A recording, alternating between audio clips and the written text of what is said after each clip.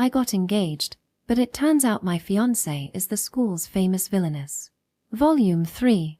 By Soda Yu. Translated by Yuki Kitsuneko. Audiobook by Masquerade at Masquerade Audiobooks. Prologue. Childhood friends and, occasionally, a clown. Here, Hiroyuki. Say Tomomi. That's not fair. I made that bento. Don't you think the first should be mine? First what even is that? It's first come, first served, obviously. Coming from someone with zero feminine charm, that's rich. I made it, so I should be the one to feed him. Unless you don't want it, Tomomi. I'm totally fine with that. What? You did not just say that. That's so mean.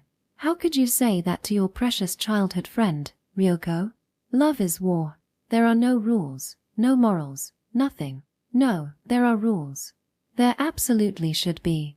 It was lunchtime on the rooftop. As usual, though calling it usual might be a bit of an understatement. I was eating with Ryoko, Tomomi, and Kiru. Or at least, trying to eat. Hey. Yeah. You did turn these two down, right? I'm pretty sure I did. And yet, a vein visibly twitched on her forehead. Why are they both clinging to you and feeding you? Yeah. For some reason. Well, okay, I know the reason, but still. Ryoko was on my right, Tomomi was on my left, and both of them had planted themselves beside me, each holding a pair of chopsticks, taking turns trying to feed me. This had to be that thing. The appeal. Oh. Sorry, Kiru-san. Yeah, Hiroyuki-chan did reject us, but we have absolutely no intention of giving up on him. Exactly. That's why we're going all in and attacking head-on. Even so, there's a limit.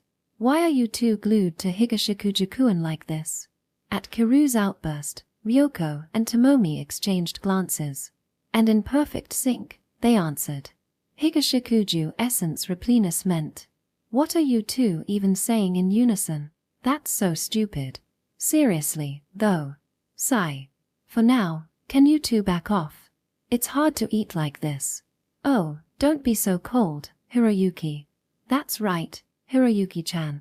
You can see Kiru-san anytime, but you can only see us now. You too.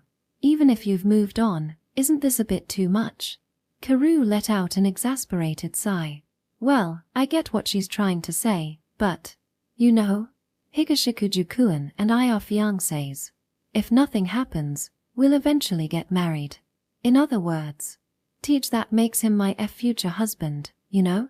So, right in front of me, acting all lovey-dovey like that, isn't that a little inappropriate? A perfect argument. Kiru looked a little smug as she said it, but after exchanging glances, Ryoko and Tomomi smirked confidently. So that's what you think, Kiru-san. What about it? Well, if you're okay with it, that's fine, but is it really okay? Right, Ryoko? Yeah. Right, Tomomi-chan? What? What are you two getting at? Oh, nothing. If Kiru-san's fine with it, then there's no problem. But, you know, doesn't that sound kinda lame? What do you mean by that? I mean, isn't this whole fiancé thing just something your parents decided? It has nothing to do with your own charm or anything. Yeah, right? It doesn't really fit your character, does it? And just how much do you two even know about me, Kamo-san, Suzuka-san? Not that much, really. But you're someone Hiroyuki chose to be around, right? That means you're probably not some boring person. At least, I personally have a pretty good impression of you. Honestly, even without Hiroyuki, I think you'd be the kind of person I'd want to be friends with. That karaoke session the other day was fun, too. Oh really? Thanks. Did I just say something worth thanking me for? Tomomi tilted her head in confusion. There it is. She's used to dealing with people's hostility, but kindness throws her off. As expected, Kiru's natural enemy. Well, setting that aside, Kiru-san, are you really satisfied with this? Just because you're fiancés, you think you can shut everyone else out? I wanna ask you, is there even love in this? Love, huh? But what about you two? Us? Well, you see, I was this close to being confessed to by Hiroyuki once. You know that saying, an old flame rekindles easily. I figured I might as well take my shot. I've known Hiroyuki-chan the longest, and, bonus, I have high feminine appeal. That's not feminine appeal, that's housewife skills. Forget girlfriends, when it comes to marriage, having strong housewife skills is a plus, right, Hiroyuki-chan? I mean, don't you wanna eat delicious meals every day? Live in a clean house, wear freshly pressed shirts to work? Well, you've got a point. Higashikuju-kun, you traitor. I am your fiancé. This is. It's too cruel. Traitor. It's not like I've betrayed her or even considered breaking off the engagement, but, I mean, obviously, having delicious meals every day sounds nice. Not that I expect that from Kiru or anything. I can cook decently, and while I suck at cleaning and laundry, I'd still do my best. Seeing my expression, Tomomi clapped her hands together. Ah, but you know, I can see it happening with Hiroyuki. See what happening? You betraying Kiru. Well, more like dissolving the engagement. Ha. What are you talking about, Suzuka-san? Higashikuju-kun isn't that kind of guy. Yeah, exactly. I shot a flat stare at Tomomi, as if to say, how could you even think that? But in contrast, Tomomi just let out a small sigh. Sigh. Of course I know that. Hiroyuki isn't the type to be reckless. But, you know, he's also kind of passionate. Oh, I get that, Tomomi-chan. The way he handled that match with Hideyoki the other day was really cool. Right. So with that kind of Hiroyuki, even if he has a fiancé, if he ever falls for someone for real, don't you think he might just run off with her? Yeah, exactly. Obviously, he'd consider family circumstances, but if he ever met someone he truly wanted to be with, what would he do then? Ryoko smiled brightly as she said that. So, Hiroyuki-chan, if you marry me, you'll have a comfortable life every day. And when we get old, we can sit on the porch, bask in the sun, and sip tea together. She's thinking all the way to the end of our lives. How naive, Hiroyuki. Sure, Ryoko's housewife skills are top tier. But in the end, true love is what really matters. And in that regard, I was the girl you fell for once, wasn't I? Well, yeah. Damn, what an awkward thing to bring up. And look at Kiru's face right now. I know I messed up back then, but now, I can make it up to you. I'll do everything I couldn't do before. Anything you want, Hiroyuki. You did have things you wanted to do if we started dating, didn't you? Well, I'll make all of them come true for you. Every single one. All of them. Tomomi said that with a sultry smile, her cheeks flushed. Wait. Hold on a second. Sure, I was a normal middle school guy back then. And yeah, I might have had those kinds of fantasies, but that wasn't the only reason I liked her. Hiroyuki, you perv. I have just witnessed the terrifying reality of false accusations. What's truly terrifying is that I can't even deny it with absolute certainty. Ua. Higashikuju-kun. Kiru, biting her lip in frustration, glared at me as if she was seconds away from lunging. Now what? Confess your love to me. Why the hell are you saying that now? I don't have a choice. I might not be able to beat Kamo-san in housewife skills, but if it's a battle of who's more loved, I might still have a chance against Suzuka-san. That's completely ridiculous. Hearing Kiru's outburst, Tomomi and Ryoko exchanged a knowing smirk. Oh, I have a really bad feeling about this. Ah, so she's demanding a love confession, huh, Ryoko? Right. But don't you think if she really wants to win, she should take the initiative, Tomomi-chan? Exactly. What was that phrase you always say, Ryoko? Oh yeah. Those who cower in love shall never be blessed, right? Kiru-san like this. Yeah, she's not getting any blessings. Yup. And to top it off, she just outright said, confess your love to me. Seriously, that's so lame. Totally. Hey, doesn't this mean we can easily steal Hiroyuki away? If Kiru-san stays like this? Yap. Great news, Tomomi-chan. Looks like it's still just a one-on-one between us. Sorry about what I said before, Tomomi-chan. You know, that whole Higashikujukuin has a fiancé now thing? Turns out it didn't matter much after all. Right. I knew it from the start. Kiru-san's not even on the playing field. My one and only lifelong rival is Ryoko. Stop stirring the pot. Look at Kiru's face.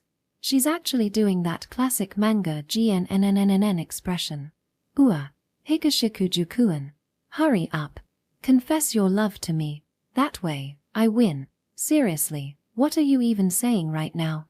Because it's frustrating. Don't be competitive over this, you idiot. That's not what I mean, you idiot. You're the real idiot here. Can't you tell what I'm saying?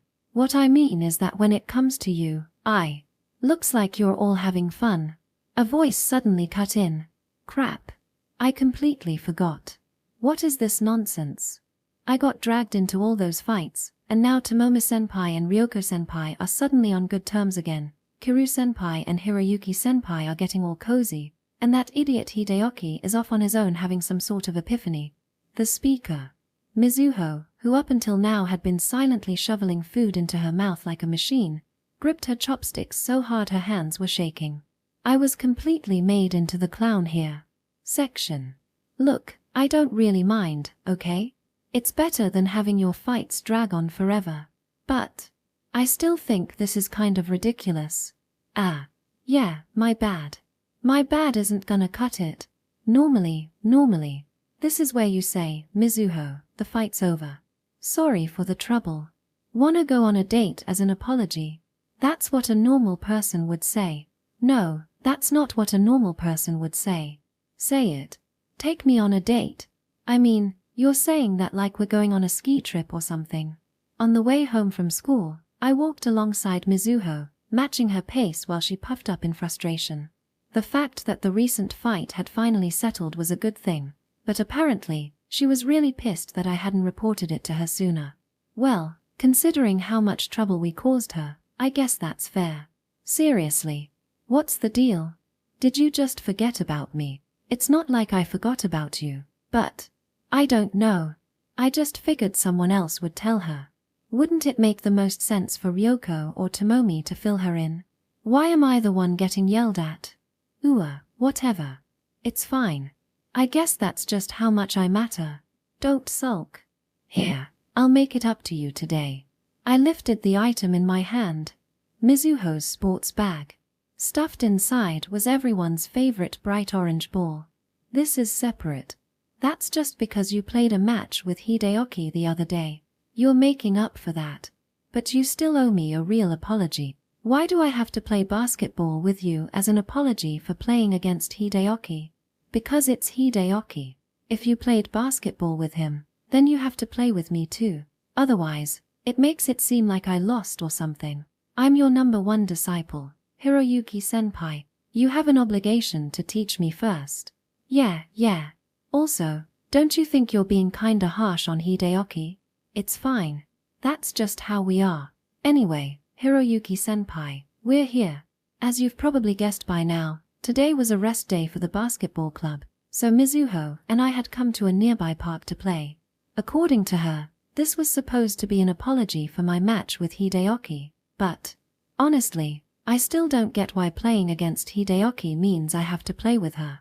Meanwhile, Tomomi, also on break from club activities, had gone to karaoke with Ryoko and, surprisingly, Kiru, as a way to celebrate making up. Kiru's really grown, huh? Hey, make sure you warm up properly. I know. Mizuho was practically vibrating with impatience, ready to rush onto the court at any second. I shot her a quick warning, then pulled the ball from her bag and dribbled lightly. Stepping up to the three-point line, I took a shot. TCH. Damn. The ball bounced off the rim, and I let out a small click of my tongue. Running under the hoop, I caught the rebound and smoothly followed up with a layup. This time, the ball sank neatly through the net. No fair, Hiroyuki-senpai. You told me to warm up first. This is my warm-up. You make sure you don't pull something. As soon as I finish stretching, we're doing a one-on-one. Yeah. I chuckled at her pouty face as she begrudgingly started stretching. Meanwhile, I continued practicing my shots. Section. Ah, damn it. You're still as good as ever, Hiroyuki-senpai. Heh. I'm not about to lose to you just yet, Mizuho. So frustrating. One more match. Hey, that's enough for today. Here, make sure you stay hydrated.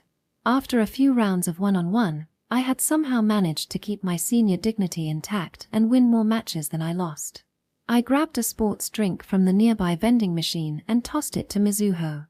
She caught it easily, popped the cap, and chugged it down in one go. Pwah. You sound like an old man.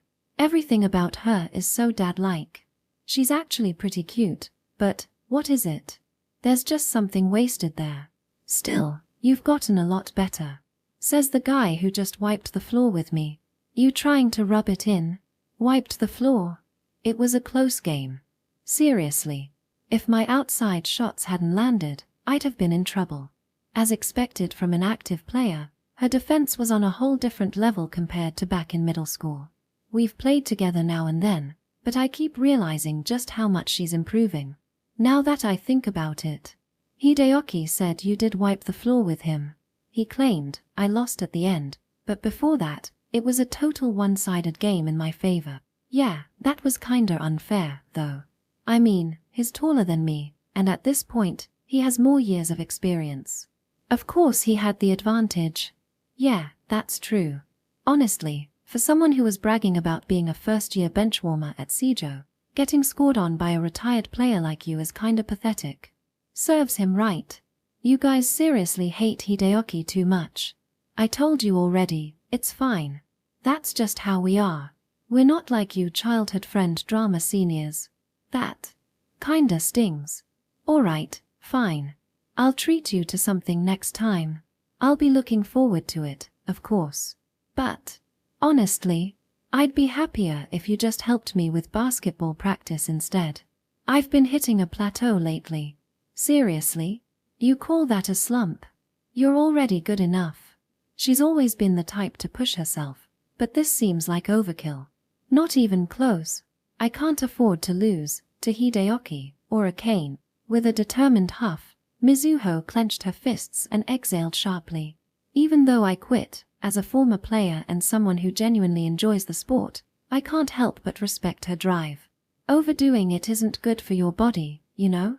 Yeah, you are literally the last person I want to hear that from. Fair point. She let out an exaggerated sigh and shrugged, looking exasperated. Well, every once in a while. I guess I'll make it up to her by helping out. Chapter 1. Both are honest feelings. A maiden's heart. I'm home. Welcome back. Ha! Did you change into a different loungewear? As I walked through the front door and into the living room, I was greeted by Kiru, who looked as pale as a ghost. She was wearing cooler, more lightweight roomwear than usual, but was it just me, or did she look way more drained than she did this morning? What happened? June is almost here, right? I figured it was time to start switching out my wardrobe a little early. Did switching clothes wear you out? No. But, well, yeah. Today was exhausting. So, it was karaoke, then? Yeah. Not that it wasn't fun, it was fun. But, I've never really talked to Suzuki-san or Kamo-san that much before, so I guess I just got a little worn out from trying to keep up. I see. Well, Ryoko aside, Tomomi has a way of getting way too close, way too fast. And when the two of them get together, even Ryoko starts acting like Tomomi. No wonder Kiru's tired. Wait, but haven't you been fine when talking to them one-on-one? I could have sworn she talked to both Ryoko and Tomomi normally before. Was I imagining things? One-on-one? You could phrase that better, you know. Fair enough. But still, didn't you seem fine when it was just you and one of them? So, was it one of those situations where Ryoko and Tomomi together somehow amplify each other's energy? A 1 + 1 doesn't equal 2, but way more than that kind of situation. What? Kiru seemed lost in thought for a moment, staring off into space. Then suddenly, she clapped her hands together as if she'd had a revelation. I see. That actually makes sense. What does? Why I felt so out of place. No, maybe that's not quite right. More like uncomfortable, like it was harder to talk. Not following. What's she trying to say? You know, I've always been alone up until now. Yeah, I've said this before, but I never really needed friends. I figured it didn't matter if people liked me or not. So just talking to someone normally was never really an issue. But now, she looked straight at me. No, not now. I have changed. Today, all I kept thinking was, if only Higashikuju-kun were here, I'd be able to talk more easily. Or, I wonder what kind of songs Higashikuju-kun would sing. If only Higashikuju-kun were here, I'd be having way more fun. That so? Yeah. I guess the reason I was able to talk to them before was because you were there. With you there, how should I put it? I felt at home. You mean, like, home versus away? Exactly. When I'm with you, it just feels like home. It's easier to talk. Say something already. Honored. What the hell? This is really embarrassing. That means she feels, what, safe when she's with me. This is way too much to handle. I used to think I was fine being alone, but now that I'm with you, maybe I've gotten weaker. I wouldn't call it weaker, more like, you've learned the strength of being with someone? I dunno, I can't put it into words. You might be right. Maybe because I'm with you, I've actually gotten stronger. Kiru smiled softly as she said that. It was a genuinely beautiful and adorable smile. Anyway, enough about me. What about dinner? Did you eat already? No, not yet. Should I cook something? That's fine, but honestly, I'm too tired to deal with cooking. Going out feels like a hassle, too. Yeah, I get that. I just got home, and going back out now did sound like a pain. We don't have any cup ramen or anything, do we? No. And now that I think about it, that stuff's actually pretty essential. It's not that great, but still. Yeah. I don't mind the taste, personally. I didn't dislike it, but I wouldn't say it was a favorite either. Mostly, it was just convenient. Wait, you eat cup ramen? Not usually. But, well, I was curious. Thought I'd try it once, you know? It's an experience. Back in middle school, I saw my classmates making such a big deal about it. You went to a fancy private school, right? So it was just a novelty. Pretty much. Most of them had never had instant noodles before. So I bought some out of curiosity, but it wasn't very good. Soup yakisoba. Guess that makes. Wait. Hold on. Soup yakisoba? You mean those ones that come with a soup packet? What do you mean? You know, the instant kind where you just pour hot water in and wait. Wait, what soup packet? Is that a thing? Did I do something wrong? Call me crazy, but I don't think soup yakisoba is a thing. Wait, don't tell me. You didn't drain the water? Drain the water? No way. She just poured the soup base into the water like that, didn't she? Okay, listen. Cup yakisoba requires you to drain the water. That's called ujiri. You dump the hot water before adding the sauce. The ones with a soup packet, those are different. You use the drained water to make the soup. Wait. Really? Is she serious? Seeing my dumbfounded stare, Kiru suddenly let out a frustrated groan. Well, how was I supposed to know? All I ever heard was, just pour in hot water and wait 3 to 5 minutes, and it's ready to eat. Nobody ever said anything about draining it. So she just assumed that's how all instant noodles worked, right? I mean, to be fair, there are way more regular cup ramen types than the drain the water ones. Only yakisoba and abura soba types usually require it. But still, the instructions were right on the lid, weren't they? Not to brag, but I never read instructions. That is not something to be proud of. Shut up. I thought instant noodles were simple enough that I wouldn't need instructions. Well, you didn't make them right. Yeah, I guess. Kiru muttered, looking slightly dejected. Alright then, how about we go buy some cup ramen next time? Properly drained yakisoba actually tastes pretty good, and these days, There are some solid instant ramen options too. It'd be a shame if your first experience was also your last just because of soup yakisoba. Wouldn't want her entire opinion of instant noodles to be set in stone over that disaster. Yeah, let's go buy some instant noodles next time. Kiru beamed as she said that. But, wait. She does like delivery food, doesn't she? For a moment, a small, nagging worry crept into my mind. What if she gets too into cup noodles and starts eating them all the time? With that mildly concerning thought, I sank onto the living room sofa. Section. Hey, by the way. After finishing dinner, delivery pizza, seriously, having food brought to your house while doing absolutely nothing is amazing. Kiru suddenly spoke up, as if something had just occurred to her. What's up? I talked about myself, but what about you? You played basketball with Kawakita-san today, right? Played basketball, or, well, more like got roped into it as usual. A little one-on-one, some shooting contests. Same old, same old. There wasn't really any difference from the usual basketball I played with Mizuho. But the fact that I still didn't find it repetitive just went to show. Basketball really was fun. I see. You know, it feels like you've been playing basketball a lot lately. I wouldn't say a lot. But, now that she mentioned it, maybe. The other day, I had that match with Hideyoki. Today was Mizuho. And I'd also promised to play with her regularly from now on. Yeah, saying I'd been playing a lot of basketball lately wouldn't exactly be wrong. Yeah, I guess you're right. It does feel like I've been playing a lot. It kinda reminded me of when I was in elementary and middle school. Back then, I spent every day playing basketball until the sun went down. Hey, what? Is basketball fun for you? Ah, well, yeah.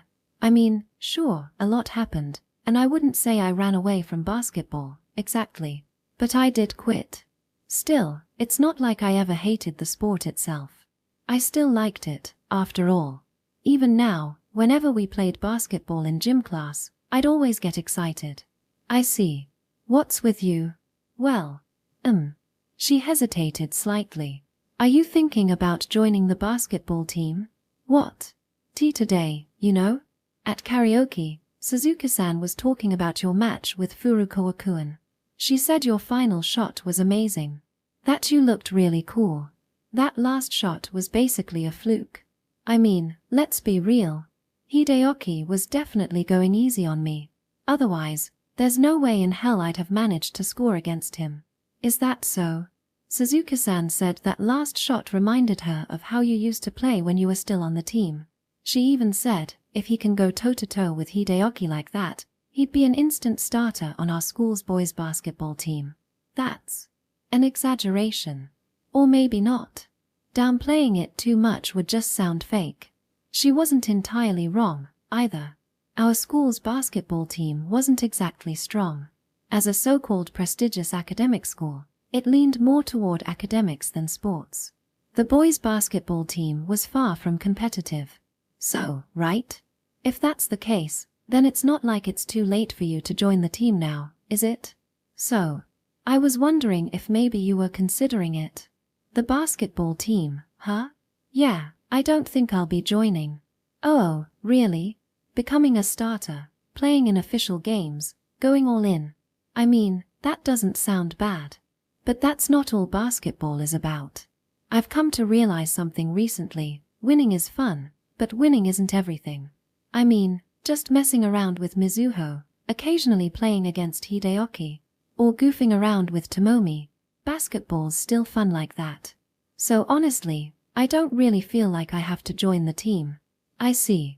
Besides, I've said this before, right? The main reason I quit the basketball team wasn't the sport itself, it was the people. Can you imagine what would happen if I joined now as a second year and took a starting spot immediately? You'd definitely get hit with some resentment. Yeah, I don't know how bad it'd be, but I bet there'd be at least a few guys who wouldn't like it. Honestly, I'd rather just enjoy playing basketball at my own pace instead of dealing with all that. I smiled as I said that. But Kiru gave me an uncertain, almost awkward smile in return. What? No, it's nothing. Her response felt oddly hesitant, like she had something stuck in her throat. And then, something clicked. Wait, were you about to tell me to join the team? At my question, Kiru tilted her head slightly. What the hell? What was that supposed to mean? I don't know. You don't know? What do you mean? I do want to see you playing basketball. I want to see you smiling after a win, feeling proud of yourself. And, well, I know you wouldn't like this, but even if you lost, I'd want to see you clenching your teeth in frustration, fighting back your emotions. More than anything, I want to see a version of you that I've never seen before. Higashikuju Hiroyuki, the basketball player. I want to see that cool side of you. And on game days, I'd bring you a homemade bento, though I definitely need to practice first. I'd go cheer for you, celebrate your victories with you, or share in your disappointments. She let out a small sigh. But at the same time, I know this sounds selfish, but I also don't want you to join. If you did, you'd get too caught up in basketball, and our time together would shrink. I don't want to say you'd neglect me, but we wouldn't be able to talk like this as much. You wouldn't be able to come to the library with me, or watch TV together like we do now. And that would be. She hesitated. No, it would be really lonely. That's why I don't know what I want. Her wish to see me give my all in basketball was real. But so was her wish to keep me by her side. Both feelings are completely true. So when I heard you weren't going to join, I felt disappointed. But at the same time, I felt a little relieved. She let out a small, self-deprecating laugh. Honestly, I'm being really selfish, aren't I? Then, flashing me a small smile, she added. But if you do ever decide to join, make sure to tell me, okay? I'll start practicing with Kamo-san so I can bring you a proper homemade bento. She smiled brightly as she said that. But that smile was just a little lonely. Well, don't worry so much. Yeah, there's nothing to worry about. Yeah, I'm not planning on joining. And even if I did, I dunno. I like this time we spend together. I wouldn't just start ignoring you or anything. You're not the only one who'd feel lonely. That was the unspoken message behind my words. After a moment of surprise, Kiru's expression softened. Yeah, she smiled, bright and full of joy. Seeing that, I couldn't help but smile back. But hold on. Didn't I just say I'd be playing basketball with Mizuho pretty regularly? If she finds out, isn't she definitely going to pout and say, "You said you wouldn't ignore me"? I mean, I won't ignore her, but still. This might get complicated. Section. It had been 2 weeks since I started. Well, practicing basketball with Mizuho, though calling it practice might be a stretch.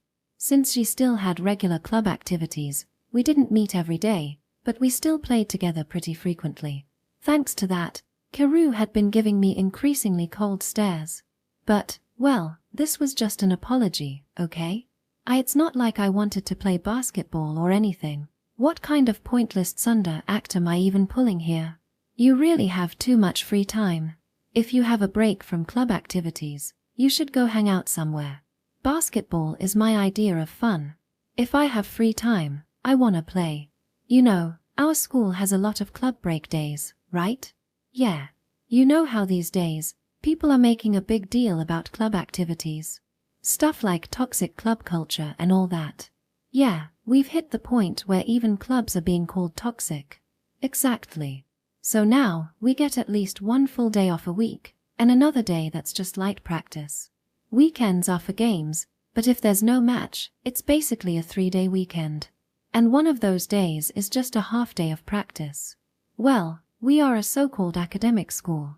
There's no way you guys are getting stronger with that schedule. I don't think just cramming in more practice is necessarily the answer, but a Kane school has practice every day, even after games. Hideyoki's team is the same. It does make me a little anxious. That's why I really appreciate you practicing with me. Well, glad to be of help. With that, I took a shot from the 3-point line. The ball swished cleanly through the hoop. Ah, that's cheating, Hiroyuki-senpai. Outside shots shouldn't count. What? How is that cheating? I tossed the ball back to Mizuho as she stood under the hoop, looking incredibly displeased. Puffing out her cheeks like a pufferfish, she caught the ball and shot me a glare. This isn't proper practice. Stopping outside shots is part of practice.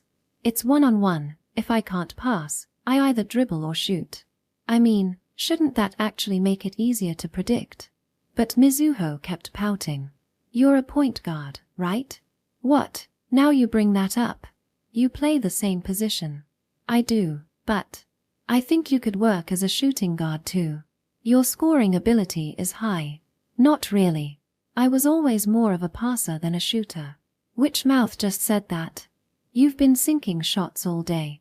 That's just because I'm not being marked. The moment I go up against a taller guard or forward, I'm done. Don't even get me started on centers. I see. Mizuho seemed to drift into thought, staring off into space. Hiroyuki-senpai. What do you think is the most important skill for a point guard? What kind of question is that? She'd been playing point guard since elementary school. Did she really need to ask me that? I mean, I want to be a guard like Tomomi-senpai. What should I do to get there? Like Tomomi? Yeah, don't do that. Her style is totally different from yours. You're short, so just focus on shooting practice. Come on, quit saying dumb stuff and… I'm serious. Mizuho's voice cut through mine. When I looked at her, her eyes were sharp, determined, completely different from her usual playful self. She was really serious about this. Why do you want to be like Tomomi? Did something happen? Actually, my coach told me something. About the team's new lineup. The third years are about to retire, so they're planning to move me to point guard. And they're thinking of shifting Tomomi-senpai to shooting guard or forward. We've already been practicing formations with that in mind. That's a big deal. Point guard was the team's commander. Getting that role as a first year was huge. It's not that big of a deal. Hiroyuki-senpai, you and Tomomi-senpai were already starting as point guards in your first year. Well, yeah. Tomomi-senpai is the core of the team. The upperclassmen move according to her playstyle, and she's just so good. But, how do I put it? You mean her game control? That's part of it.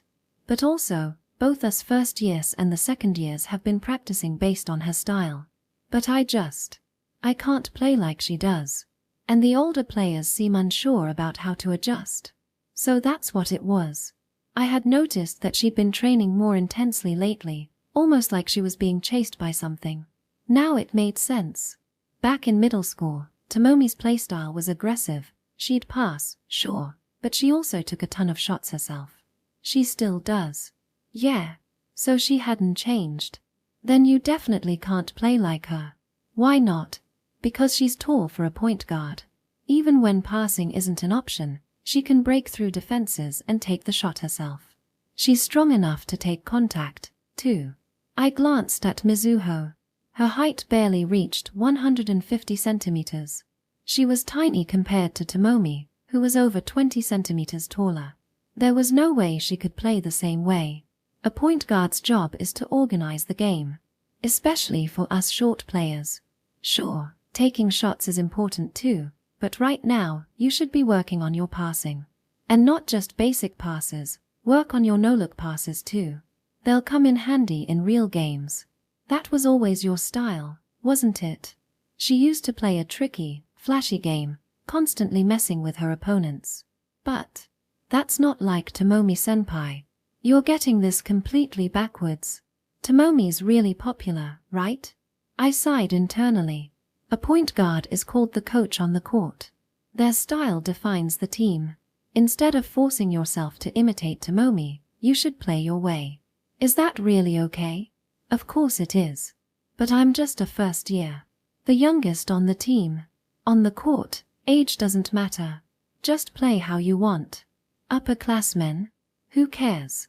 Don't adjust to them. Make them adjust to you. That sounds kinda selfish. Yeah. Point guards are selfish.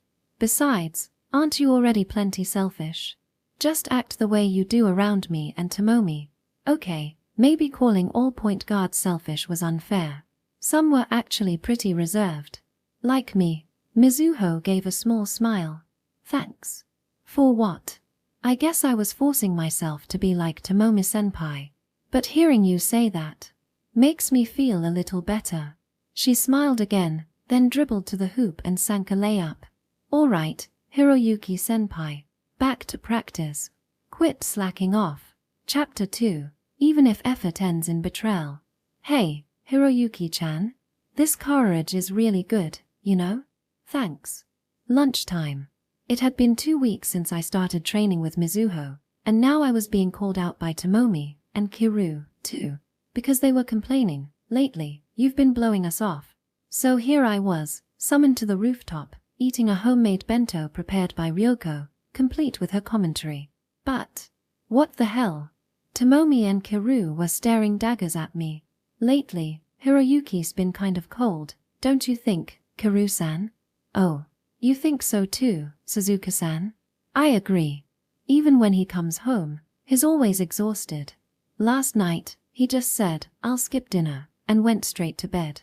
That's so. What a coincidence. Even when I try talking to Hiroyuki in class, he always looks half asleep. He barely even acknowledges me. In that sense, you're lucky, Kiru-san.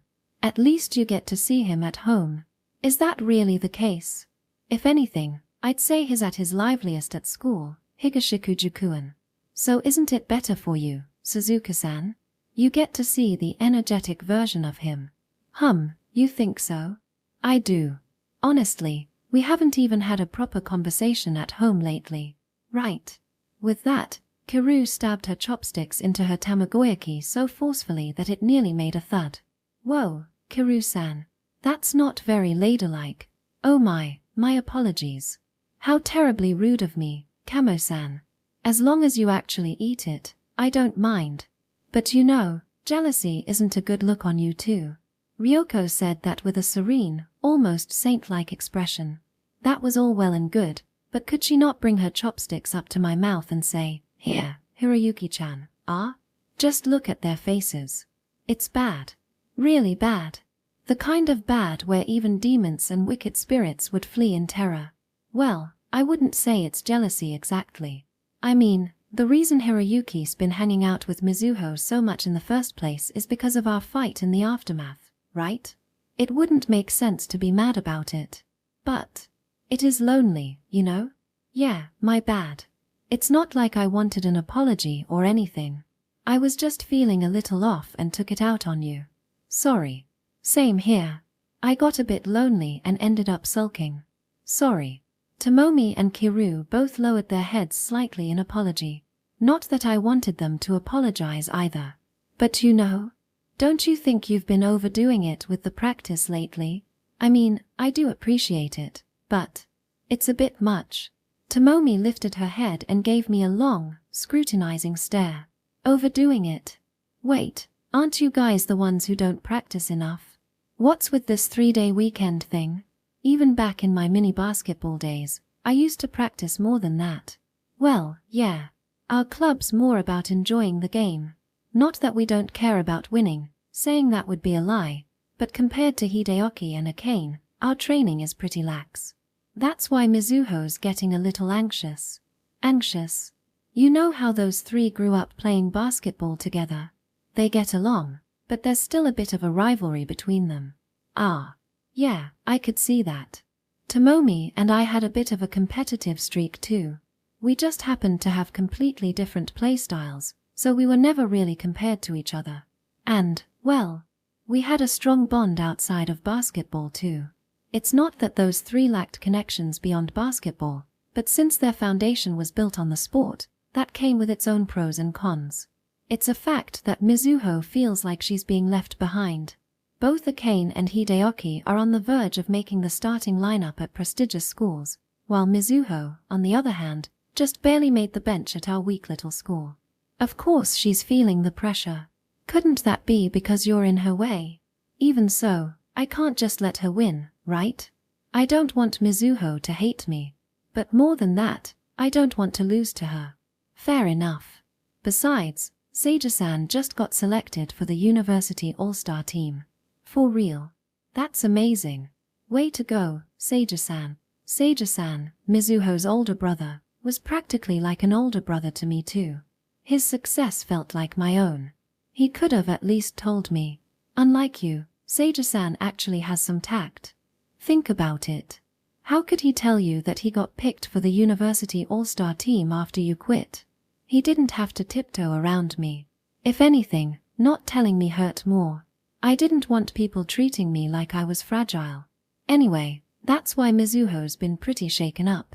She feels like everyone around her is moving further and further away, so she's throwing herself into practice.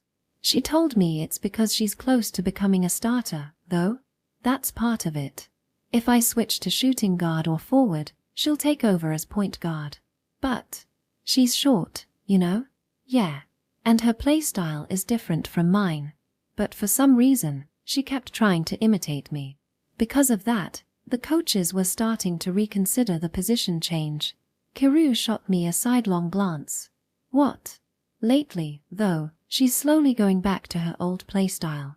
No matter how many times I told her, she never listened. So that's thanks to you, right? That's not because of me.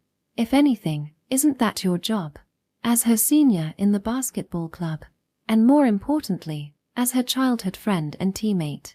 You really think I could say something like, "You're too short to play like me"? You really expect me to say that to her after all the effort she's putting in? Fair point.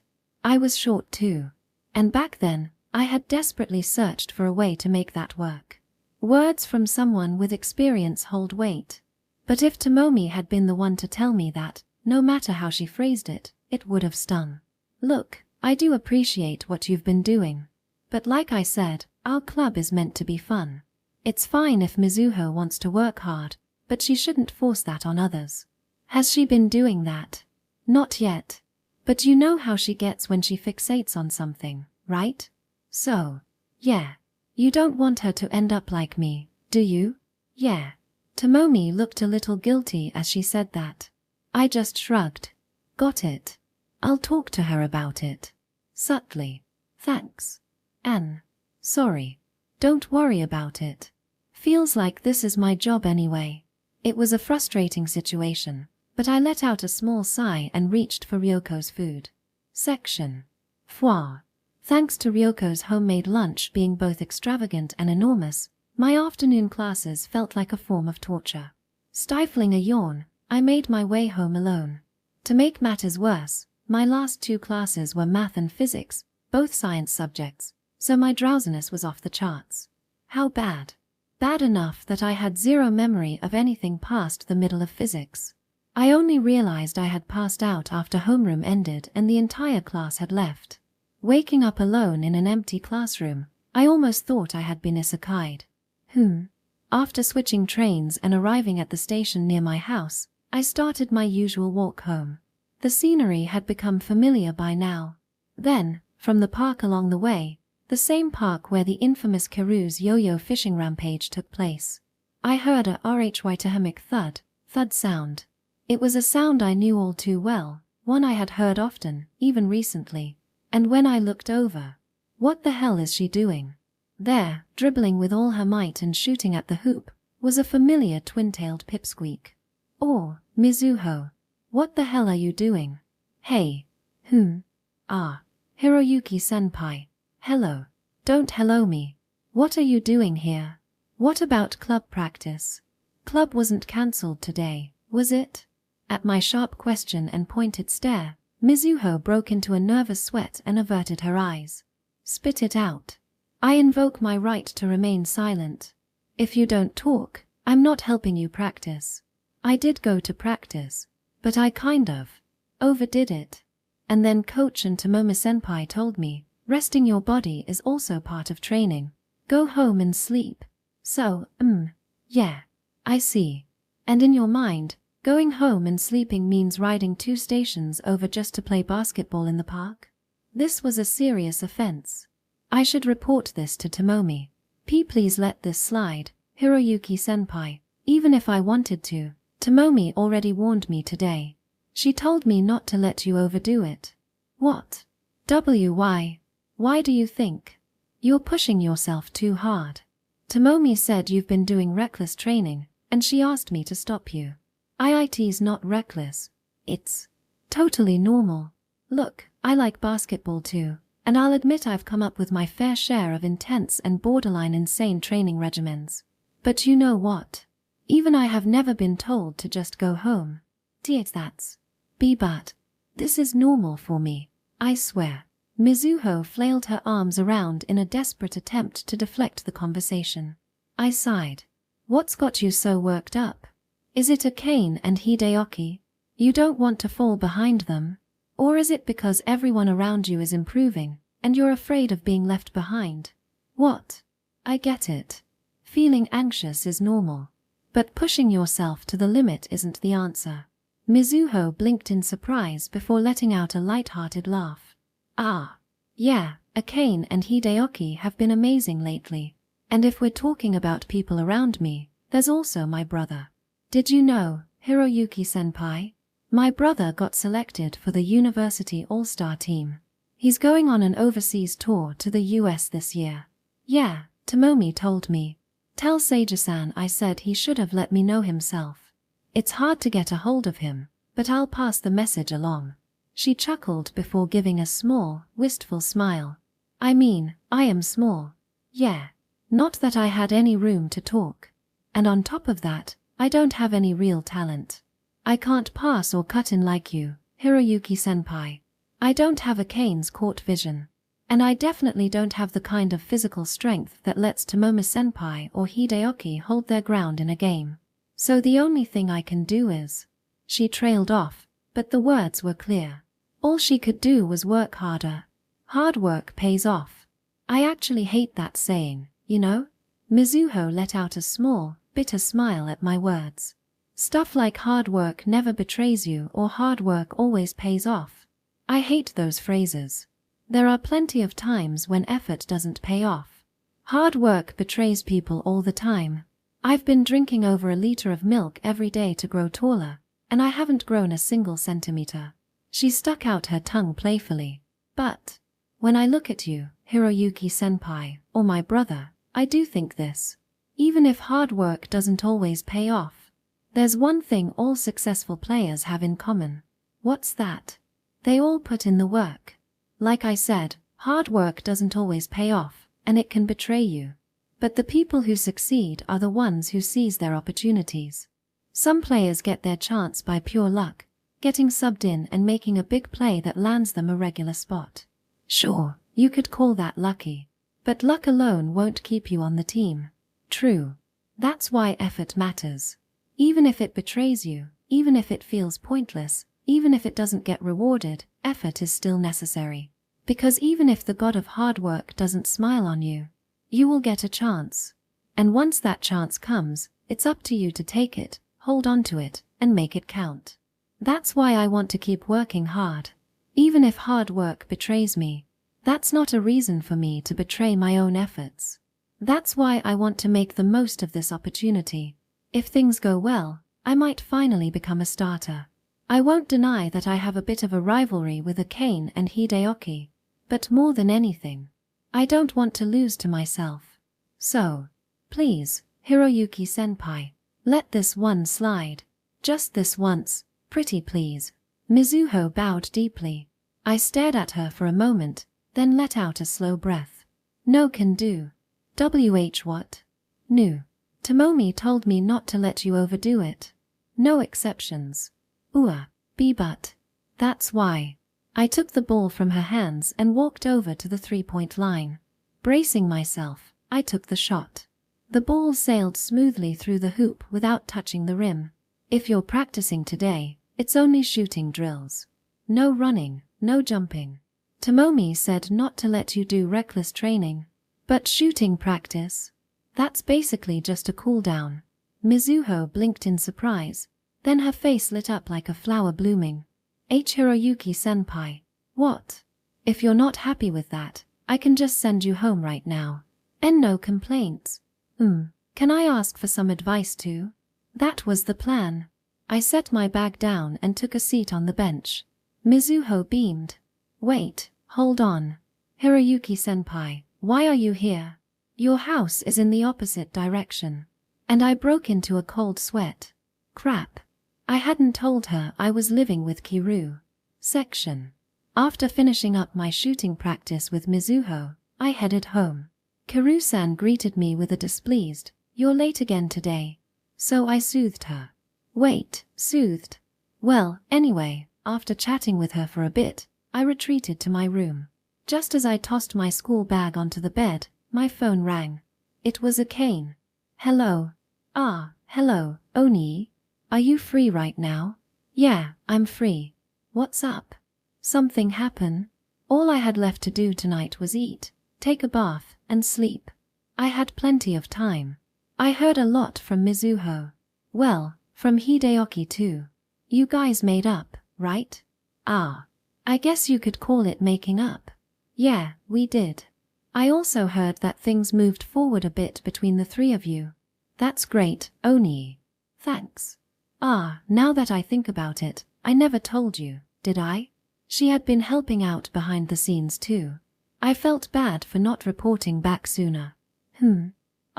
Don't worry about it. I was just doing what I wanted to do. That's so. Yep. But if you do feel a little grateful, why don't you come visit Kyoto during the next long break? Kyoto? Now that she mentioned it, it had been nearly a year since I last went. Yeah, maybe.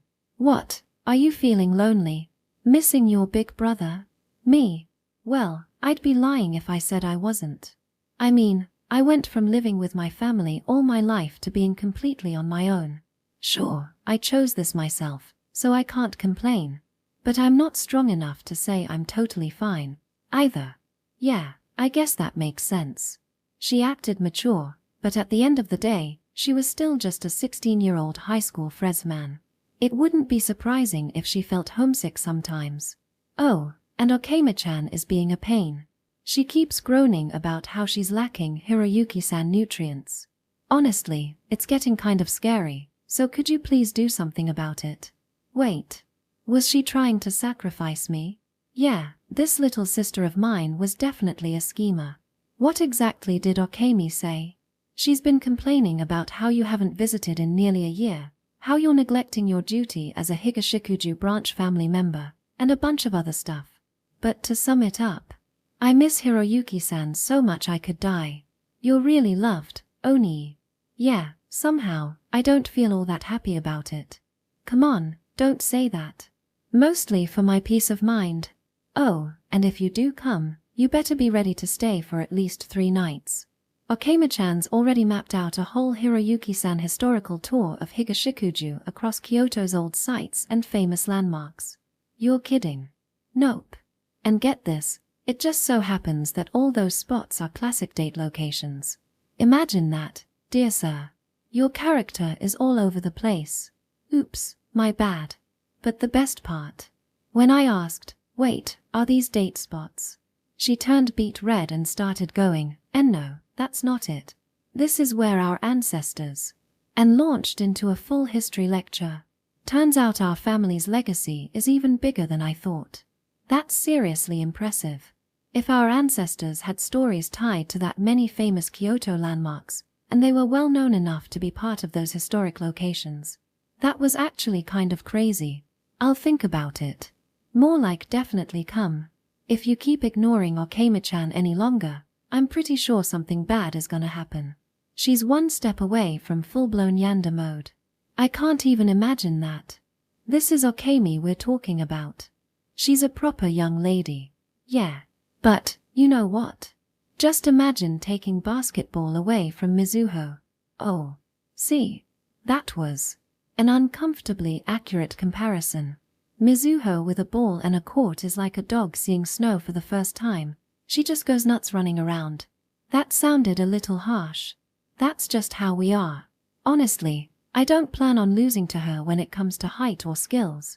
But when it comes to her passion for basketball, I don't stand a chance. Even you love basketball too. Of course. I moved all the way to Kyoto for it, didn't I? But still, Mizuho is on another level. That girl was born to play basketball. Can't argue with that. Speaking of, you've been helping Mizuho out lately, right? She sounded really happy about it. I wouldn't call it helping exactly. More like just hanging out together. Well, whatever it is, she's having fun. But she's pushing herself a little too hard, so keep an eye on her, okay? Tomomi told me the same thing. But I don't think even Tomomi knows this. Mizuho's been going for extra runs after school practice, and she also does endurance training in the mornings. You're serious? Dead serious. Though she did say, compared to mini basketball days, this is nothing. Still, I'm a little worried. Yeah, that is concerning. Resting is part of training too. Even I knew that training every morning and night non-stop was too much. No. What? No. I mean, the training itself isn't the problem. Our high school does about the same amount. And Mizuho's stamina can probably handle it. That's not the issue. She took a breath. Tenai Academy is technically a prep school, right? I'm more worried about her grades. The very next morning, Mizuho burst into my classroom, teary-eyed, and shouted, "Hiroyuki-senpai, please teach me how to study. Section. You. Loving basketball is great and all, but a student's main responsibility is studying. You need to focus on your academics too. What the hell is this about failing a quiz and getting banned from club activities? Of all people, I really don't want to hear that from you, Hiroyuki-senpai. You say something, and not a word. Anyway, Hiroyuki-senpai, please help me. TCH, listen up. As long as you review and preview your lessons every day, you might not get a perfect score, but you definitely won't fail. I heard, you know? You go on extra runs after practice, and then you do endurance training in the mornings too, right? No wonder you're too exhausted to study properly. After dinner and a bath, I just pass out instantly. Exactly. With a schedule like that, of course your grades are gonna suffer. Only by maintaining a good balance. Hey, can you? What is it, Kiru? I stopped mid-sentence as Kiru, who was sitting next to me, took a long sip of the melon soda she'd grabbed from the drink bar. Why am I at a family restaurant? She tilted her head slightly while sitting in the booth. Why, you ask? Listen, Kiru. This airheaded basketball maniac sitting right in front of us just failed a quiz. The way you say that, Hiroyuki-senpai, is just plain mean. Shut it. Anyway, as it stands, she can't participate in club activities. In other words, this is a serious crisis. Yeah, I heard most of the story, so I understand. But what does that have to do with me being here? Kiru looked at me blankly. Why? Well, don't you feel bad for her? If you take basketball away from this girl. I mean, I do feel bad. I've seen firsthand how much Kawakita-san loves basketball, and I do think it's a shame that she can't play. But let's be real. This is kinda self-inflicted, isn't it? Goo. Exactly. It's her own fault. But still, now that she's come to me for help, I can't just ignore her, can I? I wasn't Tomomi, but even I had been thinking that Mizuho was overdoing it with training. And since I'd been indulging her by joining in, I couldn't say I was completely free of responsibility. Not enough to make me feel guilty, maybe, but enough that abandoning her would leave a bad taste in my mouth. I respect that. So, what does this have to do with me? I appreciate that she's relying on me, but unfortunately, I don't have the skills to teach her. I wasn't exactly a top student myself. But, lucky for us, I happen to have a powerful ally, someone who's held the top spot in our grade since the day we entered this school. I gave a thumbs up and patted Kiru's shoulder. Sensei, I leave her in your capable hands. I'm not your bodyguard, you know? And after all that high and mighty lecturing, you're just handing me off to someone else. Hiroyuki-senpai, that's seriously uncool. That's called using the right people for the job, thank you very much. Fine. Regardless of how Higashikujuku got me involved, I also think it would be sad if Kawakita-san couldn't play basketball. So if it's just a little tutoring, I don't mind. Kiru smiled gracefully as she said that. Mizuho stared at her in wonder for a moment before turning to me. What? Hiroyuki-senpai. What? Is Kiru-senpai an angel? Who the hell spread that nonsense about her being a villainous noblewoman? She does get misunderstood a lot. But, well, her mouth is pretty sharp. Oh, suddenly, I don't feel like teaching anymore. Hiroyuki-senpai. Apologize. How is this my fault? Relax, I'm joking. Kiru chuckled, then downed the rest of her melon soda and set her glass aside. Anyway, what subject did you fail? Actually, wait. Can you even fail a quiz? As long as you do your daily reviews, you should be able to get a passing score, right? The scope is small, and honestly, it seems harder not to pass. Kiru looked genuinely confused. Mizuho and I exchanged glances and sighed. As expected from a genius. Yeah, we mere mortals don't think like that. Speak for yourself. I pass, just barely, but I pass. I don't fail all the time either. This was just bad luck. Can you two stop arguing? We're getting nowhere. Sorry. The quiz I failed was modern Japanese. I got permission for a retake, so if I score 60 or higher, I'll pass. Modern Japanese, huh? What's with those faces? I mean, I'd understand if it were math, but failing modern Japanese. That's almost impressive in its own way. Don't you get partial credit just for writing something? What's wrong with that? Like I said, math would make more sense. But modern Japanese is one of those subjects where it's actually kind of hard to fail. Even if you don't understand everything, you can usually get some points. What was your score? 22. Look, it's not my fault. And anyway, modern Japanese is really hard to study for. Right, Hiroyuki-senpai? Yeah, I get that. To be honest, modern Japanese was one of my weaker subjects too. Not that I was bad at it or anything, but my scores fluctuated a lot, making it hard to get a stable grade. It's one of those subjects where even if you do study, you're never really sure if it's going to help. The worst part? What was the author's intent in this passage? Questions. Like hell I'd know.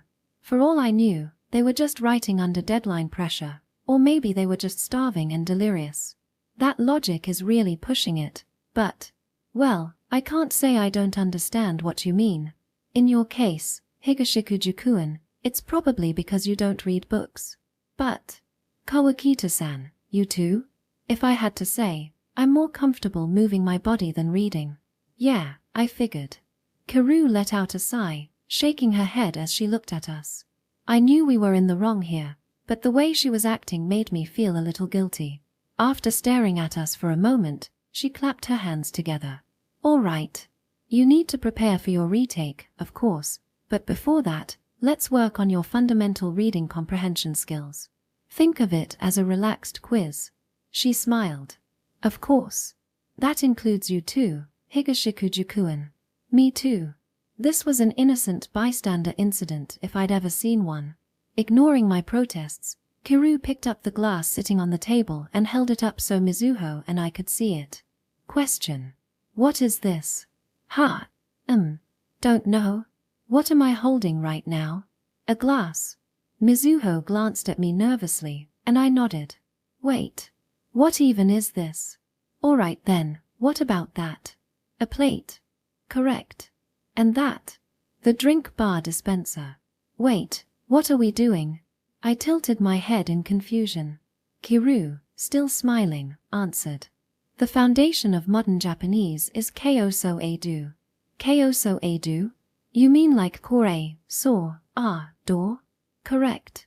A lot of people say modern Japanese is difficult because they don't know what's being asked. But in reality, it all boils down to how Kyoso-Edo words are used in combination. This sounds like something I learned in elementary school. I vaguely remembered hearing about it back then. I never thought I'd be revisiting it now. You're right, Higashikujukuin. The difficulty of the passages varies, but at its core, reading comprehension is simply about understanding what is this text trying to say. If you have a decent vocabulary, strong comprehension skills, and the ability to answer clearly, even a middle schooler could score well on a university-level mock exam. The fundamental way of thinking about it doesn't change. Seriously? At the very least, it's much easier than solving university-level math or physics problems. So in the end, is modern Japanese just about having a good sense for it? That's what it sounded like. At Mizuho's question, Kiru shook her head. No, that's not it. I won't say sense is completely irrelevant, but comprehension and answering skills can be trained. How? To put it simply, by reading books.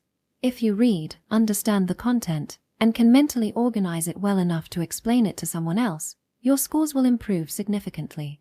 That sounds way too far out of reach. Well, that advice isn't really for a retake situation. For a quick way to improve, you need to break down passages into sections. Break them down? You know what paragraphs are, right? The ones that start after an indentation? Exactly. There are exceptions, but in general, a new paragraph marks the beginning of a new topic.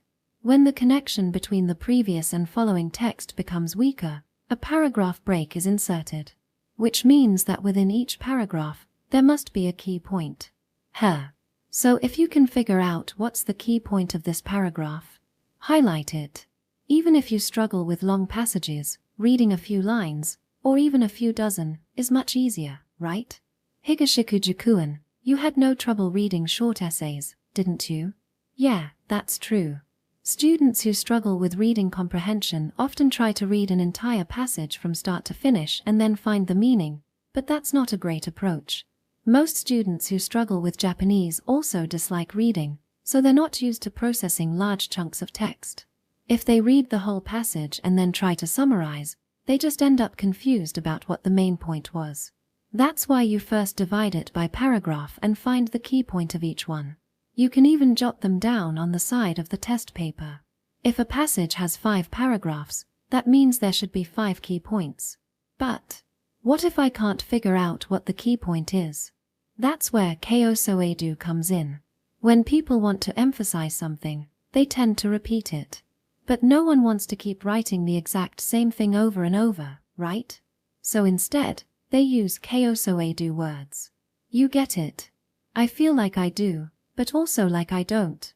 Mizuho and I exchanged uncertain looks. Kiru chuckled. All right, let's try this. I ate an apple. It was delicious. What does it refer to? The apple. Correct. Next, I ate an apple. It was ripe and red, like the sun. What was it about it that drew me in? What does it refer to here? The apple. Correct. Final question. I ate an apple. It was ripe and red, like the sun. The moment I took a bite, memories flashed through my mind like a revolving lantern. The apples I ate as a child, those were truly delicious. Compared to that, how does this one measure up? I had high expectations, hearing it had been imported from the south. But it's nothing like the ones I remember. Now, in this passage, what do it, that, this, and those refer to? It is the apple. That is the apple one ate as a child. This is the apple I'm eating now. Those refers to my childhood memories. Correct. Kiru clapped her hands together. Are you messing with us? This is elementary school level stuff. I used simple examples, but in the end, modern Japanese is about how quickly you can identify reference and extract meaning. Also, in general, core A, this, refers to something close. Ah, that, refers to something further away.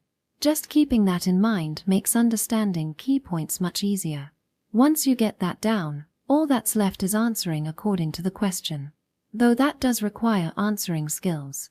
But this is just about passing a retake, right? Even if your answers aren't perfect, as long as you get some points, you should be able to avoid failing. She casually flicked the rim of her melon soda glass. Oh, and kanji is a different story. That's pure memorization. There are tricks to remembering them, but for short-term cramming, rote memorization is the fastest way. I see. Mizuho nodded thoughtfully. Thank you, Kiru-senpai. Until now, I always read from start to finish before answering. But I feel like I've found a new approach. I'm glad to hear that. Kiru smiled at Mizuho's enthusiasm. Mizuho gave her a deep bow. All right, I'm heading home to study. Thank you, Kiru-senpai. With that, Mizuho cheerfully left the restaurant. Wait. Did she just leave without paying? Section Phew. Ha. Ha. Mizuho had somehow made it through the retake of a pop quiz, something that didn't quite make sense in the first place. And, as it turned out, she had scored an impressive 92 points. Of course, her teacher had furiously scolded her with her "if you could do it, why didn't you just do it from the start?" But in the end, she was finally cleared to resume practice. And so, here I was, once again tagging along for Mizuho's basketball training. Should we call it a day? Even though she was allowed to practice again, staying too late wouldn't be a good idea. She needed to recover from fatigue, and more importantly, if we pushed it too much, Tomomi would get mad. Yeah, let's stop here for today. What? That was unexpected. Usually, she'd say something like what? No way. Let's keep going. But instead, she was surprisingly obedient. Noticing my puzzled gaze, Mizuho looked down, seeming a bit embarrassed. Ah, well, actually, I just found out that I'll be starting in the next game. She scratched her cheek awkwardly and let out a nervous laugh. Oh, that's amazing. Congrats. Thank you. Though, it's just a practice match. But if I can make a solid impression here, I might get a spot in the next official game. So, this is a big chance for me. That's why I actually want to train more, but... I get it now. Did your coach tell you not to overdo it? Close. Senpai Tomomi did. She said, if you keep practicing too much, I'll tell the coach to bench you from the starting lineup. I couldn't help but chuckle. Come on, Tomomi, that's a bit harsh, isn't it? I finally made the starting lineup, and now I can't even practice as much as I want. Mizuho slumped in disappointment. Well, I could understand how she felt, but... Come on now, don't be like that. I've said this before, but I really do think you're overworking yourself. You think so? Yeah. But... I'm short, and I'm not that good at basketball. You're plenty good. No way. I still have a long way to go. Well, it's normal to feel like you haven't done enough before a game. It's like studying for a test, wondering if you've covered everything, if you've memorized everything you need to. I've never actually thought about studying before a test. And that's why you keep failing them. That's just karma, you idiot. Well, unlike studying, there's such a thing as too much practice. Overworking yourself can have the opposite effect. Resting your body is part of training too. I mean, I've seen plenty of people get told to practice more, but I don't think I've ever seen someone get scolded for practicing too much. Honestly, that's kind of impressive. Alright. I'll rest for today. Mizuho sighed, shoulders slumping. She looked like a dog sulking because it wasn't taken for a walk, which made me chuckle despite myself. Well, fine. As a cool-down, why don't you practice your three-pointers instead? Really? Just don't tell Tomomi. Got it. One moment she was sulking, and the next, she was grinning ear to ear. As Mizuho happily started taking shots, I let out a deeper chuckle. Section. Time to head home. Right after Mizuho landed her 30th shot, I called out to her. Can't we stay a little longer? Nope. Hand over the ball. Reluctantly, she passed me the ball, casting a sulky glare in my direction. Mph. Oh. Holding the ball I'd just received from Mizuho, I lined up a three-pointer of my own. Not to brag, but it traced a perfect arc before silently swishing through the net. Yes. Nailed it. Yes. Nailed it. Oh, come on. That's not fair, Hiroyuki-senpai. You said we were done. That was your practice. I'm free to do what I want. That's so unfair. I want to shoot too. Nope. I'm done, and so are you. Now pack up. Despite her grumbling, I managed to get Mizuho to call it quits, and we started heading home. She commuted to school by bike, so she could have just ridden straight back, but for some reason, it had become a habit for her to insist, I'll walk with you to the station every time. By the way, senpai, you're really good at three-pointers, right? You think so? Yeah. Feels like your success rate is crazy high. I used to practice like a maniac. Three-pointers? Yeah. Wouldn't it make more sense to practice higher percentage shots? I mean, I wouldn't call it a gamble, but it's not exactly a guard's job, right? Not necessarily. You probably get it too, but with our height and build, going under the basket isn't really an option. We'd just get crushed from above and the sides in an instant. Ah, yeah, I can see that. So, I figured I'd focus on outside shots instead. And if I was gonna do that, I might as well go all in on 3-pointers. They're not just worth more points, they're also a psychological blow. In actual games, it's pretty common for teams to crowd the paint, leaving the perimeter wide open. If I can't find a passing lane while handling the ball, I have no choice but to take the shot myself. And if I start draining threes, they'll have to start guarding the outside, which, in turn, opens up the inside. I see. That makes sense. Come to think of it, Hideyoki practiced a lot of threes too. Yeah, because I taught him. What? That's not fair. Why didn't you teach me? Why, you ask. Well, our playstyles are a little different. I'm more of a standard guard. You like throwing tricky passes, don't you? That alone keeps the opponents on their toes, so I figured you were fine as is. For the record, out of our group, me, Tomomi, Hideyoki, Akane, and Mizuho, she's hands down the best at no-look passes. Her true strength isn't in one-on-one matchups but in structured gameplay, where she can make full use of the team around her. Yeah, except I keep getting told they're too tricky and hard to follow. That's just a communication thing. Passing requires chemistry with your teammates. You'll get the hang of it over time. Just make sure you're not playing in a vacuum. Got it.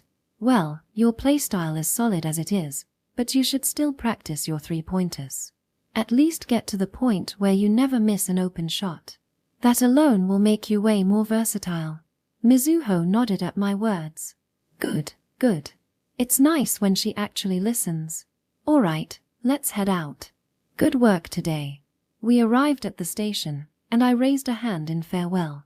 Usually, this was where she'd chirp thanks for today before riding off, but for some reason, she didn't seem in a hurry to get on her bike. Something wrong? Well, actually, what is it? About that practice match I mentioned earlier. Since you've always helped me out, I was kind of hoping you could come watch and see how much I've improved. She glanced at me hesitantly, clearly embarrassed. A practice match? Oh, yeah, I'll come. Ah, really? Whoa, what's with that reaction? Is it that surprising? Mizuho's sudden outburst caught me off guard. I mean, it's just a practice game, of course I'd go. What, did she think I was that bad at keeping in touch? Well, it's just that, ever since you quit basketball, you've never come to watch a game. Ah, so I was being a lousy friend. My bad.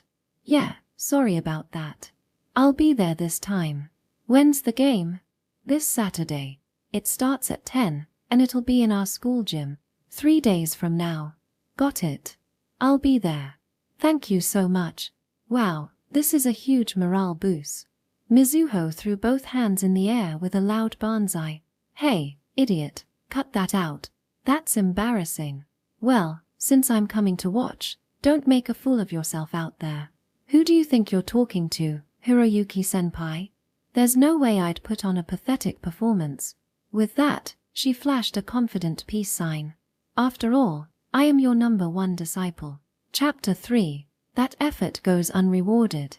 And even the chance to try is taken away. The day of the practice match arrived. This is kinda nerve-wracking. You think so? This wasn't some high-stakes match between powerhouse schools, nor was it even promoted in any way. As expected, the gym was practically empty. Still, when I mentioned Kawakita's match, yeah, I'll go watch, Kiru decided to tag along.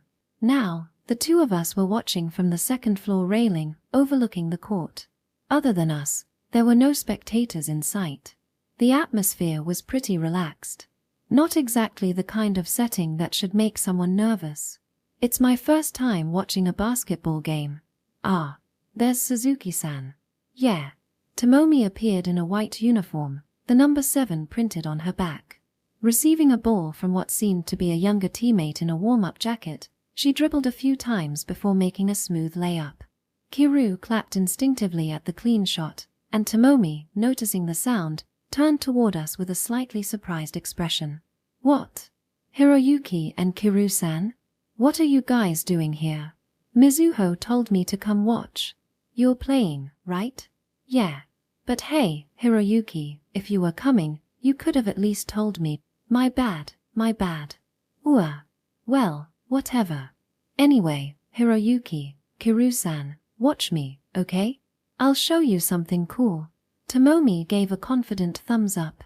I raised a hand in response, and she flashed a grin before turning to the younger teammate, saying something while pointing in our direction. What's that about? No idea. Kiru and I exchanged puzzled looks. Soon after, the girl Tomomi had spoken to left the gym. A few minutes later, excuse me. Oh, no, I should be the one apologizing. Sorry about this. A first-year club member came up to the stands holding 2 bottles of tea. One for me, one for Kiru. Why? It's from Suzuki-senpai. Hearing that nearly made me stumble. Still, since it was a thoughtful gesture, I gratefully accepted. Then, as if that wasn't enough, the first year added, she also told me to explain the lineup to you. And so, for some reason, our game-watching experience now came with a personal commentator and complimentary drinks. Is this really okay? Our basketball club isn't that strict. Nobody's going to care if a first year sits upstairs explaining things to some senpai during a game. I see. Not sure if that's a good thing, though. As I mulled it over, the first year hesitated before speaking up again. Senpai. What is it? Do you remember me? That was sudden. Remember you? ? I played basketball at the same middle school as you. Hearing that, I looked at her more closely. Now that she mentioned it, she did seem familiar. Wait, hold on. Fujihara? Yes. Fujihara Risa? That's right. I'm Fujihara Risa. You actually remembered me. Fujihara's face lit up with a bright smile. Ah, right. She was a year below me in middle school, played as a shooting guard, and had a really cute smile. You two know each other? Yeah. She's a junior from my middle school. Oh, and she's Mizuho and Akane's classmate. Man, Fujihara, I'm sorry. I didn't recognize you at first. It's fine. I'm just happy you remembered. Still, you've changed a lot. Girls are scary. In just 2 years, she changed so much I barely recognized her. Oh, it's starting. At Fujihara's words, I turned my attention back to the court. The starting 5 from both teams stepped onto the floor. Mizuho was playing point guard, and Tomomi was at shooting guard. Tomomi's not playing forward. She's a versatile player. I think the coach is trying something different. Besides, look at Mizuho's matchup. Fujihara pointed toward the opposing team's point guard. She was about the same height as Tomomi, meaning she had a solid 20 centimeters on Mizuho. The difference was almost unfair. Is she going to be okay with that kind of height gap? Yeah, that's gonna be rough. It is. That kind of height mismatch makes things tough. So Tomomi-senpai is probably going to help with ball handling. Got it. I nodded at Fujihara's explanation but kept my eyes locked on the court.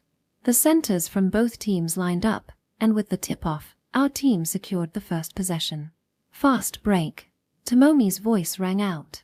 One of our taller players drove in for a running layup, scoring the first points of the game. She clenched her fist in a small victory pose. Not bad. That was Yuko-senpai, a second year. She's skilled at playing both guard and forward. I nodded slightly at Fujihara's comment. Meanwhile, the opposing team slowly passed the ball around. I see where this is going. They're going to exploit the height mismatch, aren't they? Yeah. It's too big of a difference to ignore. Mizuho crouched into a defensive stance. Good. That was solid positioning. The opponent seemed wary of her defense, bouncing the ball in place rather than making a move. Beside me, Kiru let out a small gasp.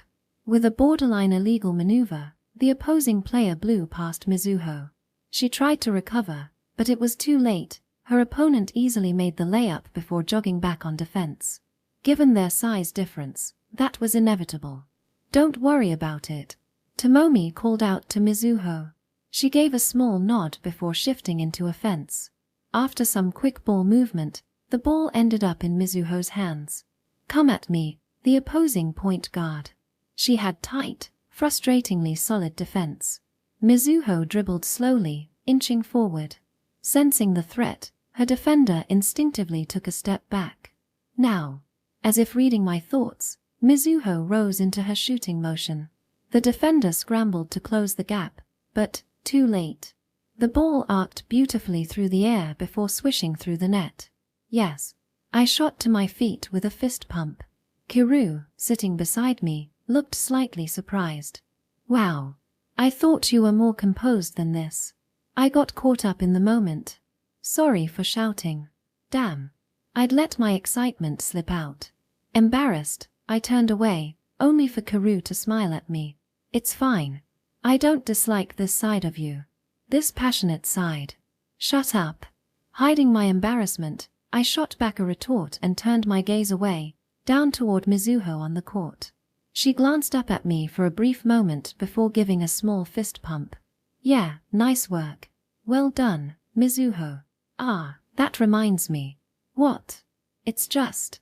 I've been thinking that Mizuho's playstyle has changed recently. I couldn't quite place who she reminded me of, but that three-pointer just now? It was exactly like Higashikuju-senpai's. Fujihara gave me a sidelong glance, a wry smile on her lips. You think so? Her timing, the way she creates space between herself and her defender, it's just like yours. No wonder she's improved so much. So, senpai, keep watching Mizuho's plays closely from here on, okay? Section. With halftime over, the game entered its second half. The score stood at 56-40, with our school in the lead. Mizuho, yes. Tomomi, who had drawn the defense inside, kicked the ball out to Mizuho, who was waiting at the three-point line. Lowering her stance to build momentum, she rose into a jump shot. The ball arced beautifully through the air. 3. With a clean swish, it sank into the net without even grazing the rim. Yes. That made it 6 three-pointers for Mizuho today. Beside me, Kiru clapped excitedly. Amazing. Kawakita-san is incredible. Do three-pointers really go in that often? It's like every shot she takes just goes in. Well, I think this is a bit too much, honestly. I glanced at Fujihara, who had been watching intently. Catching my look, she let out a wry chuckle and shook her head. I did tell you to watch Mizuho, but this is insane. She's playing like she's possessed today. I've never seen anything like this. No kidding. Even at the professional level, three-pointers don't go in this consistently. This isn't something you see every day, not even in the NBA. Nice shot, Mizuho. Nice pass, Tomomi-senpai. Mizuho clapped her hand against Tomomi's, a small smile forming on her lips. She was absolutely dominating. TCH. The ball switched possession. The opposing point guard slowly brought it up, scanning for passing lanes. Mizuho was on the matchup. With the clear height difference and her lowered defensive stance, the contrast was even more pronounced than before. The opponent wanted to break through, but Mizuho's low defensive posture made it an awkward challenge. The second her opponent's gaze wavered, Mizuho snatched the ball and took off in a blur. Shit. Someone get back. That girl is deadly from 3. The opposing point guard yelled frantically to their teammates. They scrambled to cut Mizuho off before she could shoot, but it was too late. She had already set her feet at the three-point line, perfectly in arch rhythm for another shot. Not happening. A forward from the opposing team leaped in for the block. With that kind of height difference, she should have been able to stop the shot. But our team isn't just about Mizuho. Without even looking, Mizuho flung the ball backward. Tomomi, who had been cutting behind her, caught it in stride and dribbled straight into the key. At the same time, Mizuho abandoned her shot, seamlessly following Tomomi toward the basket. Mizuho. A quick back pass from Tomomi. The moment Mizuho caught the ball and drove in, the opposing center rushed to contest her. Come on, there's no way I can take on a center. I'm tiny. Checking the defense's positioning, Mizuho dished the ball back to a wide-open Tomomi. With the paint completely empty, Tomomi casually finished a layup. Nice shot, Tomomi-senpai. No way, that was a great pass. You really had faith I'd be there, right? Well, we have been playing together forever. I knew you'd be running in. Tomomi grinned and ruffled Mizuho's hair. That was such a Mizuho play. Tricky, a little cocky even. Cocky. That's kind of mean, senpai. Is it? I mean, I do get why it's frustrating to play against, but it's a nightmare for defenders. That's true. Though, didn't she say her team chemistry wasn't great? Well, the rest of the team still struggles to handle her passes, but Tomomi-senpai is different. They've been playing together for so long, after all. I see. Figures. That was some solid chemistry. Who is that girl? Was she always this good? Complaining won't help. Just focus on stopping her. Watch for the three. The opposing team was visibly frustrated. No surprise. Considering how much of a mismatch this game was, their frustration was warranted. They're getting really heated. Yeah, I get it, though. Kawakita-san is running wild out there. Yeah, no kidding. It's enough to make anyone mad. Our school's team is stronger than I thought. I wouldn't say that. The other team isn't exactly a powerhouse, either. Harsh. Spoken like a former national team pick. It's not like that. I just think we could use another offensive option. Excuse me. Fujihara, who had been listening quietly, hesitantly raised her hand. What kind of player would make a good additional offensive option? What's with the sudden question? Mizuho's playing so well out there. It makes me want to play too. Honestly, I'm kinda jealous. She admitted it with a sheepish expression. That honesty, that drive to want to play, that was something I could respect. Feeling jealous of a teammate's success wasn't a bad thing. It just meant you wanted to grow. If Mizuho is attacking from outside and Tomomi is cutting inside, then ideally, another shooter would be the best fit. That would force the defense to stretch out even more and give Mizuho better passing options. So, I need to work on my three-pointers. I'll do my best. You should also work on playmaking. If you aim to be a combo guard, you'll get more opportunities to be on the court while also complementing Mizuho's shooting. A combo guard. That sounds tough, but I'll give it my all. She clenched her fists determinedly. Hey. What's a combo guard? A player who can handle both the point guard and shooting guard roles in basketball. They need both the ability to control the game with their passing and the skill to aggressively take shots and score points. Like Kawakita-san. In today's game, Mizuho is playing that role too, but she's small. She always loses physical battles inside. That said, Fujihara has the height advantage. Not exactly something you say to a girl, though. They're coming. A voice from the opposing team echoed across the court. Cutting off my conversation with Kiru, I turned my attention back to the game. Mizuho, dribbling the ball, slowly advanced into enemy territory. Earlier, she had gone for a fast break. This time, she was scanning for a passing lane at a more measured pace. Mizuho, pass. From the opposite side, Tomomi raised her hand. Mizuho delivered the ball to her and positioned herself at what could now be called her spot of the day, right behind the three-point line. The opposing team's point guard, likely still reeling from Mizuho's earlier threes, was sticking to her like glue. Mizuho. Dodging her defender with ease, Mizuho caught Tomomi's pass. The opposing point guard, startled, rushed to contest, but Mizuho was already in shooting motion. Not happening. The defender had really fired up now. She timed her jump to block Mizuho's shot. But just as the defender leaped, Mizuho flashed a smirk and drove inside with a quick dribble. All right. Yeah, this is what happens when your outside shots start falling. This is how shorter basketball players survive. I caught a glimpse of Tomomi grinning and giving a thumbs up. Mizuho had blown past the opposing guard and was now cutting straight to the basket. She was wide open. Gripping the ball, she took one step, then another, setting herself up for a layup. My fist clenched involuntarily. And then, Mizuho pushed off the ground, launching into the air, only to crash down onto the court. The only sound that followed was the rhythmic bounce of the basketball echoing through the gym. Everyone was frozen, holding their breath, eyes locked on Mizuho. She was curled up under the basket, clutching her knee. Mizuho. My own voice startled me with how loud it was. That shout snapped everyone out of their daze. Mizuho. The first to move was Tomomi. The others quickly followed, rushing over to her. Mizuho tried to smile at them, but failed. Her face twisted in pain as she held her knee, unable to move, for what felt like forever and ever. Section. The hospital where Mizuho was admitted was fairly well known in the area for sports medicine, and I had been there a few times myself. A ligament? Yeah, an anterior cruciate ligament injury.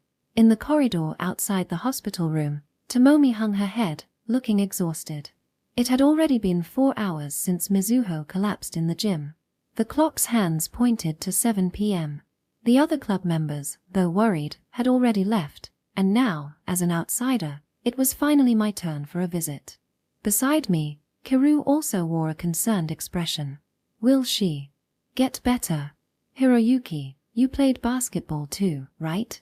You should know. It's not some incurable disease. She'll be able to live a normal life. But if she wants to keep playing basketball at a competitive level like before, she'll need surgery. I fell silent. Not just in basketball, athletes in any sport tend to carry some kind of chronic condition. Taking care of your body is just as important as training itself. Still, Hiroyuki. Tomomi looked at me, her expression on the verge of tears. What should we do? Mizuho. Mizuho. Tomomi. If only I had paid more attention to her. If I had just. Tomomi. I gently placed a hand on her shoulder. Her body tensed for a moment, trembling slightly. Her wide-open eyes filled with tears, and slowly, they traced a path down her cheeks. Hiroyuki. Hiroyuki. She clung to my chest and broke into sobs. I patted her back lightly. Sorry, Hiroyuki. Don't worry about it. How long did we stay like that? 10 minutes, maybe. Eventually, Tomomi lifted her face. The one who's really suffering is Mizuho. Go see her. I nodded. Glancing at Kiru, she silently shook her head. I'll stay here with Suzuki-san. You should be the one to go. I'm sure Kawakita-san would be happier that way. More than if I were the one standing by her side, don't you think? At her words, I gave a small nod and opened the hospital room door. Who is it? Me. Hiroyuki. Oh. Hiroyuki-senpai? In the dimly lit hospital room, I called out toward where Mizuho should be. Turn on the light at least. Saying that, I switched on the lights. The room had a bed, a TV, and a small refrigerator. A private room. How are you feeling?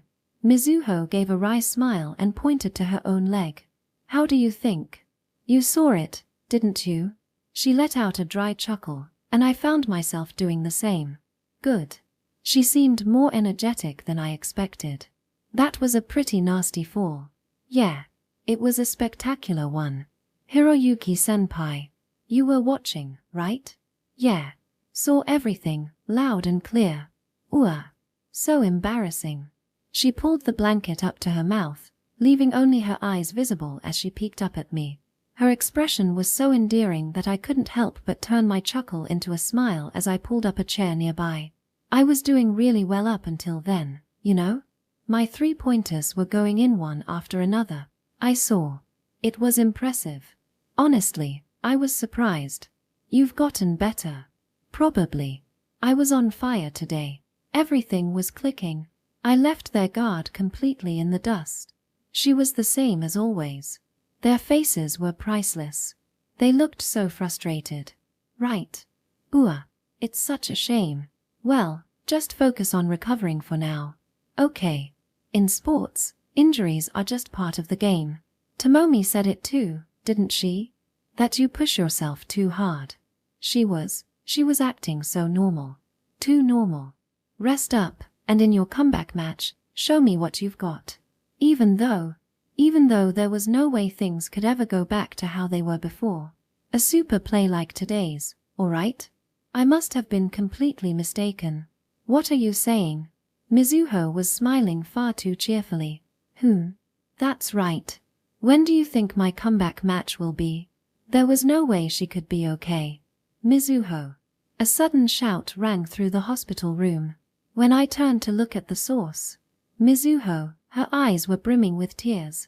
I asked the doctor, if I don't get surgery, I'll never be able to play basketball again, and even if I do, they said I should expect to be out for a year, and because I have a small frame, in the worst case, it could take 2 years. 2 years.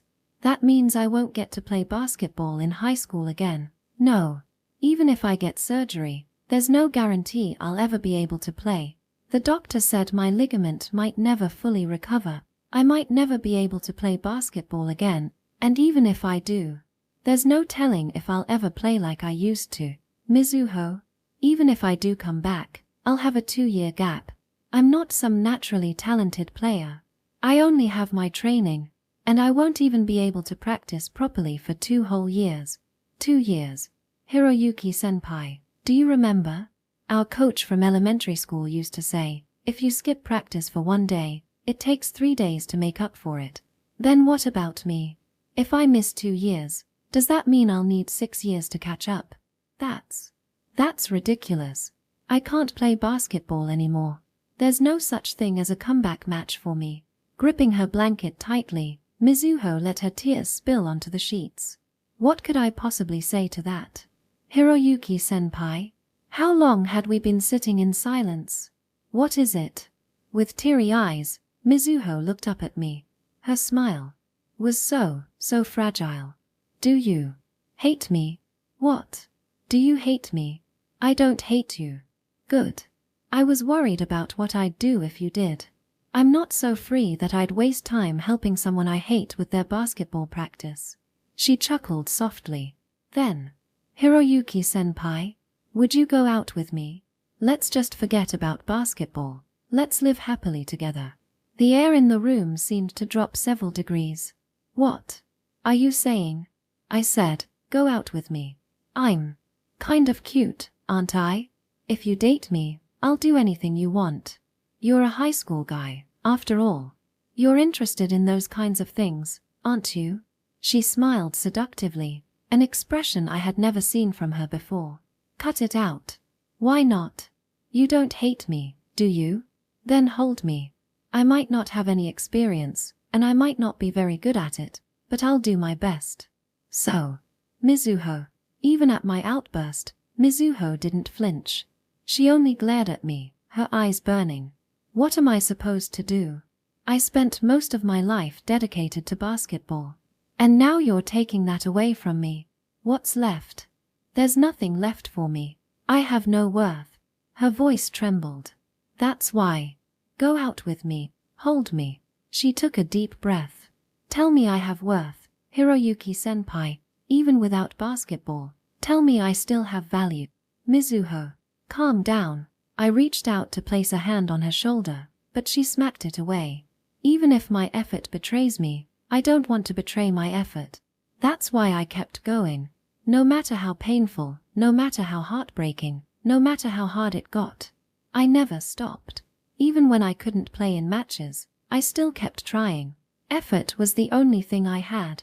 Effort was my only strength. And now you're taking even that away from me. If I betray my own effort, what will be left of me? Mizuho, please leave.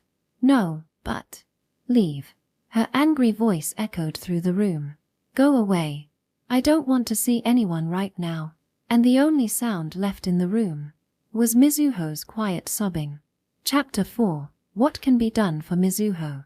A day had passed since Mizuho's injury. Wrapped in an overwhelming sense of helplessness, I lay on my bed, doing nothing. Yesterday, I had looked up some information online about anterior cruciate ligament injuries. Just as Mizuho had said, recovering from a ligament injury required long-term rehabilitation. Damn it. For what felt like the 100th time, I slammed my fist against the wall. It was unfair. Incredibly unfair. I never believed in God to begin with. If someone stopped me at the station and asked, "Do you believe in God?" I'd just give them an awkward smile and walk away. But this time, I couldn't help but resent him. To take basketball away from the person who loved it more than anyone, who trained harder than anyone, that's just cruel. And yet, part of the blame undeniably lay with me. Did I push her too hard in practice? If only I had stopped her back then. Pointless thoughts rose and faded one after another. If only I had told her to take it easy. If only I had made her hold back a little more. Then maybe. Damn it. Just as I was about to punch the wall again, a call. A cane. My phone buzzed on my desk, displaying a cane's name. What is it? Oni. Good morning. Yeah. So, I heard about Mizuho. From Risa. I see. You're not blaming yourself, are you? You psychic or something? I just know. But, Oni, it's not your fault. No one's fault, really. Saying that doesn't really help, does it? Sorry. No, it's fine. So, you know how I said I heard from Risa? Well, Risa and Shizuku want to meet with you. Fujihara and Shizuku. Aramori Shizuku. She was our year's center. Oh, that tall one. She had the height, and I remember hearing that she had played basketball since elementary school at some academy somewhere. She was good, but she never left much of an impression on me. If anything, I remembered her as a quiet type. Oni, you better not say that out loud. Shizuku's sensitive about her height. Anyway, she and Risa are at the park near our old house. They said they'd like to talk to you about Mizuho, if you're willing. The park near our parents' place. Oh, that one. Can you go? Yeah. It'll take me a bit, though. That okay? Yeah, I think they'll be fine with that. I'll let them know you're coming. Got it. I'll head out now.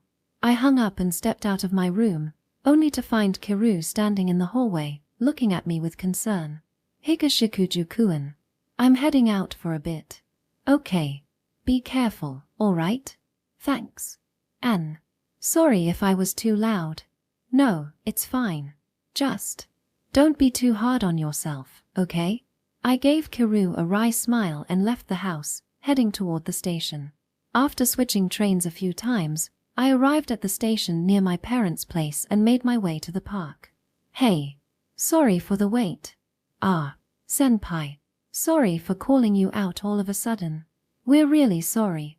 As I approached the park bench, the two girls sitting there, Fujihara, whom I had seen just yesterday, and Aramori, whom I hadn't seen in a long time, jumped up and bowed. I motioned for them to sit back down with a glance and took a seat beside them.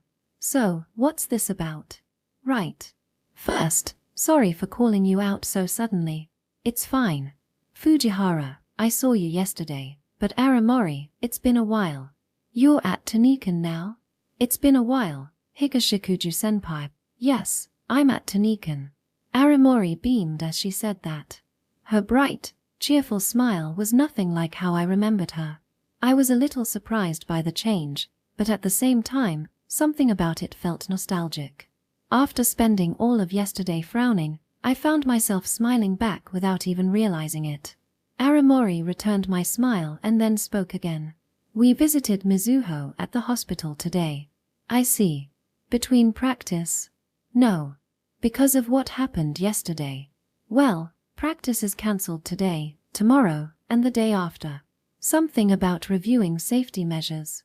It was an injury during a game, though. Our school might have a strong sports program, but it's still a prestigious academy. They get pretty uptight about stuff like this. Even though they let students go up to the rooftop freely. Aramori shrugged. Anyway, during today's visit, Mizuho said she's quitting the basketball team. Wait, Shizuku. No point beating around the bush, Risa. Why yeah, but there's a way to say things. Sorry about that, Higashikuju-senpai. It's fine. But why are they telling me this? Sensing my unspoken question, Aramori smiled and said, I'll be blunt, senpai. Please do something about it.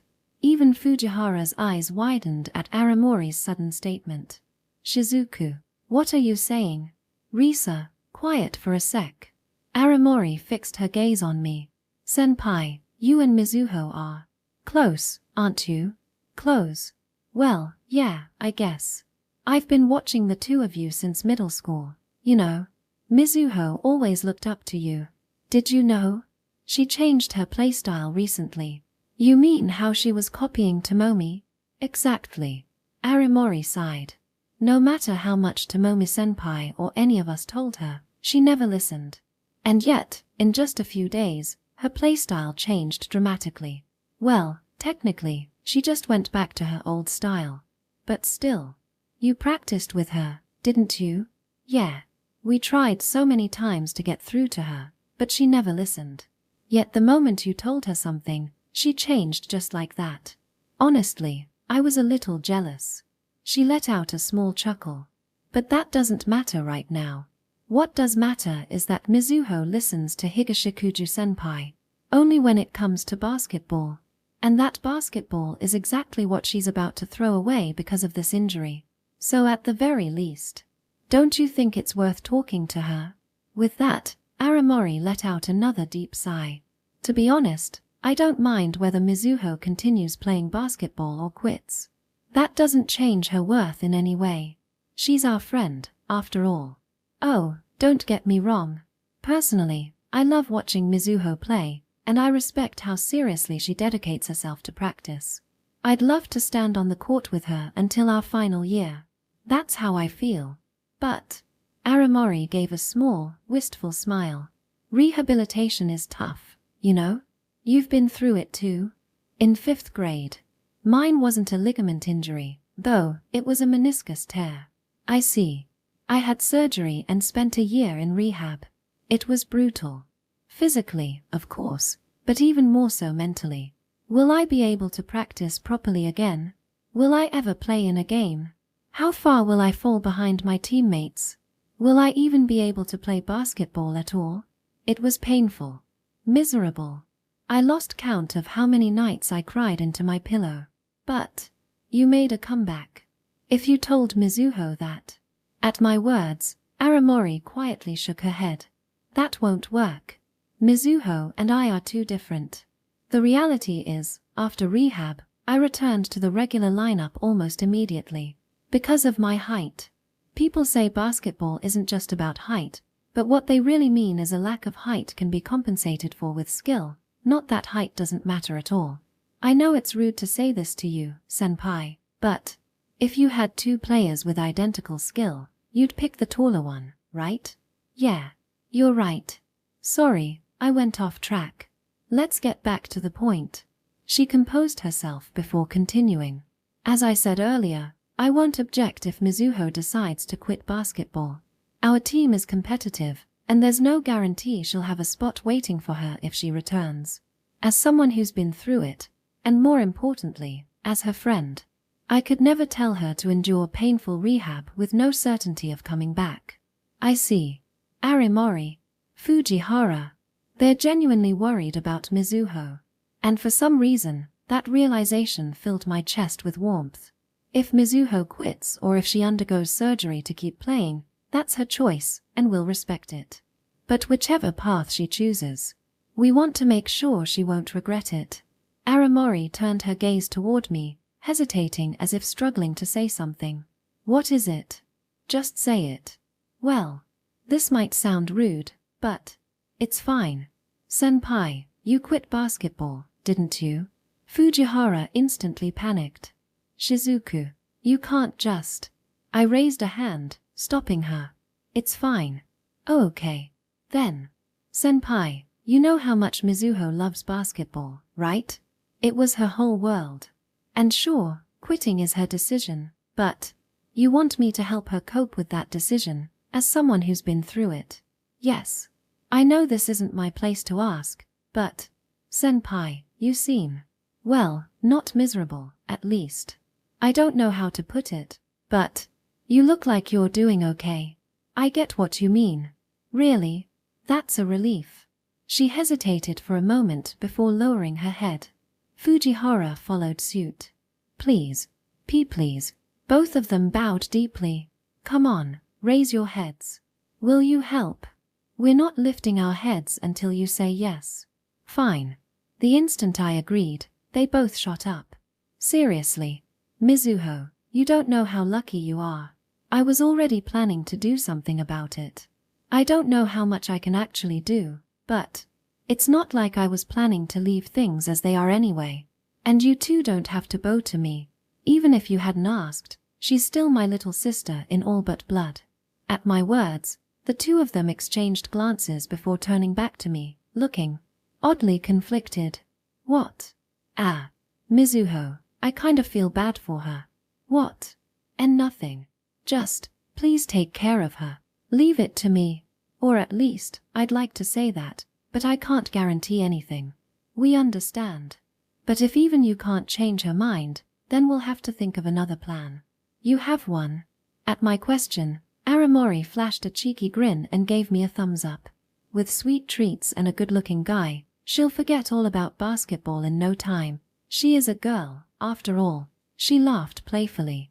Seriously. You know, I thought this when I talked to Fujihara too, but were you always like this? I could have sworn she was a lot more reserved back in the day. Girls change, senpai. No kidding. But it's a good kind of growth, right? Yeah. Falling for me yet? Nah, not quite. Well, I've decided I won't date anyone under 180 centimeters. Sorry, senpai, but you're out of my range. Listen to people when they talk. And why the hell am I getting rejected when I never even confessed? Seriously, is the girls' basketball team just full of people who don't listen? I let out a wry chuckle. Hey, Mizuho, you should be grateful to the gods for giving you friends as amazing as these two. I found myself thinking the exact opposite of what I had earlier. Section. After parting ways with the two at the park, I headed straight home. Getting off at the station near the apartment I shared with Kiru, I walked the familiar path back. I'm home. Welcome back. That was quicker than I expected. As I stepped inside and opened the front door, Kiru greeted me, her slippers softly tapping against the floor. I raised a hand in greeting, and for a brief moment, she looked surprised before offering a small smile. Feeling a little better? Who knows? Rather than feeling better, I guess it's more like, there's no point in dwelling on things. Oh, sounds a bit defeatist. That's not it. I just figured I should do what I can do for now. I see. Kiru smiled warmly at that and set out a pair of slippers for me. I thanked her, slipped them on, and made my way to the living room, sinking onto the couch. So, where did you go? What? I didn't tell you. Nope. All you said was I'm heading out for a bit. As she asked, coffee okay? I nodded in thanks and let myself sink deeper into the sofa. For a while, I just stayed like that, resting my body and mind. Soon, the rich aroma of coffee filled the air. Should I leave it here? Or would you rather I bring it to you? Ah. No, I'll come over there. I pushed myself up from the couch and sat down in the chair across from Kiru at the living room table. She handed me a cup of coffee with a simple here, and I took a sip, letting out a small sigh. So, are you going to tell me where you went and what you were doing? It's not something I need to hide. I got called out by some juniors. You saw them yesterday, right? Fujihara, Mizuho's classmate, and another one, Aramori. Apparently, they visited Mizuho at the hospital today. I see. They said Mizuho told them she's quitting basketball. So, well, they wanted to talk about it. I took another sip of coffee. Kiru watched me for a moment before giving a small, somewhat lonely smile. It can't be helped, right? You think so too? High school only lasts 3 years, but if you think about club activities, most people retire by the summer of their second year. That's barely 2 years. Yeah. At powerhouse schools, third years sometimes stick around until the Winter Cup, but at our level, the inter-high preliminaries in summer, at best, making it to the main tournament, would likely mark the end of the road. Kawakita's injury is a ligament tear, right? By the time she finishes rehab, rejoins practice, and finally gets to play in a game, retirement will be right around the corner. Yeah, I've never experienced it myself, but I've heard rehab is tough. Physically, of course, but even more so mentally. If she has to endure all that without any certainty of being rewarded for it, then even I wouldn't be able to keep going. Even you, the queen of hard work above all. I wouldn't say I'm obsessed with effort, but, well, I do take pride in working harder than most. But that's only because I believe it will pay off. Effort without reward. I don't think I could handle that. I see. You looking down on me, thinking that not putting in effort when there's no return is a weak mindset. No, not at all. I get it. I feel the same way. But Mizuho once told me that even if effort doesn't pay off, that's no reason to abandon it. Kawakita-san is strong. She really is. But even someone as strong as her has decided to quit basketball, right? That means, yeah, that's what's bothering me. Mizuho always believed that the effort she put in was what made her who she was. And she wasn't wrong. Which is exactly why her current situation, where she can't push herself the way she used to, must be hitting her hard. So, what did those juniors of yours say? That they want you to stop her from quitting? No. They said she should quit if she wants to. Our school's team is competitive, and even if she makes a full recovery, getting back into the regular lineup won't be easy. That's how it is. I don't know. I think Mizuho's one of the better players on the team, but if her own teammates are saying that, they're probably right. She's good, but not an undeniable standout. And then there's her height. And the fact that once an injury happens, it tends to become a recurring issue. I don't know much about ligament injuries, but I had a former teammate with a chronic shoulder dislocation. Whenever things got physical under the basket, he played in a way that protected his shoulder. If I were a coach, I wouldn't want to put a player with a ticking time bomb of an injury on the court. Not unless they were exceptionally skilled. Anyway, they said it's Mizuho's decision. But they also asked me to make sure she doesn't regret it. And to help her adjust if she does quit. Helping her adjust. I see. Yeah. I've been through it myself, after all. You're practically an expert at it, aren't you? Well, in my case, I had Tomomi looking out for me. So, are you planning to stick by her side like Suzuki did for you? That doesn't feel quite right. I can't put it into words, but something about that idea seems off. You don't want to? It's not that. In the end, the decision is up to Mizuho. But, well, if I said I had no regrets about quitting basketball myself. I hesitated, just a little. Honestly, that'd be a lie. Watching that game the other day, I got excited. I thought to myself, basketball really is fun. I see. Of course, my situation and Mizuho's are completely different. I quit on my own, while she's being forced to stop. It's not the same at all, but still, I can't quite put it into words. I can't, but it's okay. You don't have to put it into words. I think I kind of understand. Kiru gently wrapped her hands around mine. Caught off guard, I looked up at her. She was smiling, but there was a slight pout on her face, as if she was upset. What? You didn't run away, didn't I? No, you didn't. Sure, maybe you didn't have a physical injury, but... She looked straight at me, her voice firm. You had an injury of the heart. You didn't run away. So don't say that about yourself, okay? Got it. Thanks. I turned my head away, feeling a little embarrassed. But I could tell from the warmth in Kiru's smile that she had seen right through me. Hee. Didn't I say? I'm on your side. Pretty sure I was the one who said that first. It doesn't matter. Anyway, you don't have to figure everything out alone. If you ever need help, talk to me. I don't know how much I can do, but I want to help. Thanks. Damn. This is way too embarrassing. But still. Hearing her say that, it's nice. Wait. Hey. What? That. What is that? As I turned away, my gaze landed on something on the table. Oh, that. Apparently, it's some kind of local bulletin. I didn't even notice it until just now. I guess they distribute those around here. Kiru's explanation barely registered in my mind. My eyes were glued to the front page. Hey, Kiru. What? If I told you I just got an idea, would you go along with it? For Kawakita-san's sake? Of course. But what's this about? Did something spark an idea? Honestly, I don't know how this will turn out, but I picked up the bulletin from the table. Can you set aside some time after school tomorrow?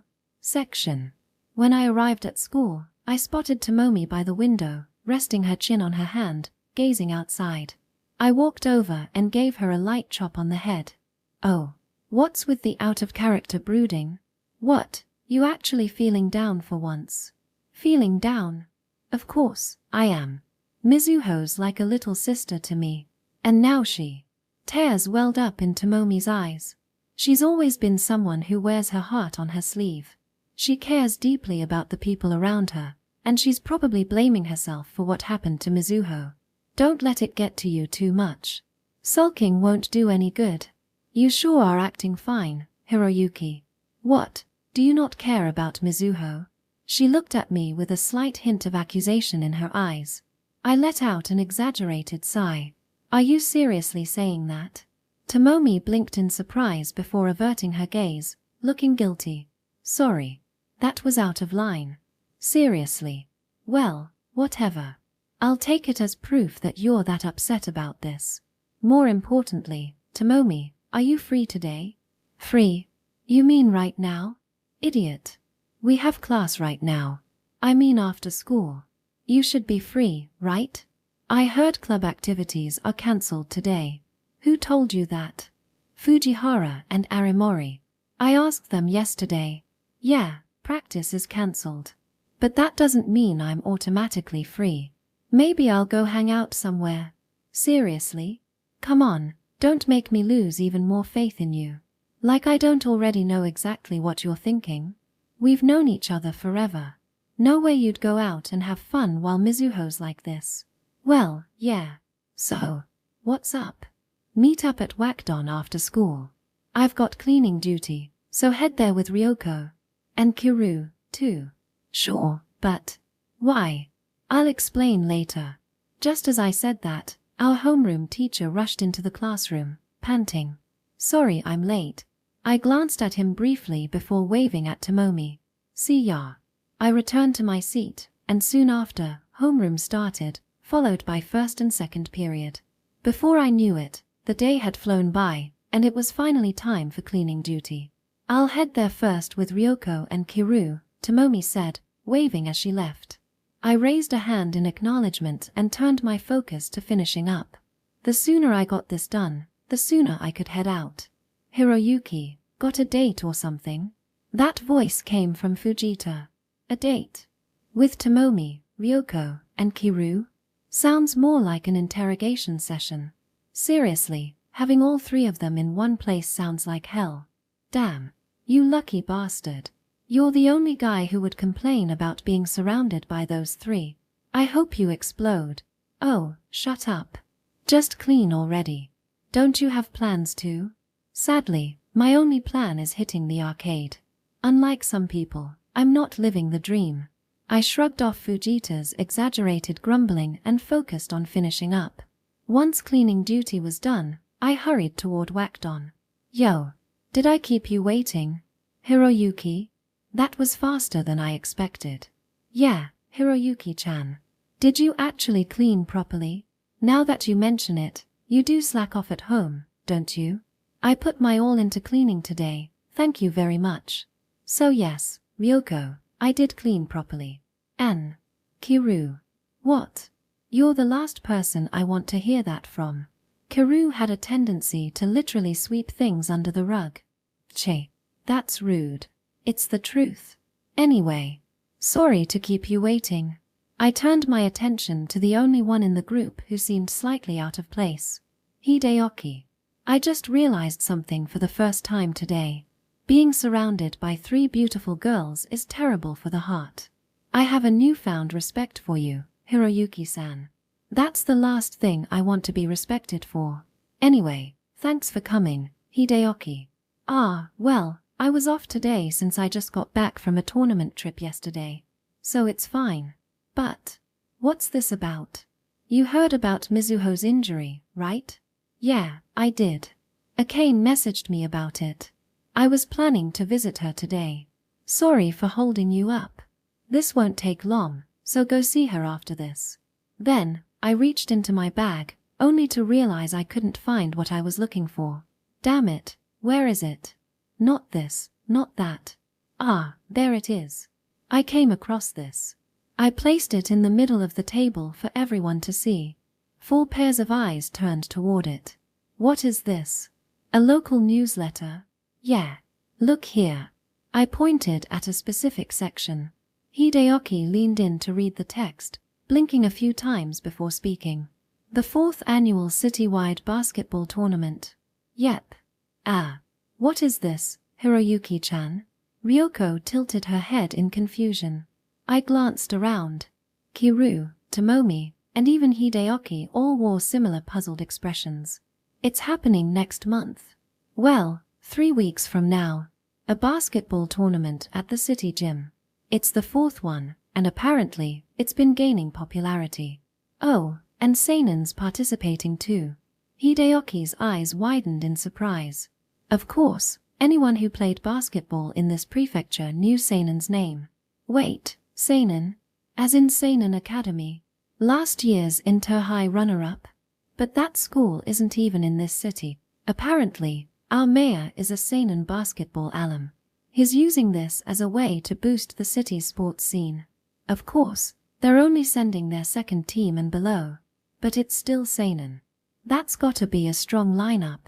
Seinen was famous for having insane depth. Even their 2nd team had players who could easily be aces at other schools. So, what exactly are you getting at, Higashikujuku-en? This tournament's a pretty big deal. Last year, the boys' championship went to Seinen Academy, and the girls was won by Tohu Girls High. Both are top-level schools. Exactly. But here's the interesting part. There's also a mixed-gender division. And guess who won that? A combined team of Seinen and Tohu Girls first years. A team formed by 2 powerhouse schools. That's basically a cheat code. So, what's your point, Hiroyuki? Tomomi raised an eyebrow. I nodded once and said, let's enter this tournament.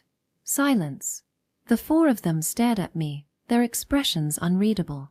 The first to break the silence was Kiru. You're serious, Higashikujuku-en? You want us to enter this tournament? I am. And we're aiming to win. Win. Kiru sighed dramatically, rubbing her temples before letting out a tired exhale. I'm not a basketball expert, but Seinen Academy, Tohu Girls, they're strong, right? In our prefecture, they're among the best. Maybe not undisputed, but definitely top tier. And you think they're entering again this year? Probably. So to win, we'd have to beat a team formed by the reigning champions. Most likely. And you think we have a chance? If everyone here is willing to help. Yeah, I think we do. Do you really believe that? Kiru, though clearly still filled with doubt, remained quiet and backed down. Then, Ryoko raised her hand. So, who exactly is going to be on this team? Everyone here, I replied. At that, Ryoko frantically waved both hands in front of her. No way, no way, no way. I'm terrible at sports. I'd just drag everyone down. The mixed-gender division requires at least 2 female players, so as long as Tomomi and Kiru participate, you won't have to play in the actual matches. Then. But. I'd like you to support us. Support? You're the best manager there is, right? It'll be a hassle, but things like preparing drinks, keeping track of the opponent's stats if possible, booking a practice venue. I was thinking we'd just use the park, but it'd be better to rent the city gym. It'll cost time and money, but you'll be able to focus more on practice. Can I count on you for that? If it's just that much, sure. Ryoko smiled as she answered. I glanced around to see if anyone else had questions, and sure enough, Tomomi hesitantly raised her hand. This is for Mizuho, right? Yeah. Will this really help her? I mean, even if she watches us play, well, assuming she even watches, will that do anything? Will it make her want to keep playing? Tomomi's face was filled with uncertainty. I shook my head. I don't know. She flinched. Why you don't know? Then why? But can you just stand there and say, suck it up and endure the painful rehab so you can play basketball again? That's... I don't know what Mizuho will choose. Maybe she'll think, how could they be playing while I'm stuck like this? And resent us for it. But if someone like me, who hasn't played seriously, hasn't trained hard, hasn't even participated in a proper match, if I can win this tournament, or at least put up a good fight, then maybe, just maybe, Mizuho will reconsider. Maybe she'll think, if Hiroyuki can pull this off after 2 years away, then I can too. But Hiroyuki, you and Mizuho are different. You're good. That's exactly why it'll be up to Mizuho to decide. Personally, I think we're similar. We both rely on effort. But in the end, it's her choice. Still, I just don't want her to have regrets. If nothing else. The one thing I can say for certain as someone who once ran away from basketball is that I don't want her to end up feeling the same way. That's why. Kiru, I appreciate it, but I did run away. If you don't like the word ran away, then I abandoned it. And now, I regret it just a little. If I said I've never once thought, what if I had kept playing? I'd be lying. I forced a wry smile. Kiru still looked frustrated, but she seemed to have accepted my words, at least for now. I turned to Hideaki. What about you? I do want to do something for Mizuho. Honestly, with my club commitments, it's hard to answer right away. I get it. And of course, your team should come first. Mizuho is important, but so is your own path. I appreciate that. But, for what it's worth, she might just be a cute junior to you, but to me, she's a childhood friend I care about. I see. That said, my biggest concern is what you mentioned earlier, the chance of winning. Do we really have a shot? Seinen and Tohu girls' combined team is basically a dream team. Can we seriously beat them? Not all dream teams are unbeatable. I told you, we have a shot. I pulled out my phone and played a video. What's this? Gotta love modern times, right? Everything gets uploaded. This is last year's finals. Hideaki stared at the screen, along with Tomomi. Oi, Hideaki. I know you're blushing because Tomomi's leaning in close, but get a grip. The passes aren't connecting well. Bingo, Tomomi. Individually, they're all strong players, but since it's a thrown-together team, their coordination is a mess. They only won because the opponent wasn't particularly strong. That's true. And their level isn't low, but it's not exactly high either. Their first-string players don't participate. The second-stringers are already playing in their respective boys' and girls' tournaments.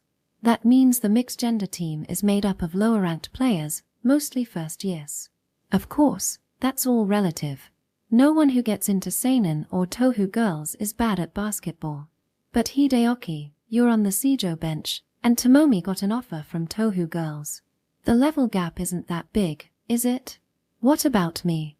I know nothing about basketball. You might not know basketball, Kiru, but you've got insane athleticism. If you practice a little, you'll pick it up quickly. Plus, we'll work out a strategy. I see. Then that's fine. I'll let you trick me into this. Yeah, go ahead and let me trick you. Not that I'm actually tricking you. I looked around. So, to sum it up, our opponent is strong. But they rely too much on individual play. We have a rookie, Kiru, but she's a natural athlete.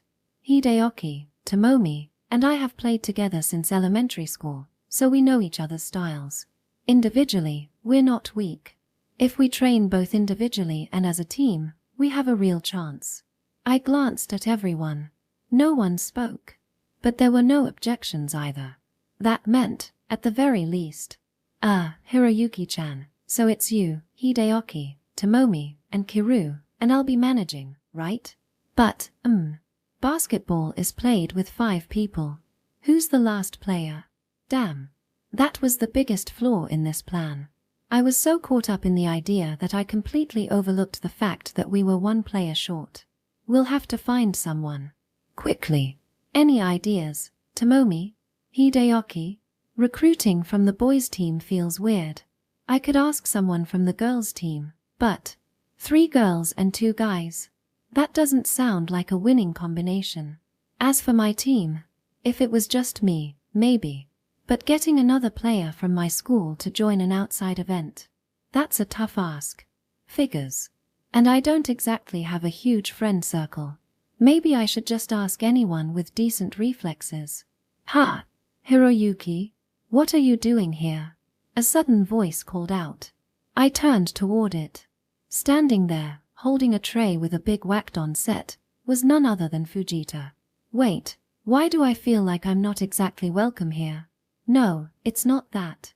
Fujita raised a casual hand in greeting, but the entire table, myself included, remained silent.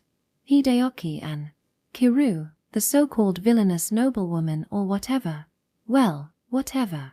But Ryoko and Tomomi, at least say something.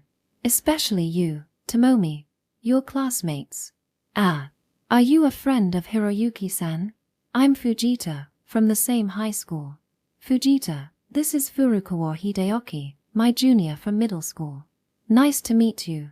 Hideyoki stood up and bowed as he spoke, and Fujita responded with a wide grin. Oh, hey there. Wait, you're huge. Aren't you? You're really younger than me. If you and I were actually the same age, sure. Well, this guy's in the basketball club. Basketball? Oh yeah, you were good at it, weren't you? Wait, so you were in the basketball club in middle school? Sort of. So that's why you were so good the other day. That makes sense now. Ah. Fujita, want to sit down? Eating alone at Wakdo is kind of lonely, right? Tomomi offered Fujita a seat as he stood there chatting. He looked slightly surprised for a moment before opening his mouth. What? Me? Is that okay? But, as he spoke, his gaze flickered toward Hideyoki and Kiru. I don't mind at all. I'm fine with it too. Fujita-kun, was it? If you're okay with it, then so am I. About that time, I'm really sorry. It's fine. I had my own share of the blame too. Kiru smiled gently as she said that. Fujita gawked at her, his mouth slightly open in disbelief, before turning his eyes toward me. Hey, Hiroyuki. What kind of magic did you use? Magic? Yeah, I mean, that's Kiru-san. The Kiru-san, and she just smiled at me like that. Do you want to enjoy your meal at Wakdo or not? The smart move is to stop talking now. Shutting up, sir. I caught on to what he was about to say and cut him off beforehand. Maybe he got the message because he nodded rapidly before sitting next to me and opening his big Wakdo box. So, what's this gathering about? Doesn't look like you're just here to have a good time. Something up? Yeah, pretty much. I can listen if you need someone to talk to. Ah, well, I really appreciate the sentiment. I do. But, let's just say, it's a basketball-related discussion. Basketball? You're not even in a club. What, are you thinking of joining the basketball team?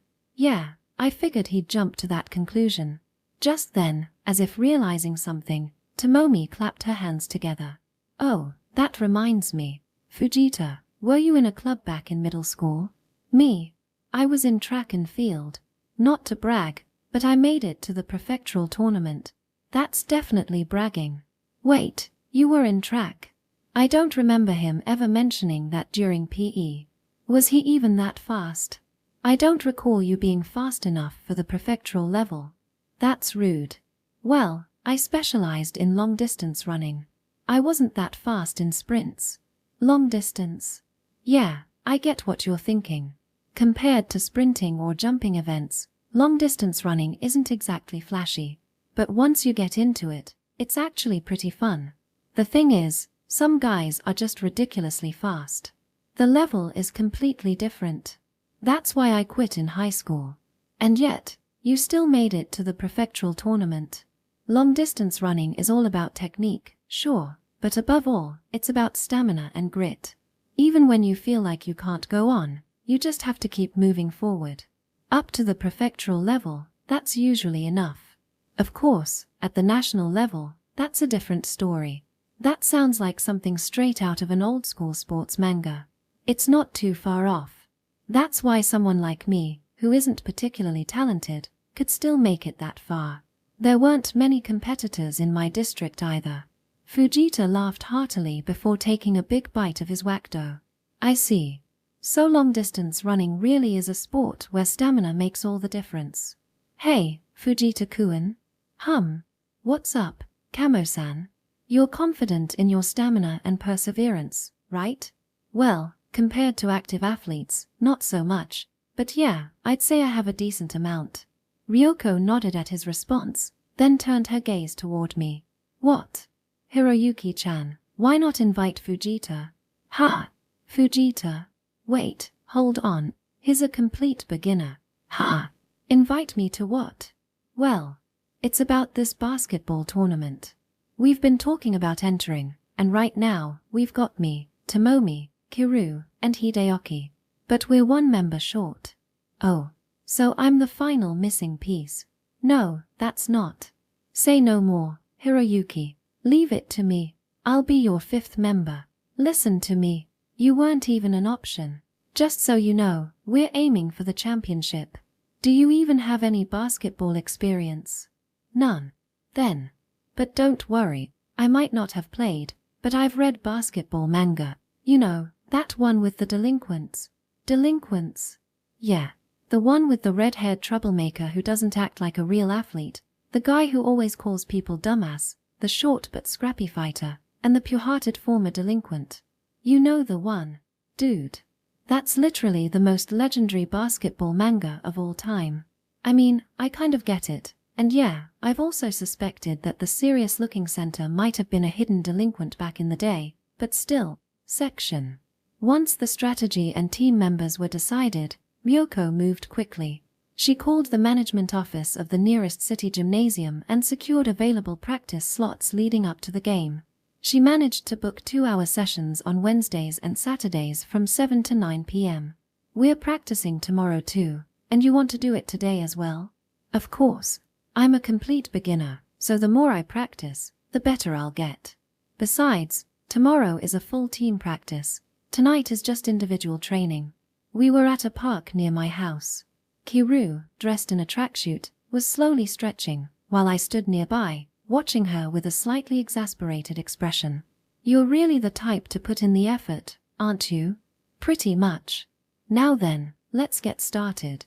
What should I work on first? Finishing her thorough stretches, Kiru beamed and spun the basketball on her fingertip with surprising skill. Wait a second. You're pretty good at that. This kind of trick doesn't matter, does it? It's not like it'll help in an actual game. Well, fair point. Alright then, let's start the practice. Wait, before that. I gestured for the ball with a quick motion of my hand. Kiru passed it over without hesitation, and I turned around, taking a shot. The ball swished cleanly through the hoop. You're still as good as ever. Well, it's about the only thing I've got going for me. I picked up the ball from under the hoop and turned back to Kiru. The position I want you to play is shooting guard. Shooting guard? It's also called the 2 position. If there's a major height mismatch, we might switch you to small forward or have you fill in as a combo guard in my place. But you're losing me. Too many technical terms. Kiru tilted her head in confusion, so I waved my hands in apology.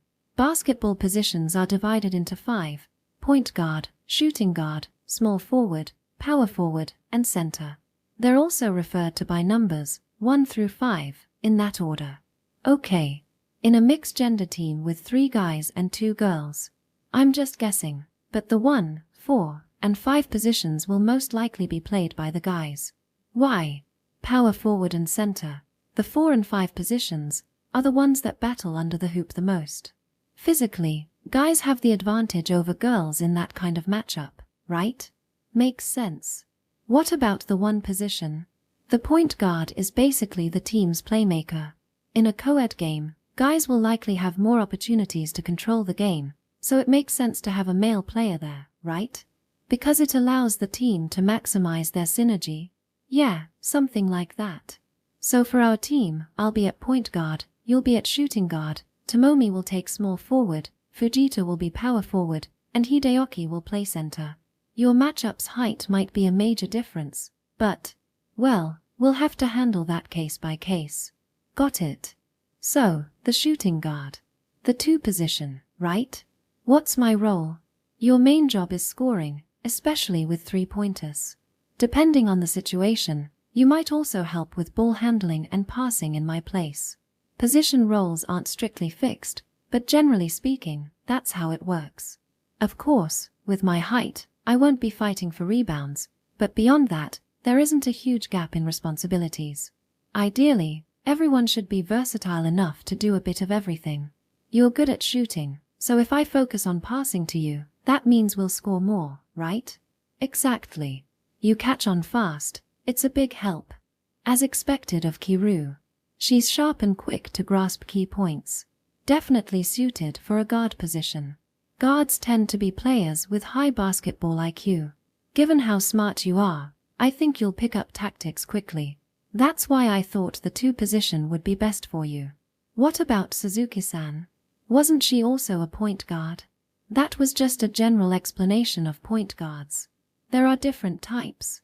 Suzuki moves based on pure instinct. Understood. So, we'll use Wednesdays and Saturdays for full team practice, and on other weekdays, I'll focus on shooting drills. Does that sound good? If possible, I'd also like to work on dribbling and some 2-person set plays. If we can coordinate well, we can pull off some tricky moves that'll really mess with the opponent. Like the play Suzuki-san and Kawakita-san did the other day? Pretty much. I'm not sure how well it'll work in an actual game, but doing nothing is worse. Plus, when you get caught by a move like that, it's frustrating as hell. If it's with teammates, you just brush it off with a don't mind, but if it's with people you're not close to, that frustration can create tension. If we get them arguing with each other, watch out for that trick. Shut up. Then we're in a great spot. What? Nothing. Just that. It feels a little underhanded. At least I'm not poisoning their drinks. A food poisoning forfeit is still a win. Though, knowing Mizuho, she'd never be okay with that. Our strategy will probably revolve around me distributing the ball while you and Tomomi take the shots. We can't exactly count on Fujita's shooting. So, I guess we'll be more of a 3-point shooting team. A long-range, perimeter-focused playstyle. I don't have that much confidence, though. I don't think I can make that many shots. Just take them thinking Hideaki will grab the rebounds. If you can hit 3 out of 10, that's enough. But I do want you to be able to make sure those 3 go in no matter what. You think I can do that? To be honest, it's tough. But with your ability, I think there's a chance. Kiru is athletic, hardworking, and serious. If she dedicates her time to shooting instead of dribbling or passing practice, maybe, just maybe. So you actually have expectations for me? Is that too much pressure? No, it's not. She said that with a soft smile. What's with her? This is a first. What is? Her expression shifted slightly, as if embarrassed. It's the first time you've relied on me. Really? Yes. I've always been the one relying on you. That's not true. Just the other day, when Ryoko and Tomomi were arguing. Did I do anything? Well, yeah. She gave me advice. Or rather, she watched over me. I was thinking about it. Kamo-san and Suzuki-san both support you in their own ways. When you quit basketball, Suzuki-san was the one who helped you move forward, right? And Kamo-san. She watched over you as you took that step forward. Yeah, I guess. That's why you trust them, don't you? I won't deny it. We've been friends since childhood. Of course, I trust them. We've helped each other out plenty of times. But still, something about this conversation made me feel a little restless. Kiru noticed and smiled wryly. I said before that I don't want to be someone you have to protect. I want to stand beside you, to support you. But in the end, I've only ever been on the receiving end. That's why I'm happy, Higashikuju-kun, that I can finally be of help to you, not just being protected or given things. That I can support you. Does this mean we're finally on equal footing? What are you even talking about? Nothing. Just my own thoughts. I see. But you know, I don't really feel like I'm doing anything special. I'm just doing whatever I want. If you start thanking me so much, it's kind of embarrassing. It's fine. This is just how I feel. So just accept my gratitude. She flashed a bright, radiant smile. So, let's go back to the original question. Being able to help you, having you count on me. It feels amazing. It's the best feeling. It's not too much pressure at all. It makes me even more motivated. For a moment, she looked slightly guilty. I feel a little bad for Kawakita-san, she murmured, before quickly shaking it off with another smile. All right, let's start practice. Teach me everything you know about basketball. Higashikujukuan. Section. Wednesday, 7 p.m. Kiru and I arrived at the city gymnasium together.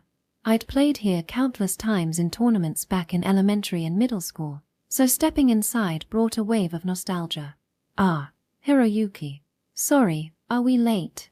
Even though it wasn't quite 7 yet, Tomomi was already on the court stretching. She called out to us, and I raised a hand in response, though my gaze drifted past her. Arimori and Fujiwara? Present.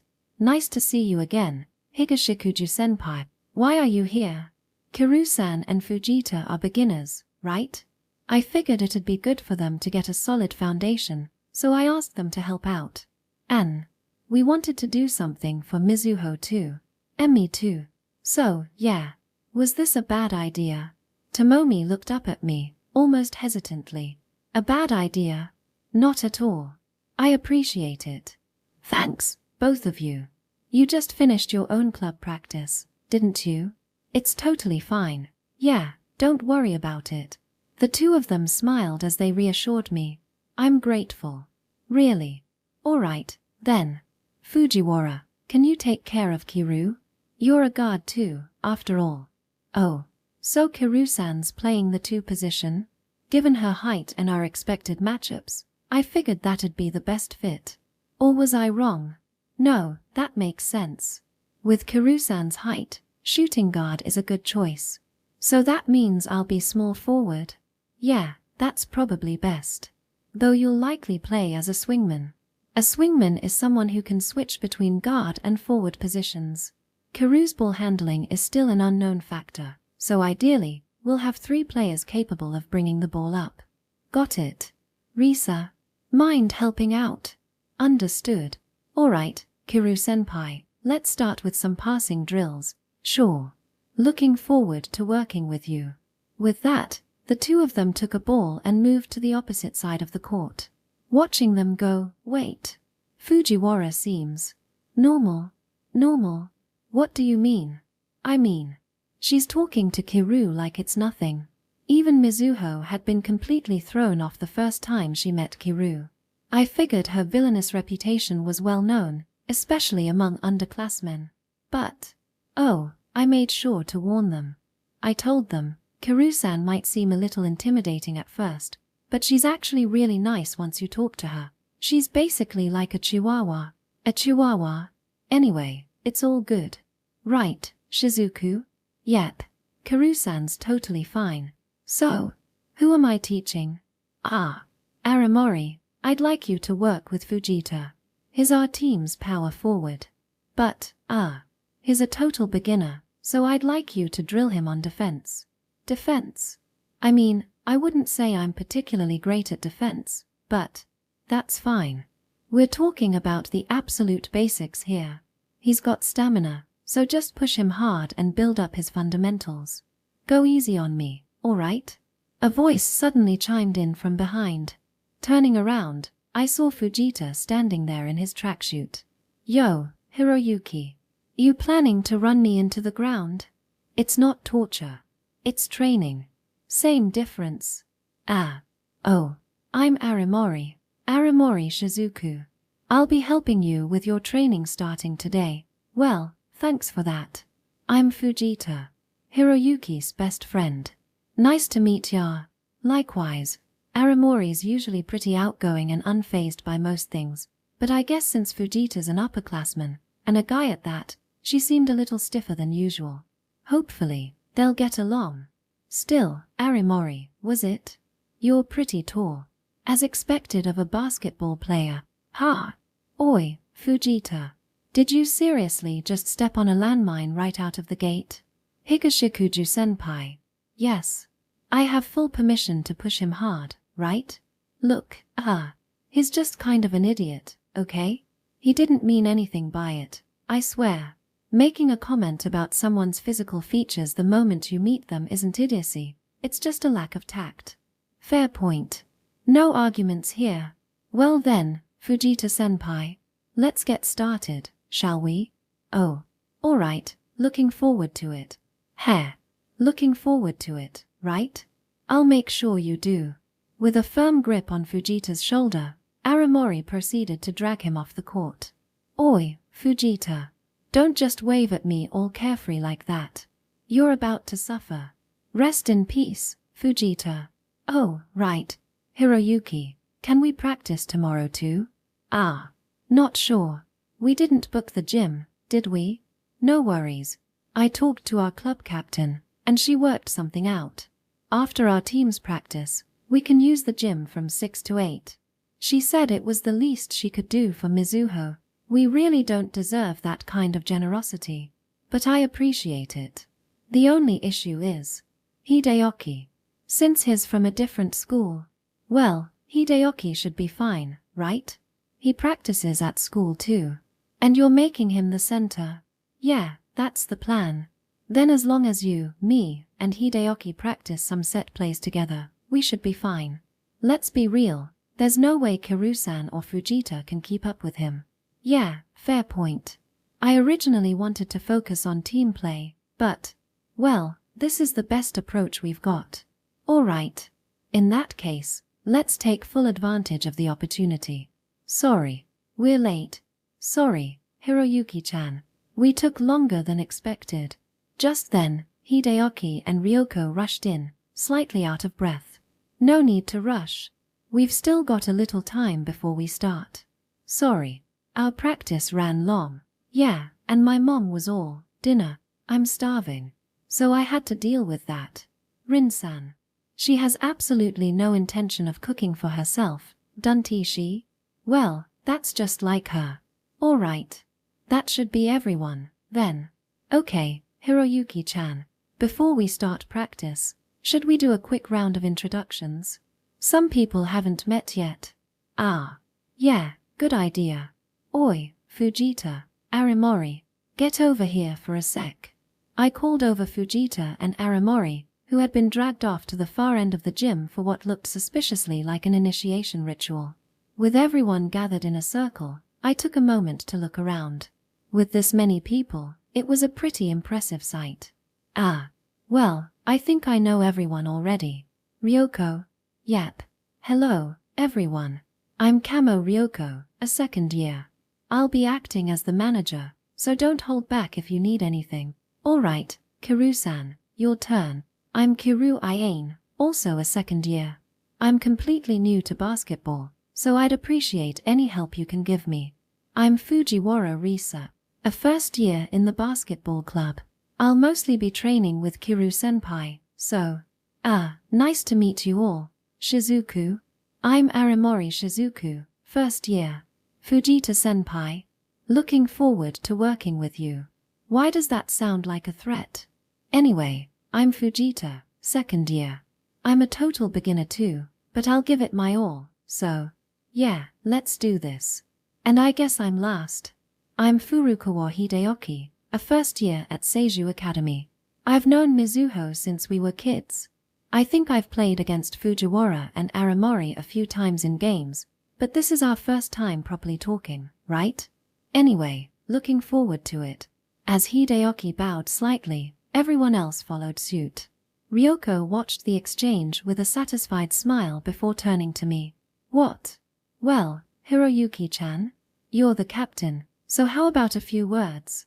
A few words? I wasn't prepared for this. Well, let's all do our best in practice. Wow, Hiroyuki. That's literally just one sentence. Can't you say a little more? Like, thanks for coming, everyone, or something. This isn't a concert. Seriously. To be honest, this whole thing started on a bit of a whim. Even I think so. And yet, you all came together like this. So, I'm grateful. Really. This isn't just about you, Hiroyuki-san. I wanted to do something too, so this worked out perfectly. Hideyoki grinned as he said that, and I found myself smiling back. Alright, that's enough for now. Let's move on. With introductions done, let's start our practice. Yes. Everyone split off into their groups to begin. The beginners, Kiru and Fujita, worked on separate drills, while Tomomi, Hideyoki, and I focused on team play. Man, Hideyoki, you really could be a legit center. About an hour and a half had passed. With just 30 minutes left before wrapping up, I watched as Hideyoki grabbed the rebound from my missed shot and let out a small sigh of admiration. His good hair, and Hiroyuki-san, you could totally still play competitively. Why not make a comeback? Pass. No thanks. Tomomi, you're still, well, the same as ever. They keep telling me to work on my three-point shooting, but honestly, I'm more of a drive-in player. I'm not great at outside shots. I love penetrating the defense.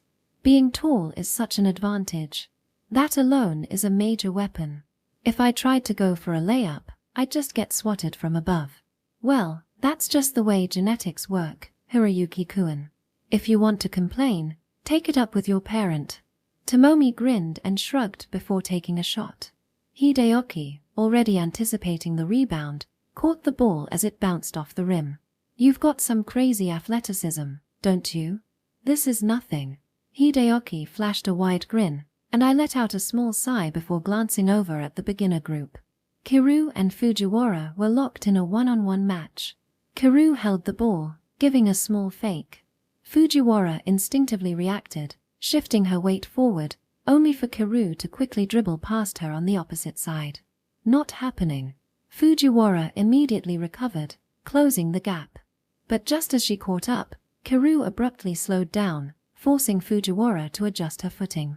The moment she hesitated, Kiru switched direction again. Too easy. Fujiwara reached out, trying to steal the ball, only for Kiru to spin away, completely free of her mark. She's open. Wait, what? With no one in front of her, the logical move would be to drive in for a closer shot. Instead, Kiru took off from her spot and launched a three-pointer. The ball arced beautifully through the air before swishing cleanly into the net. She shot a 3 instead of going for an easy 2. Guess she figured 3 points are better than 2. Wait, is Kiru-senpai really a beginner? That was a ridiculously clean shooting form. Well, she did spend all of yesterday's practice working on her shooting.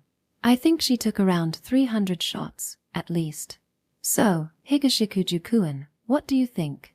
Noticing our attention, Kiru turned to us with a bright smile, waving. Beside her, Fujiwara bit her lip in frustration. What? Is she really a beginner? Because she's way too good. She's just naturally athletic. So what was the point of all my hard work?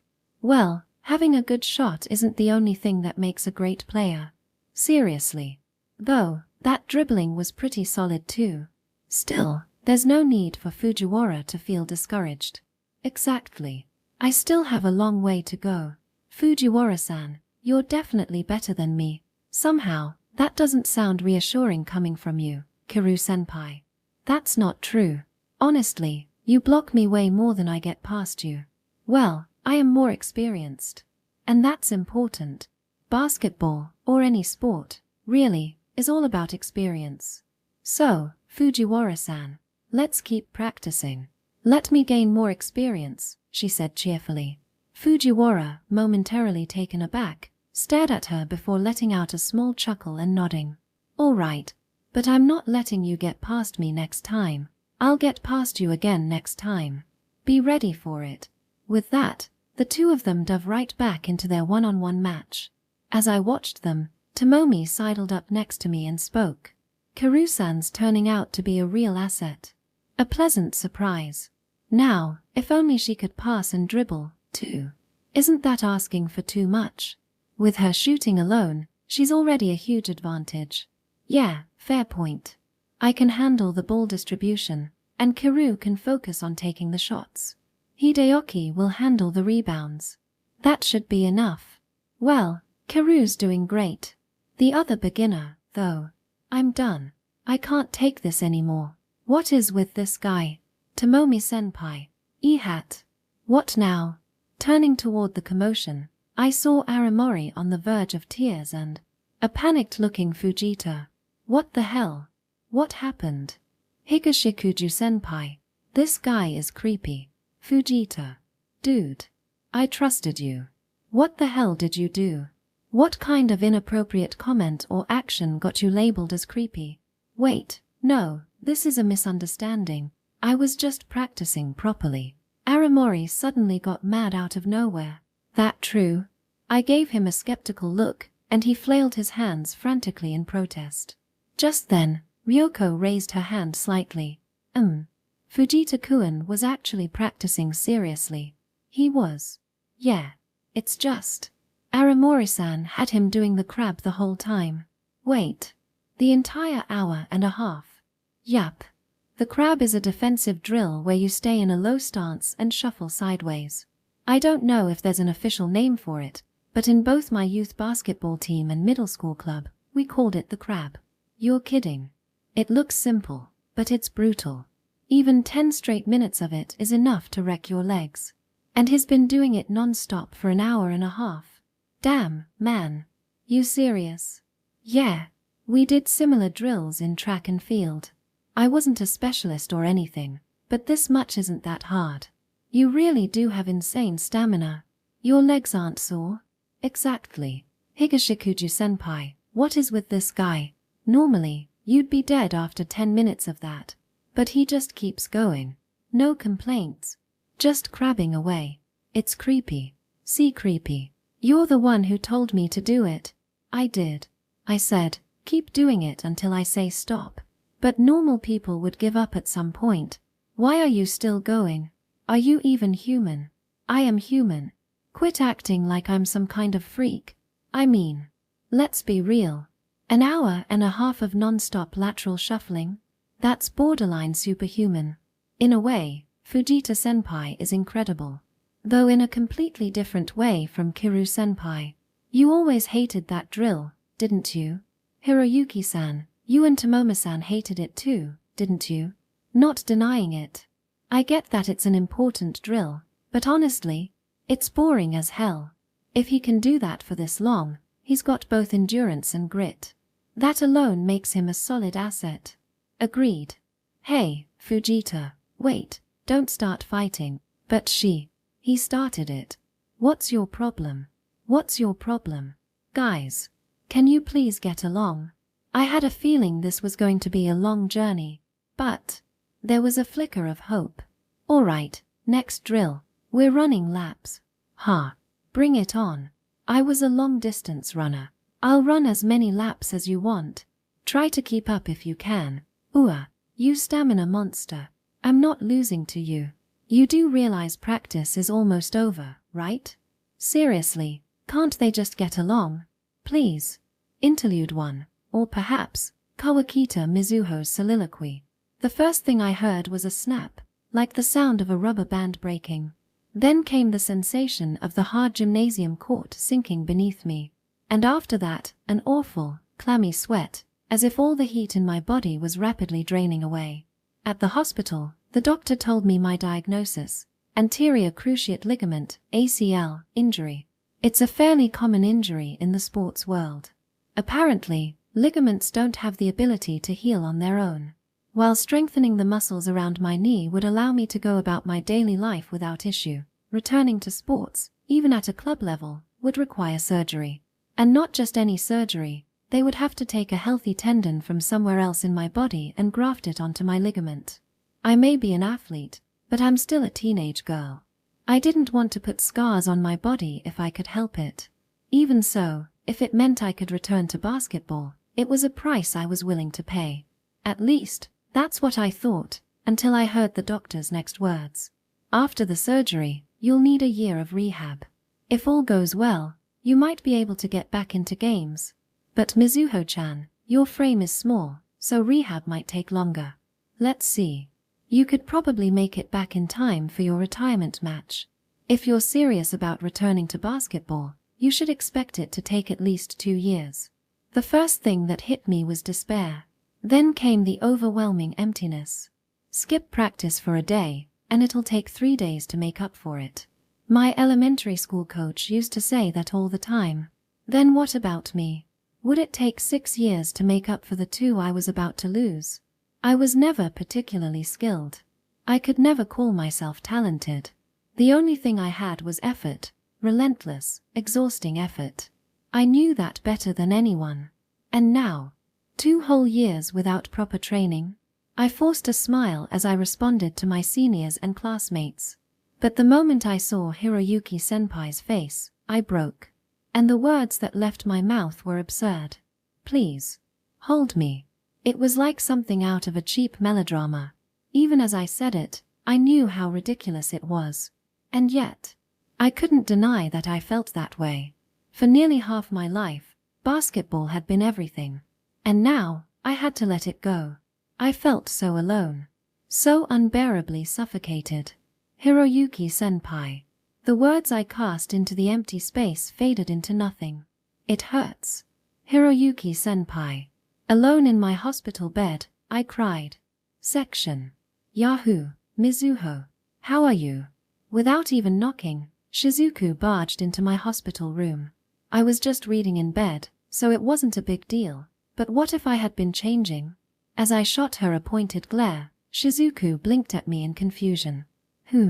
We're both girls. No need to worry. She smiled back at me like it was nothing. Honestly, even Risa, who followed in after her, was giving a wry smile. Sorry, Mizuho. It's not really something you need to apologize for, Risa. But if you need a chair, grab one yourself. I'm good right here. With that, the 2 of them sat on the edge of my bed. Well, if they were fine with that, then I guess it didn't matter. As I watched them settle in, Risa's gaze drifted toward my hands, curiosity lighting up her face. What were you reading? I turned the book around to show her the title. Packed with Love. Get yourself a boyfriend with these foolproof recipes. I have no idea what to make of that title. It's a cookbook, right? It is. Don't worry, the contents are legit. Risa gave me a somewhat awkward smile. Well, I couldn't blame her. When I first saw this title, I did a double take too. I had told my mom to grab me a cookbook since I was bored, and this was what she came back with, grinning the whole time. Sure, it made sense that my mom would assume something was up when someone like me, who had never cooked before, suddenly wanted a cookbook. But come on, did she have to pick this one? So it's a cookbook. But Mizuho, since when could you cook? Shizuku asked the question as she casually took a bite out of one of the apples meant for me. I wasn't going to stop her, but could she at least not chomp into it whole like that? You are a high school girl, you know? Excuse you. I can cook. I may not look like it, but I am the junior of those childhood friends of mine. I even learned how to cook from Ryoko-senpai, a master in the kitchen and a walking embodiment of housewife skills. I mean, I can make tamagoyaki. That was about the extent of my abilities, though. Does that even count as cooking? Shizuku. Tamagoyaki is hard. Okay. Right, Mizuho. Especially getting the roll just right. I usually mess up and turn it into scrambled eggs instead. Risa, who had been desperately trying to defend me, fell silent. What? Scrambled eggs are still a proper dish. You're not wrong, but that's not tamagoyaki. Shizuku burst into laughter, still nibbling at her apple. Damn it, I couldn't argue with that. After polishing off the fruit, leaving only the core behind, she turned back to me. So, when's your discharge? Probably soon. To be honest, it wasn't like I had a serious illness. I could leave whenever I wanted. But since both my parents worked and couldn't take care of an injured person on top of everything else, my mom made a snap decision to let me stay here while a hospital bed was open. Not to mention, this hospital was well known for sports medicine. I'd been seeing my primary doctor here since I was in elementary school. He was almost like a second dad to me. So, Staying here didn't feel like a burden or anything. Still, what kind of mother just leaves her heartbroken, injured daughter alone like this? That's just cruel. Well, you always worked really hard. Think of this as a break and take it easy, okay? Oh, here. These are today's class notes. Risa handed me her notebooks for math and physics. Sorry for the trouble. Don't be. We're friends, aren't we? Ah, Shizuku, I should be the one saying that. But really, don't worry about it. Risa smiled warmly. Ah. Now I felt like crying. Thanks. Lowering my gaze so they wouldn't notice, I flipped through Risa's notes. Her handwriting was small and neat, making everything easy to read. Today marked a full week since I was admitted. And every single day, Risa and Shizuku had come to visit me. We're doing this because we want to, so just sit tight and don't worry about it. That was what Shizuku had told me 2 days ago when I tried to protest. Between their classes and club activities, they still made time to come see me. When Shizuku had laughed it off, and Risa had smiled and nodded beside her, I had nearly cried. Technically, taking care of my body was just another part of training. As someone small and short, I had always needed to be extra careful with my condition. This injury was my own fault. My own responsibility. And yet, these two still came to check on me every day. I was really lucky to have them. Hiroyuki-senpai hadn't come to visit. Not since that night. Of course he hadn't. I had said something so embarrassing, so pathetic. Even I wouldn't know how to face myself after that. And yet, Mizuho, what's wrong? Noticing my sudden silence, Risa looked at me with concern. No. I could worry about that when I was alone. Shizuku and Risa were here now. It would be rude to let my thoughts wander. IIT's nothing. So, how's everything been lately? Everything? Like what? You know, school, club activities. Both of them fell silent, looking thoughtful. Ha! Did I say something weird? Well, a lot's been going on. A lot. That stamina monster. I swear, I'll never forgive him. What kind of person says, is height the only thing you've got going for you? I won't forgive him. Never. What are you even talking about? Nothing you need to worry about. Shizuku, you shouldn't talk about senpai like that. Fujita-senpai is trying his best, you know? I guess. But seriously, he has zero tact. Well, I can't argue with that. I had no idea what they were going on about. My head filled with question marks, I glanced at Risa, who simply gave me a knowing smile. What? Well, I can't really say much. She trailed off, then gave me a slightly envious look. But you are loved, Mizuho. Chapter 5. The Sound of Falling in Love. Friday, 6:30 p.m. In the gym that the girls' basketball team had kindly let us use, we were working up a sweat. The foundation of defense is maintaining a one-arm distance. Keep about one arm's length from your opponent and lower your stance. Got it? Good. That's it. Keep your eyes on your opponent at all times. Stay with them, even if they shift left or right. Understood. If they start their shooting motion, react fast. Even if a pass comes your way, don't worry about it. Just focus on stopping their dribble and shot. That's how you win, Fujita-senpai. Roger that. A week had passed since our first practice. After finishing an extended shooting drill, I took a break, sipping my drink as I watched Fujita and Hideoki go at it in a one-on-one, or rather, a defensive drill. He's pretty good, right? Fujita's improved a lot. Yeah. Honestly, I didn't expect this. A pleasant surprise. Fujita had been showing up to practice every day since then. At first, he was a complete amateur, but after a week of training, he'd improved a lot. Well, maybe not a lot, but definitely a fair bit. Only in defense, though. That's more than enough. To be honest, his dribbling and shooting were still painfully inexperienced. But when it came to defense, he had a certain knack for it. His progress was undeniable. Apparently, he played soccer in a youth club back in elementary school. That might explain why he had some solid defensive instincts. Seriously, I never thought I'd see someone willingly do the crab walk without complaining. Right. Even actual basketball players grumble about it. And he had guts, too. Stamina, resilience. The guy had both. Damn. You're good, Hideyoki. Haha. I can't let myself lose to a beginner like you, Fujita-senpai.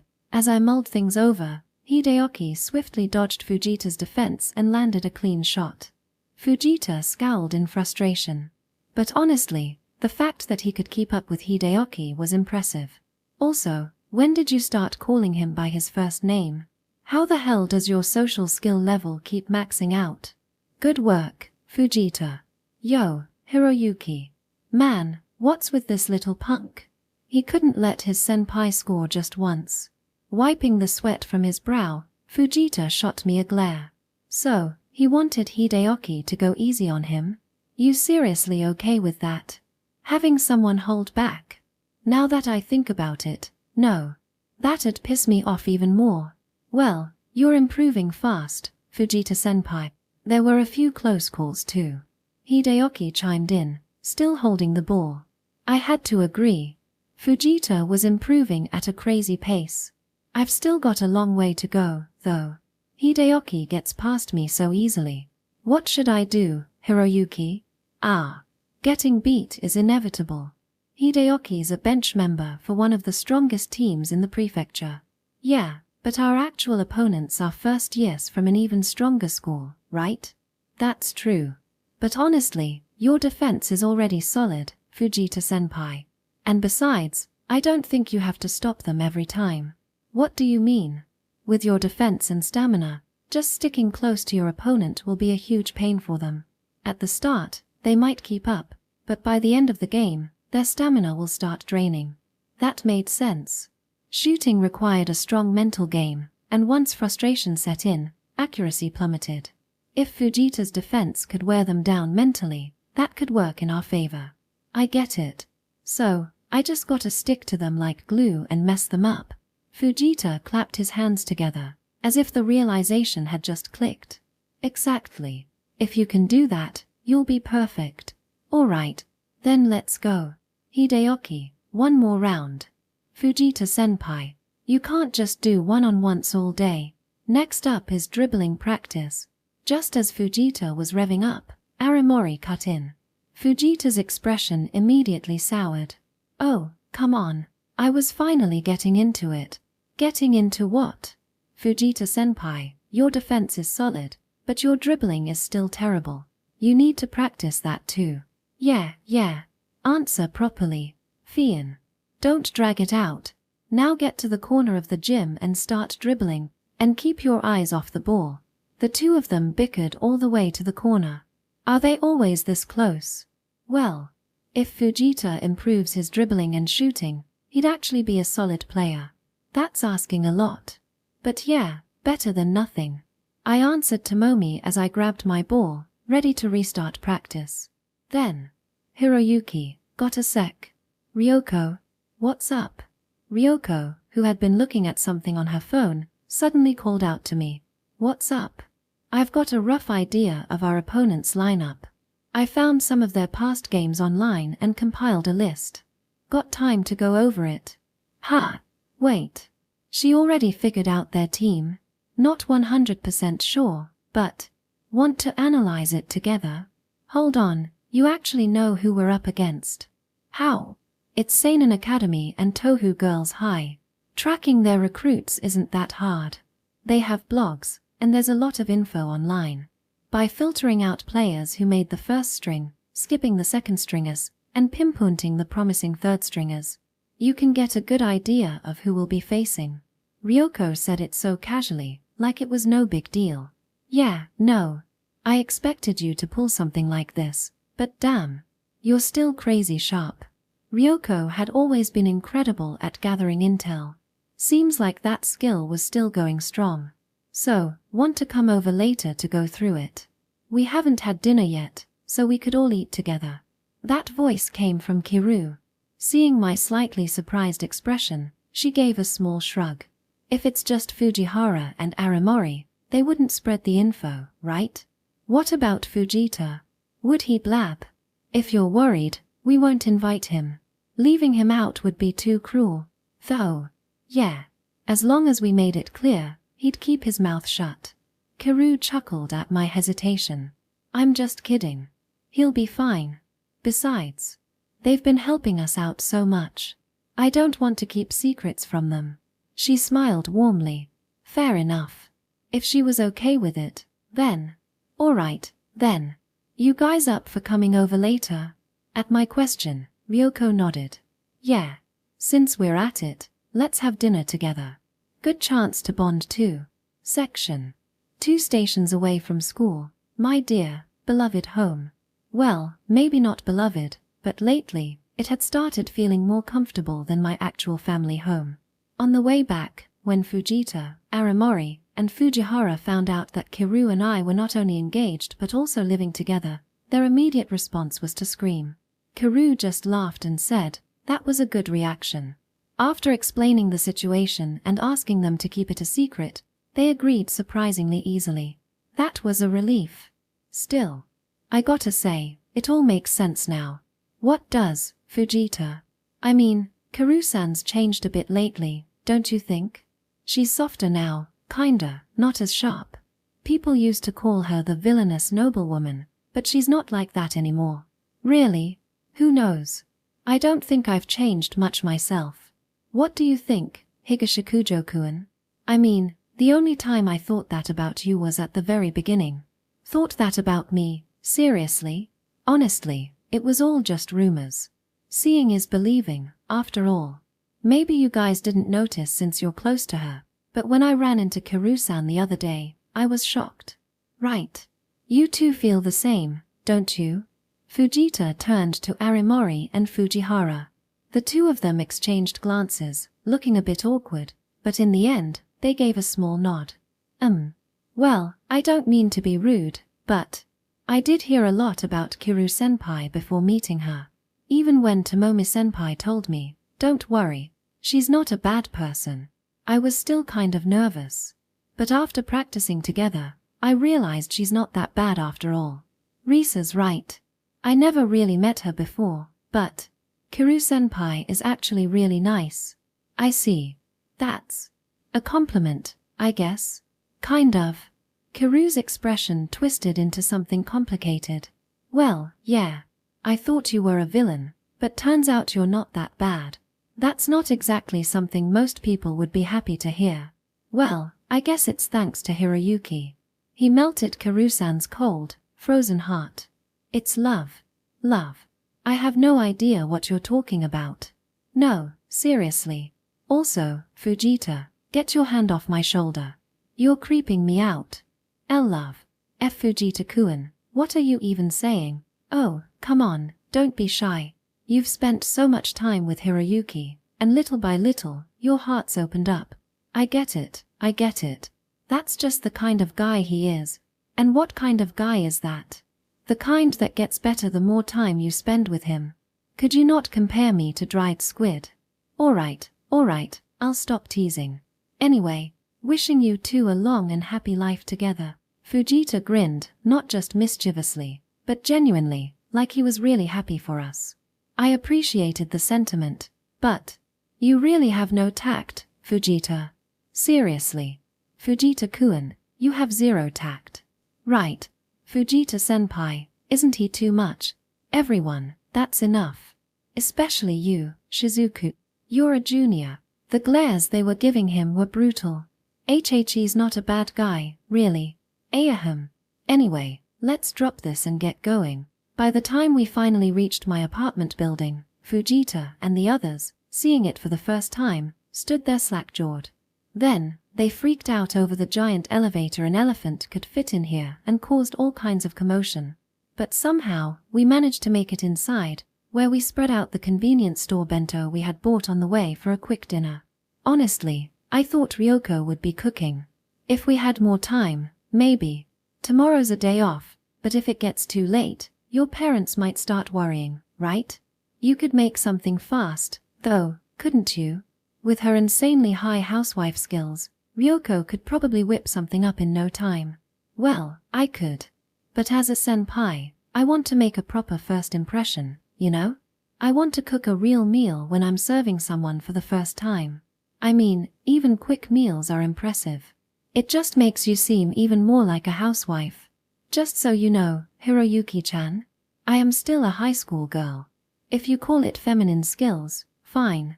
But housewife skills sounds a bit much. Ryoko puffed up her cheeks in a little pout. Hadn't thought of that. My bad.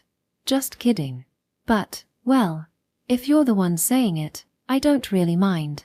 Having good housewife skills makes for a great wife, doesn't it? No comment. That's basically a comment. She giggled softly, looking incredibly cute as she did. You're cheating, Kiru-san. What?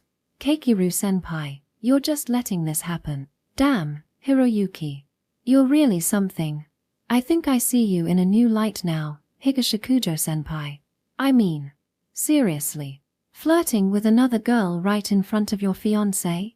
Isn't that just awful, Kiru-senpai? Why are you asking me? But still, you can't just let this slide. Right, Risa?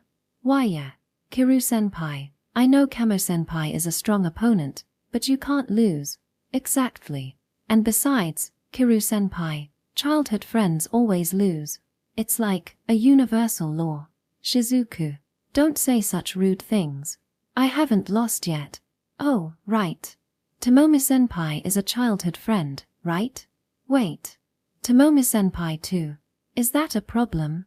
I mean, not really, but, don't you have kinda bad taste? Higashikujo-senpai? Why do I feel like the more they talk, the harsher their words are getting toward me?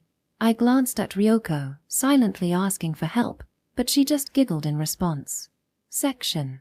After dinner, with our stomachs comfortably full, Ryoko began setting things up in the living room. What's that? It's a device that lets you stream videos from a video site onto the TV. They have stuff like that. Yep. The TV itself has to be compatible, though. Good thing your TV is. Well, it's not really my TV. More like a product of the Kiru family's wealth. Either way, it'll belong to you eventually, won't it? So does it really matter? At Kiru's words, Ryoko puffed out her cheeks. A fight. I tensed for a moment, but Ryoko quickly changed her expression to a wry smile. Fine. Let's just go with that for now, Kiru-san. It may not be just for now, though.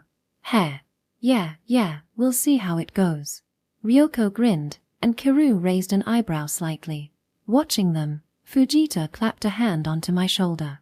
You've got it rough, don't you? Shut up. Don't say unnecessary things. Alright, all set. Let's start watching. I looked up footage from middle school games of the players who are likely to make the lineup. First up, this guy. Ryoko operated her phone, casting a video onto the TV. A tall guy appeared on the screen. A center, maybe. This is Kobayashi from Kitayama Nishi Middle School. He plays center. That's my matchup. He's tall, but kinda lanky, isn't he? Since this is middle school footage, he might have bulked up a little since then. But his playstyle doesn't rely on physicality. He's not the type to body up for rebounds. Instead, he uses his long limbs to snatch the ball smoothly. So, basically, the complete opposite of me. Pretty much. I'll send you the video link. Watch it again later. Got it. Alright, moving on. Next up. Wait. See, can I say something? What is it, Kiru-san? It's just. That explanation was way too brief. I thought we'd be watching more of his plays. I barely understood anything from just that. Kiru frowned slightly. Ryoko chuckled. Yeah, I should have explained better. But Hideoki can analyze this kind of stuff on his own. If matchups change, it'd be good for others to watch too. But, honestly, even Hiroyuki wouldn't be able to stop this guy, purely due to the height difference. So I figured we didn't need to dwell on him too much. Fair point. This guy was way taller than me. Got it. Sorry for interrupting. It's fine. Moving on. Let's cover the forwards next. This is Nakani, He's from a middle school in the neighboring prefecture and even played in nationals. He's a power forward, but he can shoot both inside and outside. Pretty versatile. So his Fujita's match up. Wait, what? I'm up against him? Also, since when am I a power forward? Fujita-senpai, I literally taught you about power forwards last time. Why haven't you remembered? Aramori scolded him while Fujita scratched his head. Come on, Aramori. Telling a basketball newbie you're a power forward now isn't gonna make them instantly understand the role. Wait, isn't this just impossible? Come on. Don't give up before you even try. You've gotten way better at defense, so at least try to hold your ground. Okay. But wow, you're really fired up. I worked hard teaching you. You have to win, Fujita-senpai, Aramori huffed, full of determination. Fujita, on the other hand, looked slightly overwhelmed. All right. Besides, this guy has a weak spot. He does. He fouled out in the finals of the Nationals qualifiers. He was being tightly marked on defense, got frustrated, and kept fouling. Wouldn't he be able to tell Fujita's a beginner, though? Just by watching him play? There are other ways to mess with him, Hiroyuki-chan. Ryoko smirked. You're scary, you know that. Hey, you want to win, right? We're up against stronger players, so we have to use every strategy we can. She beamed at me innocently. Next to me, Fujita shuddered. I always thought Kamo-san was like an angel, sweet and kind. She's a tactician. Out of all the childhood friends, she's probably the most scheming one. I can't keep up physically like Hiroyuki-chan or Tomomi-chan, so I use my brain instead. I see the power dynamics now. You're going through more than I thought, Hiroyuki. You don't say. This was just how things were with us. So, basically, Fujita's opponent is strong but has a short fuse. If we double-team him, we might be able to throw him off his game and get him out early. If he lost his temper fast enough, maybe we could make him foul out. As I was considering this, Ryoko's expression darkened. Ha! Something wrong? I'm just wondering if you can move that much, Hiroyuki-chan. Because I'm retired? Sure, my stamina wasn't what it used to be, but for one game, at least. No, that's not it. Ryoko cut me off, her voice firm. Hiroyuki-chan's opponent is Mizusuji-kun from Otamachi Middle School in Tokyo. Mizusuji from Otamachi? Who's that guy? I feel like I've heard of Otamachi Middle somewhere before. They were in the top 8 at last year's National Middle School tournament. Mizusuji-kun was their playmaker. He led Otamachi Middle, which was just a regular public school, all the way to the nationals and into the top 8. He's an incredibly strong player, both in terms of skill and mentality. Oh, I think I read about him in a magazine. Seriously? As expected of seinen. Wait, hold on a sec. A player that good is in a mixed-gender third-string team? Even if he couldn't make the first team, you'd think he'd at least be in the second team. Well, it's just a city tournament, after all. Plus, seinen has a solid lineup of guards. There's also a strategic element to it. Strategy. The second-year class, our current classmates, is considered a weak year for seinen, apparently. So rather than mixing in a talented player with them, they figured it wouldn't be that beneficial. Instead, they want the players who are likely to be regulars next year to gain more real game experience and refine their teamwork. When you play with seniors, you naturally hold back a bit. I see. That makes sense. Playing with classmates would probably let them play more freely and build better chemistry. Then again, for a rigid team like seinen, that approach could backfire. But they must have balanced the positions well enough to make it work. So, Hiroyuki-chan is probably going to have his hands full with this guy. It's unlikely he'll be able to cover for Fujita-kun too. I see. So, that means the burden on Fujita-kun will be pretty heavy, right? The burden on me? Top 8 at nationals. Sounds way too much for me. You think so? Personally, I feel like. A short pause. If it were peak Hiroyuki-chan, he wouldn't lose to this guy. If it were my peak. If you were at your best, I don't think you'd lose. You were the ace of our middle school team, after all. If that thing in your 3rd year hadn't happened, I bet you would have made it to nationals too. So, I'm counting on you to handle this matchup. In exchange, Fujita-kun, your job is to shut down Nakanisha-kun. Or better yet, why not beat him? Wait, he was the ace of a team that made it to nationals, right? No way, not happening. Fujita-senpai, what are you saying before we've even started? At this rate, we'll have to train your shooting too. The gym is open tomorrow morning, so we're doing early practice. 5 a.m. wake up. Spare me. Waking up early is even worse. As Arimori and Fujita started squabbling, Ryoko whispered, I'm counting on you. Alright, if I'm being counted on, I guess I'll give it a shot. Alright then, Ryoko. Let's talk about the girls' side now. Who's my matchup?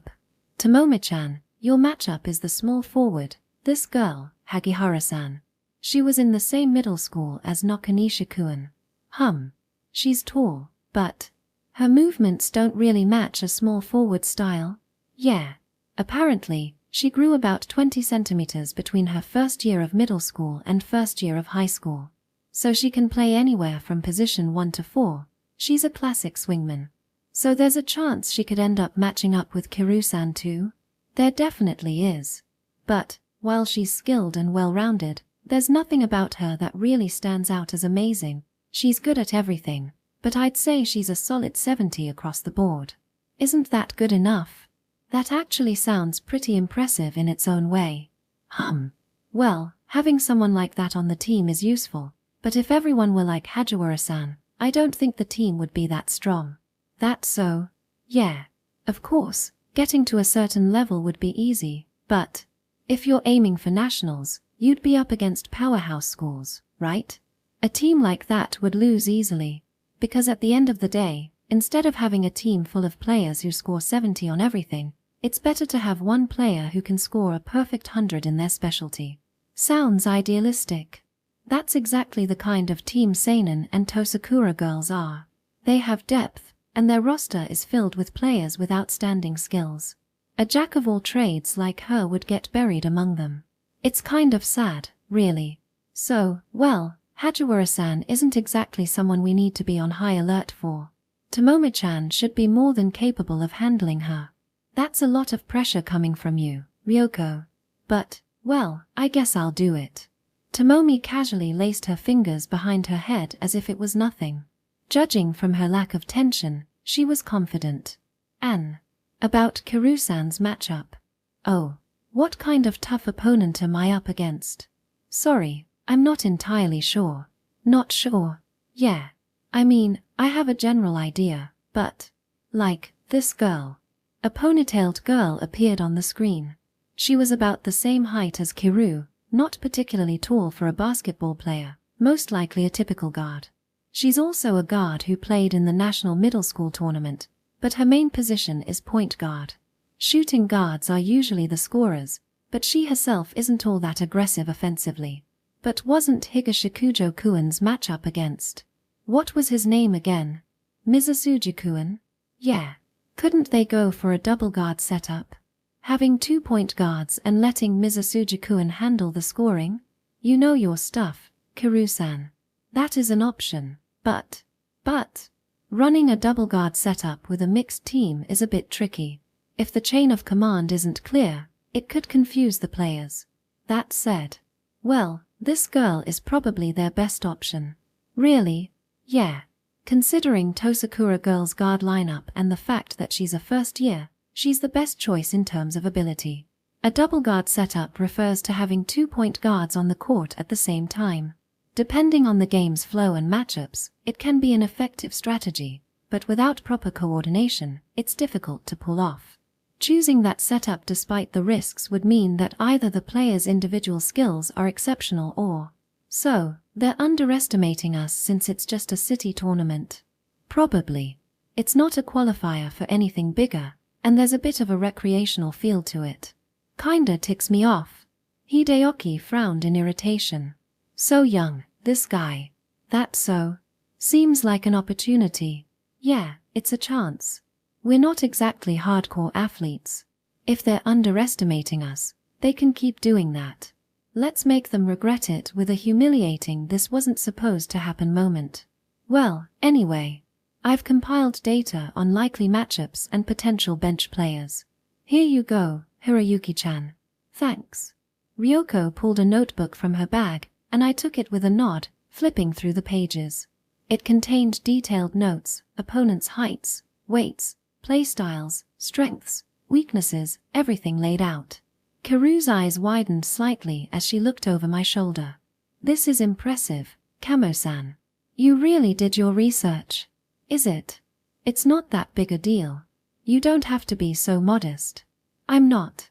I mean, this time, I just did a basic search. Both teams are well known, so finding info on them was easy. Middle school games get uploaded to video sites these days, so gathering data isn't hard. It's a great time to be alive. Honestly, perfect for an indoor type like me. Is that so? Kiru glanced at me. I simply nodded in response. I told you I had a winning strategy, didn't I? Ryoko's part of that. Kamo-san is. Ryoko's insane when it comes to managing a team. This time, she just used video sites, but back in middle school, she'd go out and personally scout opponents. That's serious. Right. No way other teams are going this far for a city tournament. Who else would analyze opponents and strategize for what's basically a recreational event? Like you said earlier, if they're gonna underestimate us, let them. That works in our favor. Winning is about doing what others won't. That's why we'll come out on top. Yeah. I feel like we can win. Kiru smiled as she said that. It's not we can win. We will win. Section. Ha! What's wrong, Higashikuju-kun? It was Saturday morning. Thanks to the generosity of the girls' basketball team, I had been allowed to use the gym in the mornings. When Kiru suggested, how about a little morning practice, the two of us headed to the school's gym. As we approached, the sound of a basketball bouncing echoed inside. Kiru also tilted her head slightly at the unexpected noise. Is someone practicing? It's only 8 o'clock. I thought we'd be the first ones here. Thinking that, I opened the gym door. With a creak, the poorly maintained door swung open, revealing a male student practicing his shots. Fujita. Fujita. Ha. Ha. Oh. Hiroyuki and Kiru-san. Morning. Ah, senpai. Good morning. Aramori, who had been retrieving the ball under the hoop, noticed us and bowed politely. I raised a hand in greeting and walked over to Fujita. He was drenched in sweat, evidence of an intense practice session. You're here early. Have you been at it for a while? Since 6 in the morning. So about 2 hours now. Oh. Even as we talked, the ball was passed his way. He caught it with ease and, with a shooting form so clean it was hard to believe he was a beginner, released the ball. It swished through the net without even grazing the rim. Whoa. That was amazing. Wow. Fujita-kun, you've really improved. Heh, you think so? Well, I've been practicing a lot. Fujita scratched the back of his head, looking a little embarrassed. No, seriously, this is shocking. How much have you been practicing? I'm honestly surprised. 200 shots in the morning before school. Then after practice, I shoot another 100 at the hoop near my house. 300 shots a day? Yeah, that'd do it. Wait, he has a hoop near his house. Lucky. Well, at first, he was a total mess, Aramori chimed in. His shooting form was just. Heh. Don't laugh, Aramori. You helped him with his practice too? He asked me. I have no clue how to fix my shooting form. Can you help me? So I recorded some videos on my phone. Wanna see? They're comedy gold. I was a total beginner. Cut me some slack. And delete that. That's an embarrassing part of my past. Oh, come on. How about I upload it to a site? It'll be a great memory. Why the hell would I want that humiliation out in public? What kind of sadistic idea is that? Even as they bickered, Fujita kept taking shots, smoothly receiving the ball and launching it toward the hoop. TCH missed. One more. Alright, this next one makes 200. Make sure you sink it. Got it. Left hand is just for support. Shoot. The ball bounced twice on the rim before rolling in, making the net sway. Yes. Nailed it. Okay. Next drill. You've got plenty of energy left, don't you? Of course. What's next? Crab. Crab sounds good, but let's do passing drills next. Not passing, though, receiving. Since Higashikuju-senpai is here, too. With how much you've improved, Fujita-senpai, you're definitely a solid asset now, right, Higashikuju-senpai? Yeah. With how he is now, as long as he gets the ball in the right position. If he's open, he should be able to make his shots. Though, since his matchup is a pretty tall power forward, things might get tough if he's tightly marked. The real problem is figuring out how to get open. Honestly, that's the tricky part. How to get open. Leave it to me. Wait, what? You have a way. Heh. Of course. A secret technique. Right, Aramori? Yep. Higashikuju-senpai, you're gonna be shocked. The two of them exchanged knowing smirks. What's going on here? Oh, I know. Since we have the chance, Kiru-senpai, could you mark him? Me? Yeah. Please try going up against the secret technique that Fujita-senpai and I came up with. At Aramori's suggestion, Kiru glanced over at me, as if gauging my reaction. Could you do it, Kiru? I don't mind, but it's a secret technique, right? Certain kill is literally in the name. Am I gonna be okay? Specifically, in terms of my safety, Fujita, it's fine. I'd never hurt a girl. You did hurt my feelings, though, Fujita-senpai. Calling me big. Now that you mention it, you called me a villainous noblewoman too. I deeply regret that. I sincerely apologize. Fujita bowed his head under the sharp glares of both girls. Well, I mean, yeah, he's got no tact, but he's not a bad guy. Oh well.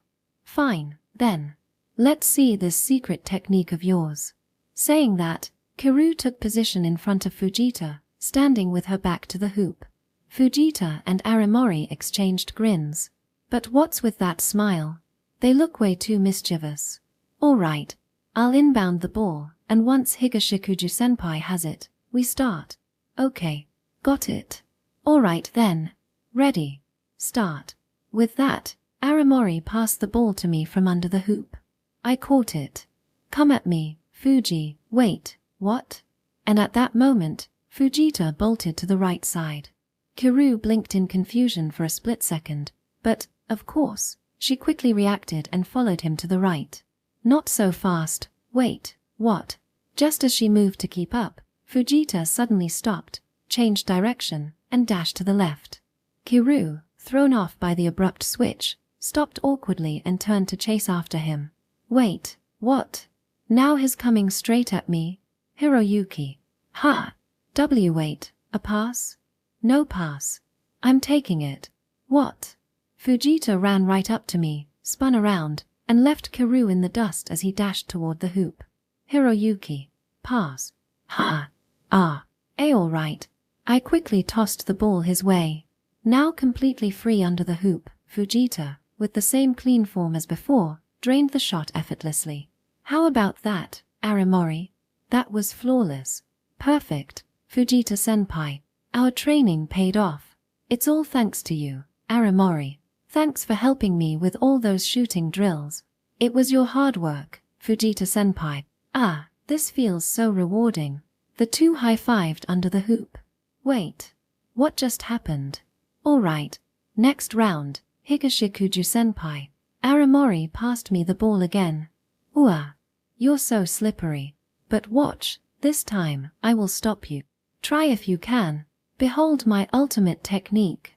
Operation. The dog joyfully dashes around the yard. That's the worst naming sense I've ever heard. Couldn't you come up with something better? Kiru's scream echoed throughout the gym. Section. 10 minutes later. Ha. Kiru sat down on the free throw line, legs folded underneath her, breathing heavily. In contrast, Fujita stood with his hands on his hips, completely unfazed. What was that? Why you just kept darting around non-stop? Don't talk, Kiru. Here, Drink some water. Ah. Thanks, Higashikuju-kun. Kiru took the bottle I handed her and gulped it down in one go. Finally catching her breath, she cast a resentful glare at Fujita. You don't look tired at all, do you, Fujita-kun? This much is nothing. Exactly. Fujita-senpai is a stamina monster. That's true. Kiru runs a lot too, but Fujita's movement was on another level. And yet, he wasn't even winded. I see. This might actually be a solid strategy. Right. I mean, I always thought it was a waste not to use my stamina. My shooting was awful, so I wasn't much help before. But now that I can actually make my shots, there's no reason not to use this. Aramori puffed out her chest proudly. She had a point. It's fundamental, really, basketball-wise. Well, not just in basketball. Any sport where you receive passes relies on shaking off defenders to get open. It's just that, in a competitive match, that's easier said than done. But with Fujita's stamina, this strategy could work. Actually, this guy might be an unexpected hidden gem. That said, with 10 players on the court, I wonder how effective it'll be. But then again, you've realized it too? It might not be as effective in a tighter court setting. But even so, if Fujita-senpai runs around freely, it'll throw off the opposing defense. Yeah, especially in a mixed team setting. Fujita's matchup was someone with a short temper. If forced into a frustrating situation, he'd probably snap.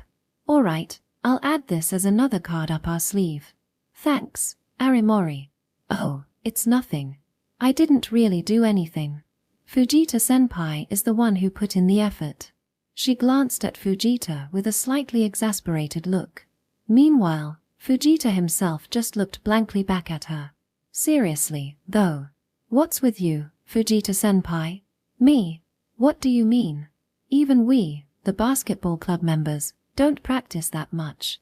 And yet, you're doing morning practice and extra drills after regular practice. That's overkill. Really? But I'm not even tired. That's not the point. Didn't you have other things you wanted to do? But all you've been doing is basketball. Basketball. What is it? Are you actually starting to enjoy it? Well, yeah. I mean, I still want to hit the arcade sometimes. But, you know, shooting practice is actually kinda fun. The basic drills. Not so much. Well, whatever. Aramori pouted, dribbling the ball absent-mindedly against the floor. What? Do you have a problem with me practicing? Not exactly. It's not that I mind, but...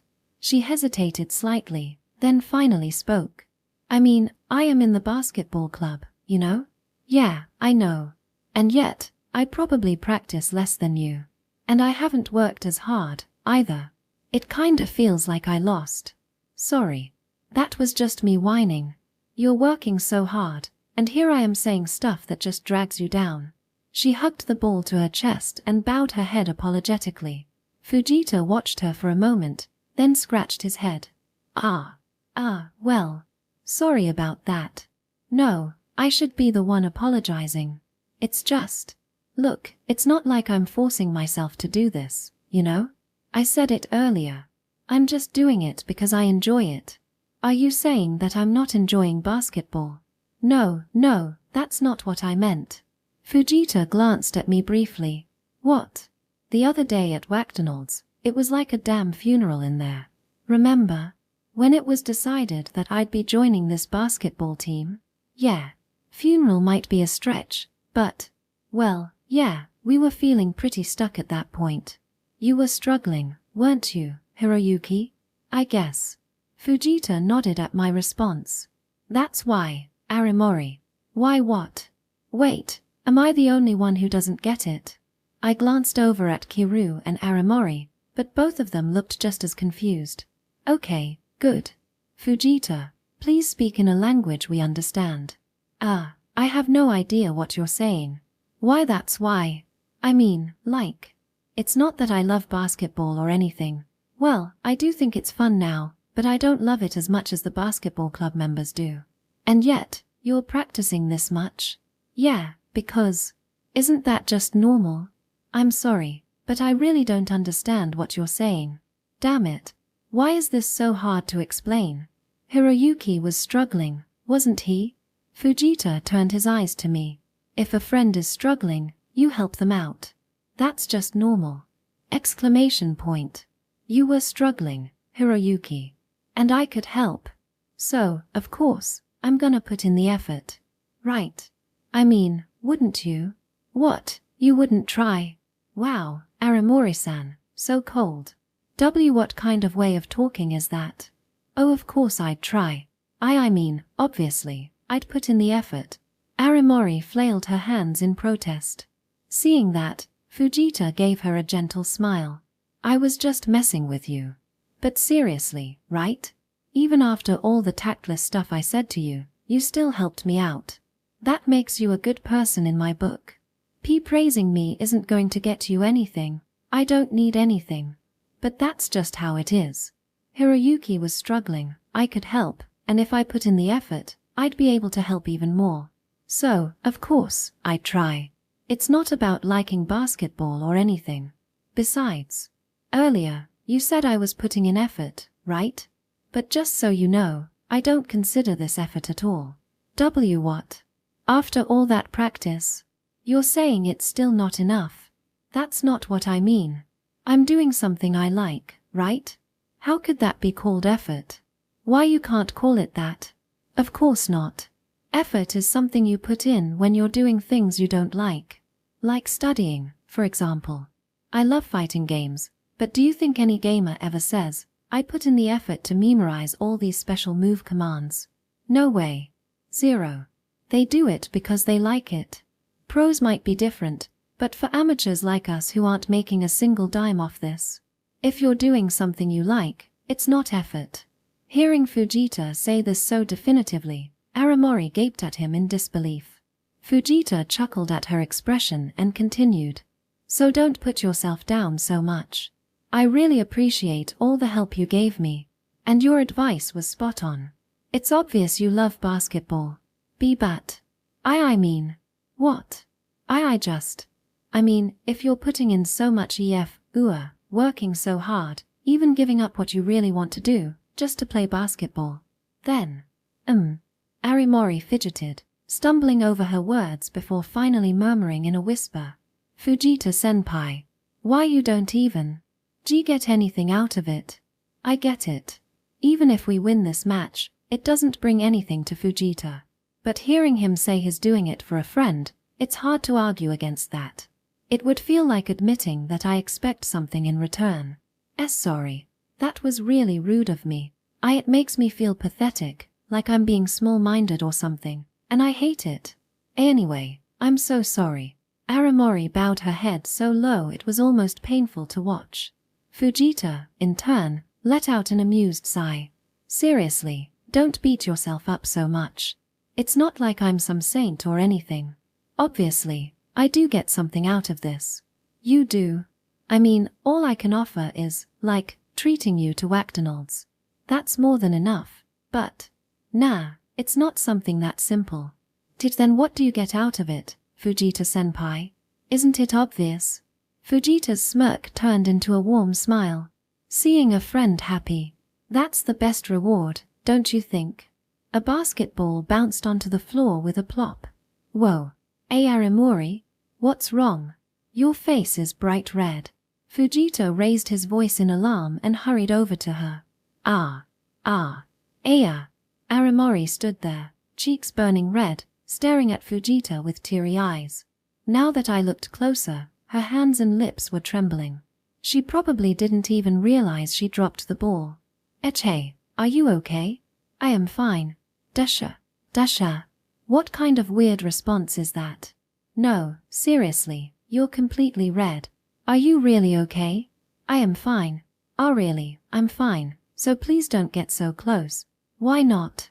Your face is completely red. The nurse's office. Wait, it's not open. Should we go to a hospital? No, I'm fine.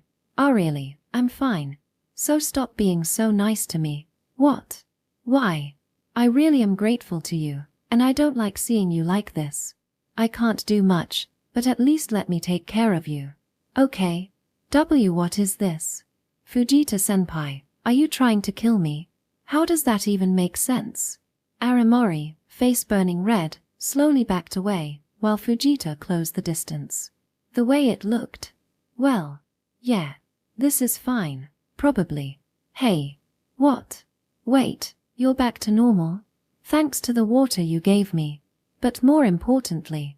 Saying that, Kiru touched her cheek slightly, her face tinged with warmth. For the first time in my life, I think I just witnessed the exact moment someone fell in love. And, wow, this is incredibly heart-flattering. Is that so? Well, you do love romance novels. Not that I could blame her. This is also the first time I've ever seen someone fall for someone so spectacularly. Interlude 2, or perhaps, Kawakita Mizuho and her 2 closest friends. As I flipped through the cookbook my mum bought for me, overflowing with love. Get yourself a boyfriend with these foolproof recipes. The Ultimate Cooking Guide, Climbing the Ranks edition. Apparently, it's the 2nd book in the series. A knock came at the hospital room door. Come in. Yo, Mizuho. We're here, Mizuho. Shizuku, Risa. Welcome. The ones who entered were Shizuku and Risa. I sat up in bed to greet them. What are you reading? Oh, that book from the other day? Risa glanced at my book, then immediately made a complicated expression. Ah, yeah, I figured.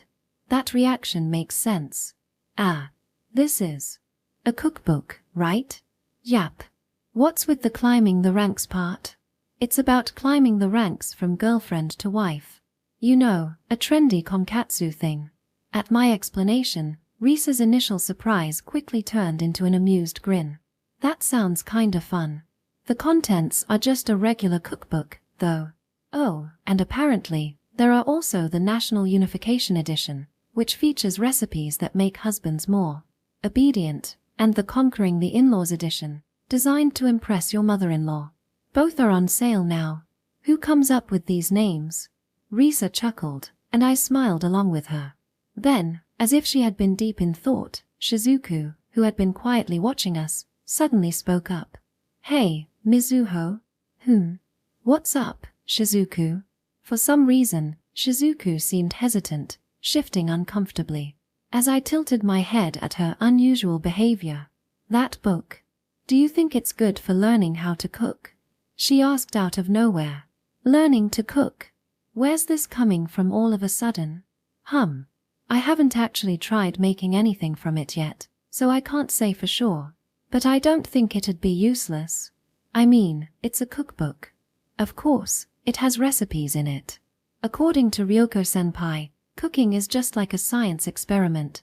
As long as you use the right ingredients, in the right amounts, for the right amount of time, you won't mess it up. So, as long as you follow the recipes, it should turn out fine. But more importantly, seriously, though, what's going on? Shizuku, you've never been interested in cooking before, right? Not that I have much room to talk, but Shizuku is just as much of a basketball nut as I am. My suspicious stare made her let out a small lure, before she averted her eyes. Suspicious? What? Is it a secret? IIT's not a secret, but it's just embarrassing. Embarrassing? Come on, we've been friends since middle school. What could possibly be embarrassing at this point? Wait. Cooking? Could it be she wants to cook for someone? Shizuku, don't tell me. You've got a crush on someone? She didn't answer. But she didn't need to. Her face, blushing all the way to her ears as she lowered her gaze, spoke louder than any words ever could. Wait, what? Who? Is it someone I know? Risa, do you know? Who is it? Stop it, Mizuho. It's really embarrassing. Oh, what's this? Are you guys dating? And no, we're not. IIT's just. You are. A one-sided crush. With her face burning red, Shizuku quickly turned away. Oh my god, she's adorable. Whoa. Risa, Shizuku's making a totally girly face right now. Yeah. It's kinda creepy, right? I mean, we're talking about Shizuku, the definition of rough and unrefined. Rude, Risa. You'll understand soon enough, Mizuho. Imagine hearing Fujita-senpai non-stop at school, at practice, and even getting phone calls about him at home. It's honestly exhausting. She was smiling, but why does it feel like there's a vein popping out on her forehead? Must have been rough, huh, Risa? Anyway, so Shizuku likes someone, right? Is it this Fujita-senpai? Why yeah. Huh. What's he like? Good looking? Tall? A stamina monster? What? Like? He's just a pure bundle of stamina. As for his face, well, I don't dislike it. I see. And didn't you used to say, if he's not at least 185 centimeters, it's impossible. So, how tall is he? 5. 175 centimeters. WHT? Shizuku, that's only a 5-centimeter difference. Didn't you once say, I refuse to date a guy who becomes shorter than me when I wear heels? I did say that, but so what happened? What changed? It's clearly not his face, so what made you change your entire stance? I might be a self-proclaimed basketball nut, but at the end of the day, I'm still a high school girl. And when it comes to my best friend's unexpected love life, I am interested. Come on, Shizuku. You might as well spill now, right? Just tell Mizuho. And Mizuho, you better help this girl with her love troubles. I'm done. I'm so done. The way you're saying that is making me not want to hear it anymore. That said, I was curious. Who on earth was the guy that made Shizuku, of all people, look like this? His name is Fujita-senpai. Okay. His face is, well, just normal, and he's not that tall, but how do I put it? He's just really kind. That's vague. What exactly did he do? Like, carry your bags or something? What? Mizuho, I think you're way underestimating me. I'm not gonna fall for someone just because they carried my bags. I have been treated like a girl before, you know. Shizuku puffed out her cheeks indignantly. Alright, my bad. Then what is it? It's not like he did anything for me, personally. It's just, how do I put this? He's someone who works really hard. But not for himself, he works hard for others. Even if no one recognizes his efforts, he doesn't care. He keeps going, just to make someone smile. And, you know, that was just incredibly cool. Oh wow. You're totally in love, aren't you? Mizuho, I have to agree. So much for he has to be tall. Well, yeah. I guess I was still kind of a kid back then. Height doesn't measure how big a person is, it's about their character. Shizuku said this with a small, sheepish smile, but also with a sense of quiet pride. Oh, wow. The same Shizuku who used to be obsessed with height was saying this. So, this Fujita-senpai, he's really that big-hearted of a guy. Risa, you've met him before, right? Yeah, but I wouldn't exactly call him big-hearted. He seems like a nice guy, but he's more of a goofball. Yeah, that's true. He is kind of a goofball. Shizuku laughed a little as she said it. Right. Wait, you're not mad. About what? I mean, isn't it kinda weird? The guy you like is being called a goofball. It didn't sound like the most flattering description. But Shizuku just smiled knowingly. I don't really mind. Like I said before, what other people think of him, whether they rate him highly or not, doesn't change his worth. He's incredibly kind, but he doesn't show it. He works so hard for others, but he never boasts about it. Instead, he just laughs and cracks jokes all the time. So yeah, sometimes he does come across as a goofball. But you know, Fujita-senpai is the kind of person who'll still keep moving for others, no matter what. He might seem like he's getting the short end of the stick, but he never thinks that way. He never shows that side. He just keeps smiling, keeps laughing. And, I don't know. I just think that's really cool. She said this with a soft smile. That's why I want to be someone important to him. Because I know he'd cherish me. And that. She smiled even brighter. That just seems like the happiest thing in the world. Shizuku, of all people, saying something like that. I don't get it. I just don't get it. Section. After teasing Shizuku mercilessly for her completely love-struck expression, Risa and I got scolded by a nurse for being too loud, and then, after some time, "So, Mizuho, when are you getting discharged? I mean, you've been hospitalized for, 2 weeks. Is everything okay? Do you even need to be in the hospital this long for a ligament tear?" Shizuku's question was only natural, but I couldn't help furrowing my brows slightly. "Yeah, I'm fine, actually. Generally, a ligament injury only requires about a week of hospitalization. My rehab was going well, and I could be discharged any day now. In fact, if I'm being honest, I could have left already. Both my parents work, you know? They figured if I couldn't live on my own, I might as well stay here." "Oh, that's kind of sad." "Right. My mom even worked overtime just to take a long leave from work, and when she finally told me, 'Now I can move you out of that expensive private room,' she sounded way happier than when she first heard about my injury. Needless to say, that moment officially shattered any lingering trust one had in parental love. Anyway, I should be discharged soon. And since I got injured during practice, the school's treating it as an excused absence. Though, I'd still have to take remedial classes.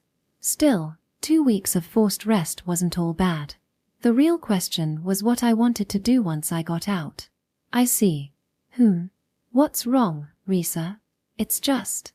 So, Mizuho, what about the basketball team?" Risa hesitated, choosing her words carefully. Seeing that, I let out a small chuckle. "I'm quitting." The words slipped out surprisingly easily. I mean, let's be real. I'm tiny. No matter how hard I try, I'll never be an incredible player like my brother. Even if this injury hadn't happened, I probably would have quit somewhere down the line. My brother was a phenomenal player. There was no denying that. He might not make it to the NBA, but he could keep playing in college, join a corporate team, and if things went well, maybe even go pro. At best, I could have played through college. Maybe I'll join some kind of mom's basketball league later, if something like that even exists. But I think this is where I stop playing seriously. I might as well start learning how to cook and treat Hiroyuki-senpai to a meal. He's already been through the whole process of quitting basketball, right? Maybe he could even give me some tips on how to deal with it. Though, to be honest, I hadn't seen Hiroyuki-senpai since that day. I know I was in the wrong for what I said, but still, wasn't he being a little too cold about it? "So that's it. You're quitting basketball." "Sorry, Risa." "No, it's okay. If that's your decision, I'll respect it." She smiled, though there was a hint of sadness in her expression.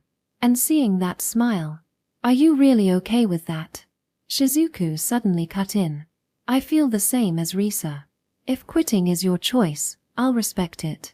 And it's not like our friendship is going to end just because you stop playing basketball. Thanks. But seriously, you won't regret it." "Well, Shizuku, that's too much. Mizuho, you don't have to." "I will, I'm sure. There's no doubt I'll regret it. But so what? What else am I supposed to do? I love basketball, but I'm not that good at it. I'm not as tall as you, Shizuku. Even if I go through rehab, can I really make it back onto the court? It's not that easy. All I've ever had was hard work, and now that's been taken from me. So tell me, what am I supposed to do? If God really did exist, I wanted to punch them in the face. Hard work was all I had. Effort was the only thing I could rely on. So why was that being taken away from me? Why me? Anyone else would have been fine. Someone more talented, someone who didn't have to worry about injuries, someone who could actually go pro. Why did it have to be me? As I sat there, drowning in my own self-pity, Shizuku let out a small sigh.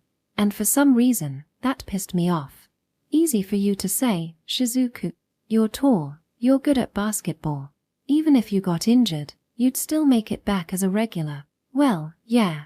I fractured my meniscus when I was a kid, but I recovered quickly and got my spot back.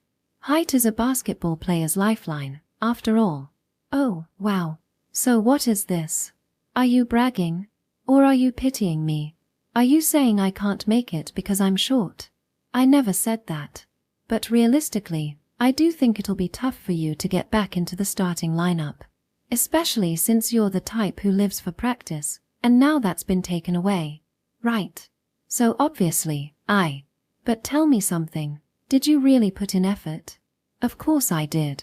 I worked hard. What? Are you saying my effort wasn't enough? That I should have pushed even harder just to maybe get a spot? No, that's not it. It's just, this is something someone I like once told me. She met my gaze and said, people who are doing what they love don't call it effort. Exclamation point. I know you worked hard. I saw you. And I was inspired by you more times than I can count. I'm grateful for that. But when I heard that, I realized something. Sure, practice was tough. It was exhausting. But when I was playing basketball, I was happy. What about you, Mizuho? You love basketball, don't you? Didn't you have fun? This is selfish of me, but I love playing basketball with you. When your tricky passes connect, when I score off them, that mischievous little grin you always get. I love that. If I could, I'd keep playing with you forever. But I know how hard rehab is. I know it's not my place to force you. So all I'll say is this. Don't make a choice you'll regret. So you think I shouldn't quit? I don't know. But if you're still unsure, give it a little more time. Time? I frowned, but Shizuku simply nodded. Let's go watch the city tournament together next week. And then, you can decide. She smiled as she said it. Section. Audiobook by Masquerade at Masquerade Audiobooks. Chapter 6, The Romance G. Wait, no, this is a romcom god. Looking forward to today, Higashikujukuan. Likewise, Amamiya-senpai. N. Though I'm a bit late in saying this, thank you for providing us with a place to practice.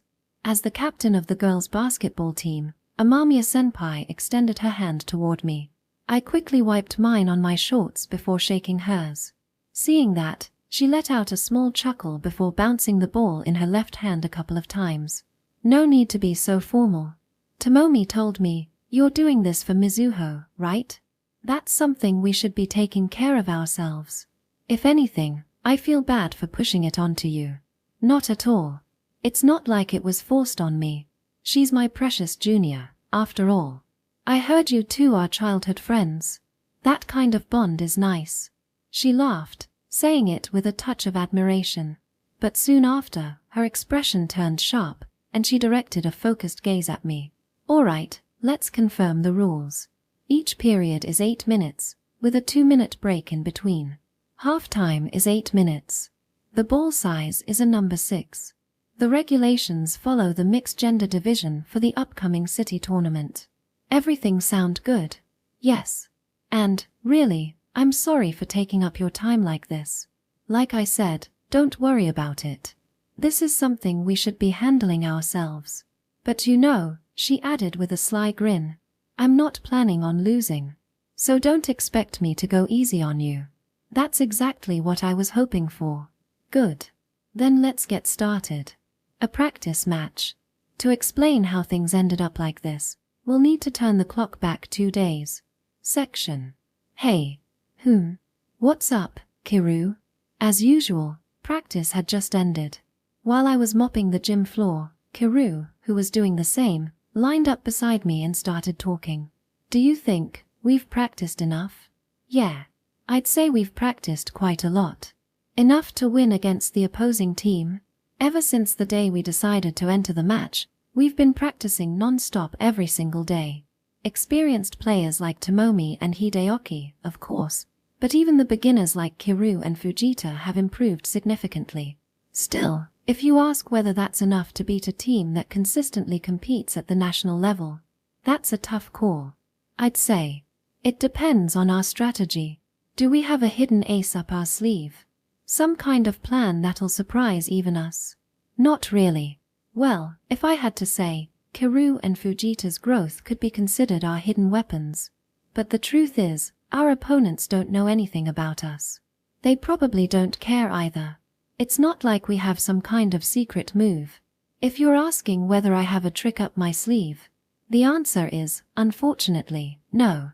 But why ask now? I'm just a little nervous. I've been giving it my all, never slacking off. But I have no real way to measure how much I've improved.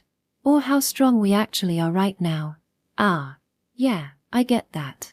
We've been training hard, but due to the number of people we haven't been able to do full-scale practice matches. For those of us with experience, we have a rough idea of how things should go, so we're not too worried. But, wait, are you nervous? Is that a problem? Kiru turned away with a slight pout. No, it's not a problem. Not at all. It's just a little surprising. I didn't think you were the type to get nervous. What do you even know about me? Come to think of it, not much. Maybe all I really knew about Kiru was that she's surprisingly a good person. My assumption that Kiru doesn't get nervous was just based on a shallow impression, probably because she's so athletic. But you know, now that you mention it, you're right. I've never really felt nervous before exams or during piano or violin competitions. Then let me ask, why? Isn't it normal to feel nervous? I wouldn't know. But I think nervousness comes from thinking about getting a good result, doesn't it? So, piano and violin are different. I've never cared about achieving good results. I've always focused on giving my all. If I do that, then the results will follow naturally. That's a bit extreme, don't you think? Is it? If anything, I've always believed that nervousness leads to panic, and panic leads to mistakes. So I decided not to be nervous. She glanced at me. Do you want to win, Higashikuju-kun? Of course. I don't know what will happen if we win. But if I can't even win a match, what right do I have to say anything to Mizuho? If someone like me, who slacked off for 2 years, can't even beat a top team, then I wouldn't have any ground to stand on. Up until now, I've always worked hard for myself. So even if I didn't get the results I wanted, I could still accept it. I'd tell myself, this is my current level. She locked eyes with me. But this time, it's different. I want to win, Higashikuju-kun. I want to fight for victory, for you. Kiru smiled, a stunningly beautiful smile. Thanks. This is embarrassing. No, I'm really happy. I am. But still. Being around you always teaches me something new. Doing something for someone else. It makes me nervous. And at the same time, it's so exciting. Okay, seriously, stop. This is getting too embarrassing. Too bad. She stuck her tongue out playfully. Hey, hold on. You're actually really cute when you do that. I'll repay this favor someday. It's not like I did it expecting anything in return. Still, it wouldn't sit right with me if I didn't. Is that so? Then I'll take you up on that offer and think of something. Just don't make it expensive. I'm a broke student. I wouldn't ask for something money can buy. A short pause. Besides, I already have money. Well, technically, my family does. You suddenly sound like a villainous noblewoman. Idiot. That's not what I meant. Since you're offering to do something for me, I'd rather it be something money can't buy. Don't worry, it won't be anything too difficult or dangerous. She smiled again. Got it. But yeah, you're right. We need to address your concerns, Kiru. We've practiced a lot, but our lack of real match experience is a serious issue. We need to find a way to fix that. At the very least, we should have a practice game to confirm our teamwork. What's wrong, Hiroyuki? You look deep in thought. Tomomi, I was just thinking, yeah, we've practiced, but we haven't had any real matches. Ah, true. That could be a problem. But yeah, you're right.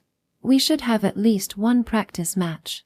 Tomomi's gaze drifted upward, deep in thought. Tomorrow, we have that thing. But, after a brief pause, she looked back at me, slightly uncertain. I don't know how it'll go, but... Want me to ask? Ask who? The girls' team captain, Amamiya-san. She's also worried about Mizuho, so she might be willing to help us out. Would that be okay?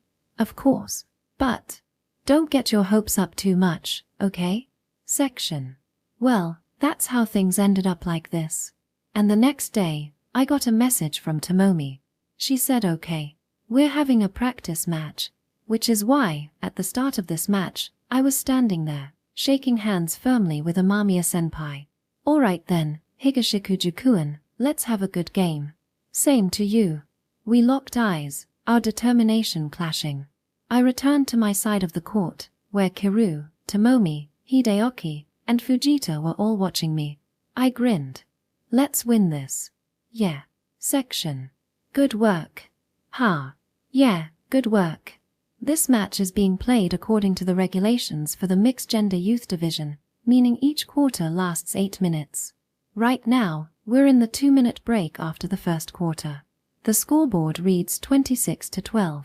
See? We've gotten better, haven't we? Our mixed team was in the lead. Kiru, staring at the scoreboard in mild surprise, turned to look at me. Are we actually strong? To have this kind of score against the girls' basketball team. Strong, huh? Well, I kind of expected this outcome. It's not just basketball, sports in general tend to have a noticeable gap between male and female players. Tennis, volleyball, baseball, soccer. In most cases, guys have a physical advantage. In our case, Hideyoki is playing center, and even compared to Aramori, one of the taller girls, there's a height difference of over 10 centimeters. Of course, he dominates under the basket. Plus, Tomomi is on our team, and Mizuho isn't here. With 2 of their regulars missing, it was bound to be tough for them. On top of that, we've got Tomomi, the ace of the girls' basketball team, Hideyoki, who plays bench for the prestigious Seijo team, and, well, I might not look it, but I was once a national selection candidate. 3 out of 5 of us have experience, 2 of whom are still actively playing at a high level, and 1 was once considered for national competition. If we lost, it would honestly be kind of embarrassing. We've also got solid teamwork. You and Fujita are playing well too. That 3-pointer earlier. Nice shot. Out of our 26 points, 10 were from Kiru, and 8 from Fujita. Even considering that we've been deliberately passing to them more for match experience, that's still an impressive stat.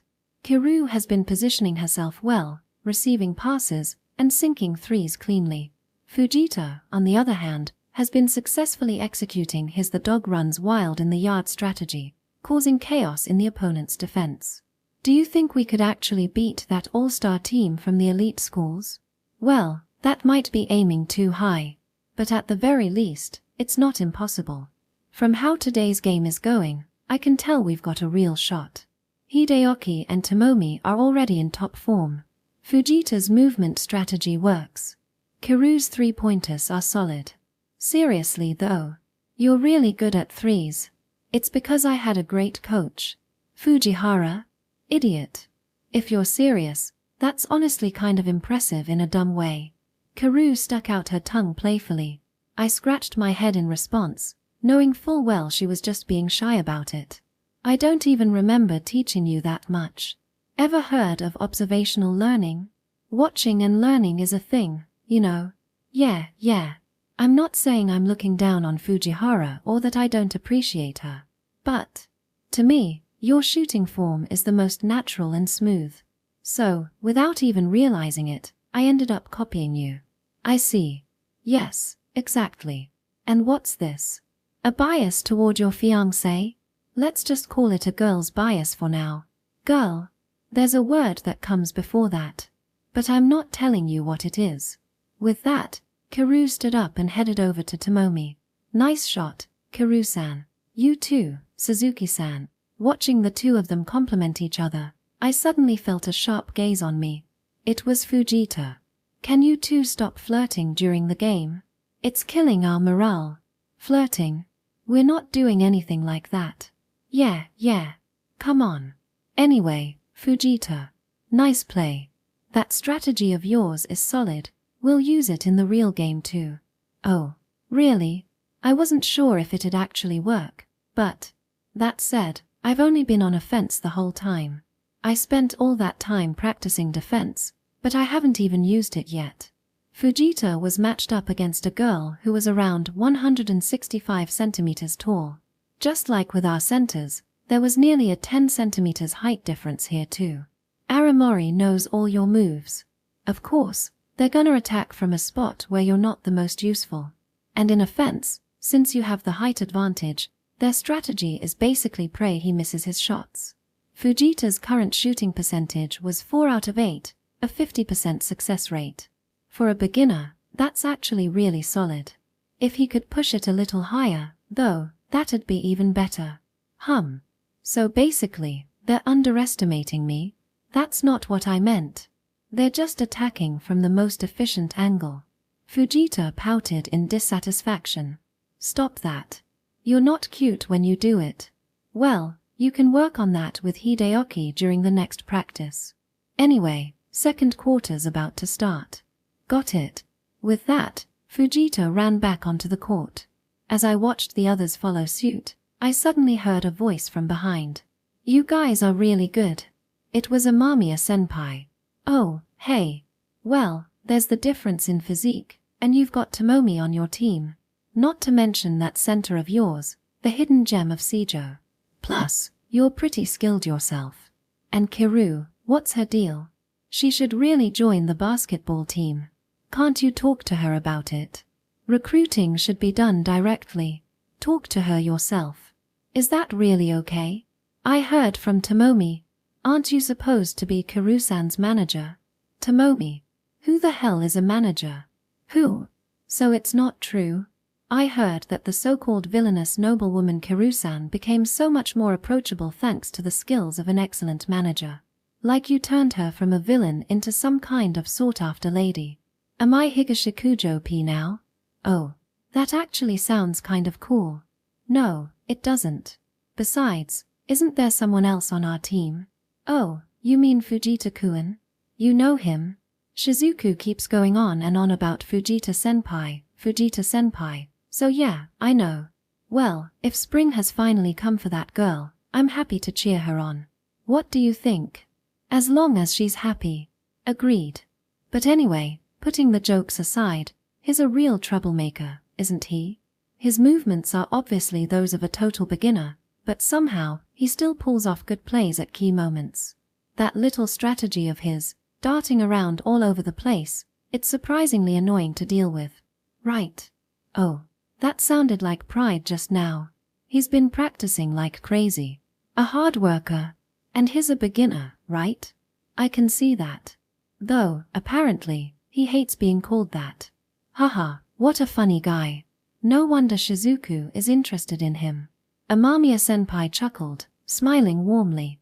Well, since Shizuku's the one who raised such a troublesome kid, I suppose she should take responsibility for him herself. What? Arimori? Alright, Fujita-senpai, you're up against me now. Wait, what? And with that, a substitution. Amamiya-senpai grinned, clearly enjoying this. A player switch, huh? Technically, it's just a position change. Tomomi told me, you guys want to beat the Seinen and Tsukura combined team, right? Well, yeah. If we're gonna do this, we're not planning on losing. That's the spirit. So, after playing the first quarter, I realized something. There's no way we can beat you guys in a straight match. Which is why. Her grin widened. We're throwing away the idea of winning and focusing on being your training partners instead. I see. That's actually really helpful. But are you sure about this? Of course not. It pisses me off. But it is what it is. The difference in skill was obvious from the start, so I expected this. That's why we're switching to a more tactical approach. Tactical? Yeah. More like, even weaker teams can put up a fight if they play smart. Something like that. With that, Amamiya-senpai smiled and turned back toward the court. Alright then, let's restart the match. Hiroyuki-san, if Amamiya-senpai is saying that, does that mean she's got some kind of strategy? Who knows? Honestly, I've never seen the girls' basketball team practice or play a match, so I have no idea what they might pull out. So, we're just gonna have to figure it out as we go, right? Pretty much. Just don't let your guard down. I patted Hideaki on the shoulder and got into position. The second quarter began with the opposing team's possession. The ball was passed to Fujiwara, matched up against Kiru. Come at me. All right. Fujiwara took a step to the right, faking a move, but Kiru wasn't fooled. She stayed in position, keeping the gap tight, and when Fujiwara took a shot from beyond the arc, the ball hit the rim twice, bouncing, then finally dropped into the net. TCH. Don't mind it. 3-pointers happen. The important thing is you didn't let her break through. Still frustrating. Such a sore loser. Alright then, pay her back on offense. I passed the ball to Kiru, who nodded and turned toward the opponent's goal. What? You're not getting through. Fujiwara was already in front of her. Arms spread wide, blocking her path, standing firm. Kiru's face twisted in confusion. Full court press. Basketball defense is usually played in the half court, meaning defenders don't apply pressure until the opponent crosses into their territory. That allows for a relatively relaxed ball movement up to that point. But a full court press is a strategy where defense starts the moment the opposing team gains possession. If broken through, it can be a disaster. It also eats up a lot of stamina. It's not something typically used outside of key moments in a game. This is bad. I never taught Kiru how to handle this. I had explained it in theory, but we never actually practiced countering it. I moved to go help her, but just as I did, someone stepped in front of me. Amamiya-senpai. I'm not letting you make things easy for Kiru-san. You're not getting through here. TCH. Tomomi told me. Kiru-san is a hard worker, right? And why bring that up now?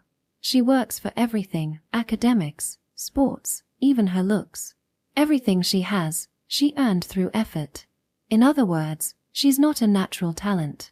Are you mocking her? Not at all. I respect her for it. And, honestly, it's a little reassuring. Question mark. It means she's human. That she struggles, too. She smiled knowingly. But, if she's not a natural, that means she won't be able to react to something she's never faced before. And since you're panicking enough to try and rush in to help, this must be a real problem for her, right? TCH. Yep, that's the face I wanted to see. You really have a terrible personality. I get that a lot. Oh, look. It's about to be settled. Tomomi, seeing that I wasn't coming to help, rushed over to support Kiru. But under pressure, Kiru's pass was slightly off. Fujiwara easily intercepted it, darted straight under the hoop, and scored a clean layup. Nice shot, Risa. Yes. Fujiwara beamed with pride, while Kiru, frustration written all over her face, lowered her head and walked toward me. I'm sorry. No, that was my mistake. But... Kiru looked completely dejected. I let out a small chuckle. One mistake doesn't matter. Don't let it get to you. It's fine. I'll back you up next time. I lightly patted her head. Kiru's eyes widened slightly in surprise before her face flushed red. She glared at me with an embarrassed pout. That's sexual harassment, you know? You're feeling well enough to joke around. Yeah, thanks. But that was pretty tough to deal with. Yeah, well, but it's not like they can keep that up forever. Really, it's a battle of endurance. Alright, let's go again. I passed the ball to Kiru once more. Just like before, Fujiwara immediately ran up to mark her. The same trick won't work twice. Wait, what? Kiru's surprised voice echoed through the court. Right.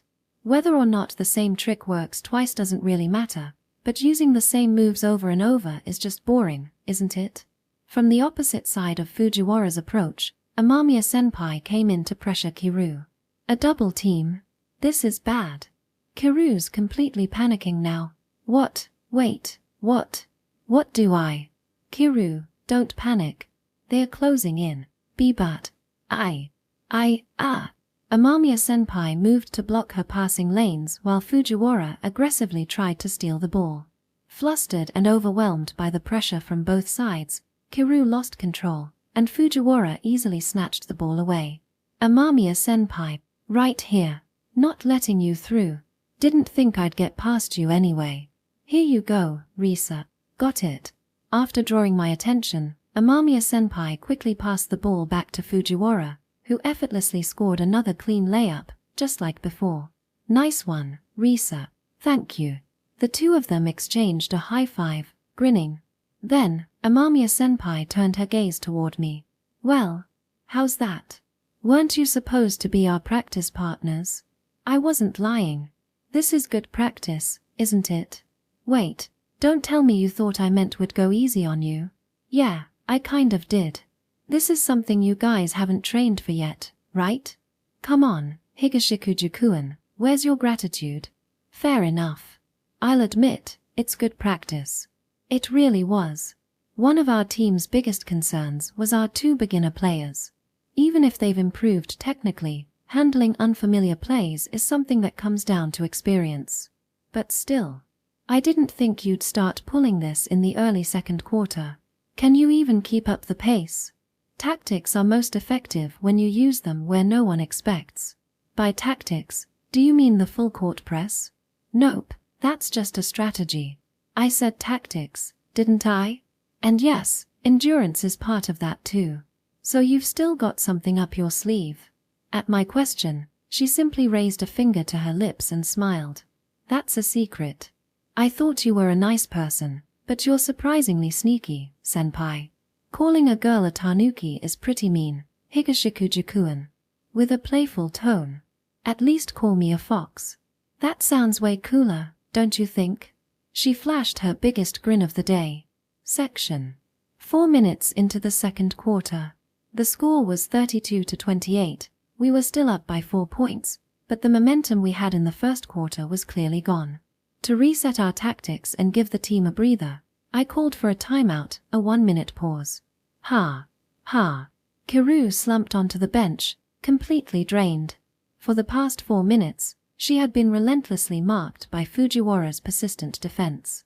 Exhausted both physically and mentally from the pressure of not being able to play as she wanted, this was the first time I had ever seen her this worn out.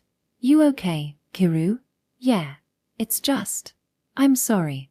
I kept messing up. It's not your fault. It's on all of us, including me, for not properly backing you up. But still. Besides, if you're this exhausted, then they must be even worse off, don't you think? Right. This is just a battle of endurance now. Exactly. Look over there. I pointed toward the other bench. Fujiwara sat slumped over, a towel draped over her head, visibly drained. A full court press is always harder on the team executing it. Fujiwara won't be able to move the same way anymore, and once that happens, we'll find an opening. It's tough now, but hang in there a little longer. Yeah, I get it now. No point in getting down about it, right? Kiru lifted her head and flashed a determined smile. Seeing that, I smiled back before shifting my gaze to Tomomi and Hideaki. She really got us, didn't she? Pulling a full court press this early in the game. Yeah, caught us off guard. But honestly, it's a smart move. Still, it's been a valuable learning experience for Kiru-senpai. Though, she did look pretty miserable out there. Hiroyuki, you better comfort her later.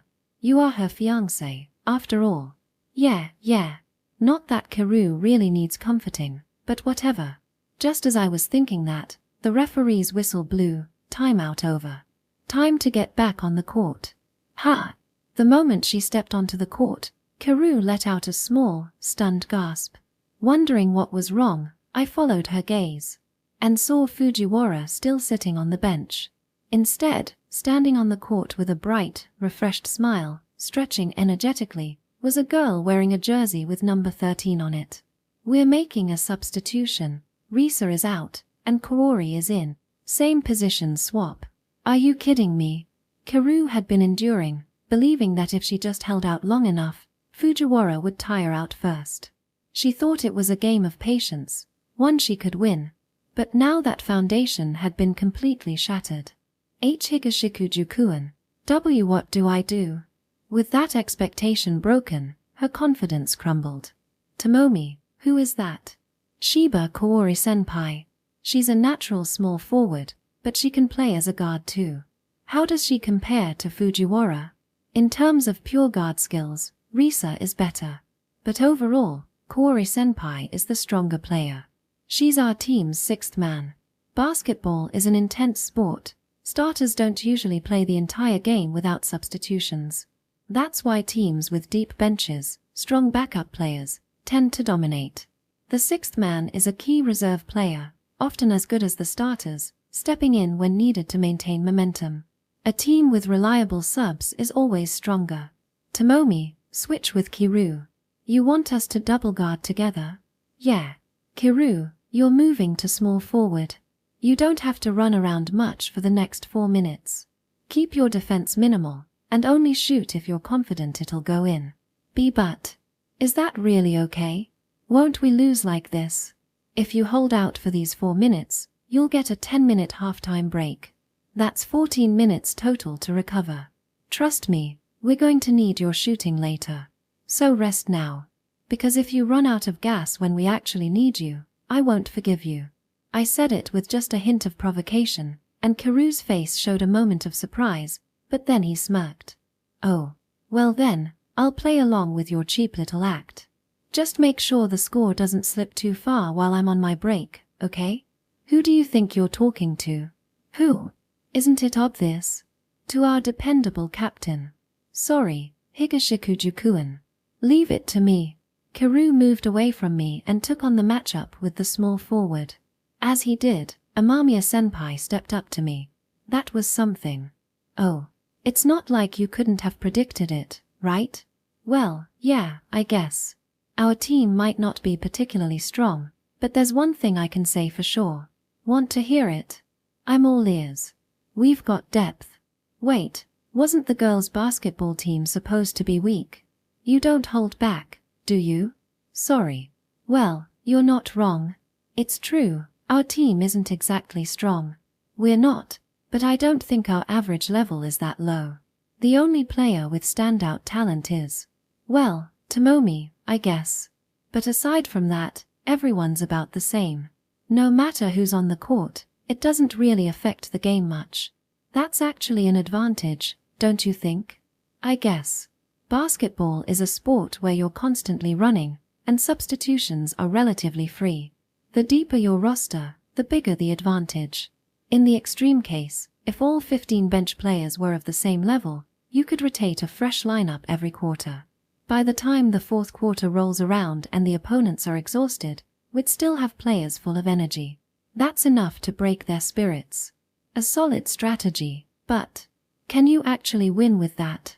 Sure, their average level might not be low, but that just means everyone's around 60 points, right? Ryoko said this at my place the other day. Against a team that has 5 players at a perfect 100, we'd get completely destroyed. We could probably manage the first or second rounds. Honestly, though, it's not like we're some club aiming for nationals or anything. We're just here to enjoy basketball. I see. Right. But hey, if we're going to play, we want to win. And if possible, we want all the third years to get some time on the court. So, this is the style we settled on, raising everyone's level together, enjoying the game as a team, and still winning. Since no single player carries too much weight, we don't have to push too hard in practice, either. If someone runs out of stamina, we just sub them out. I get it.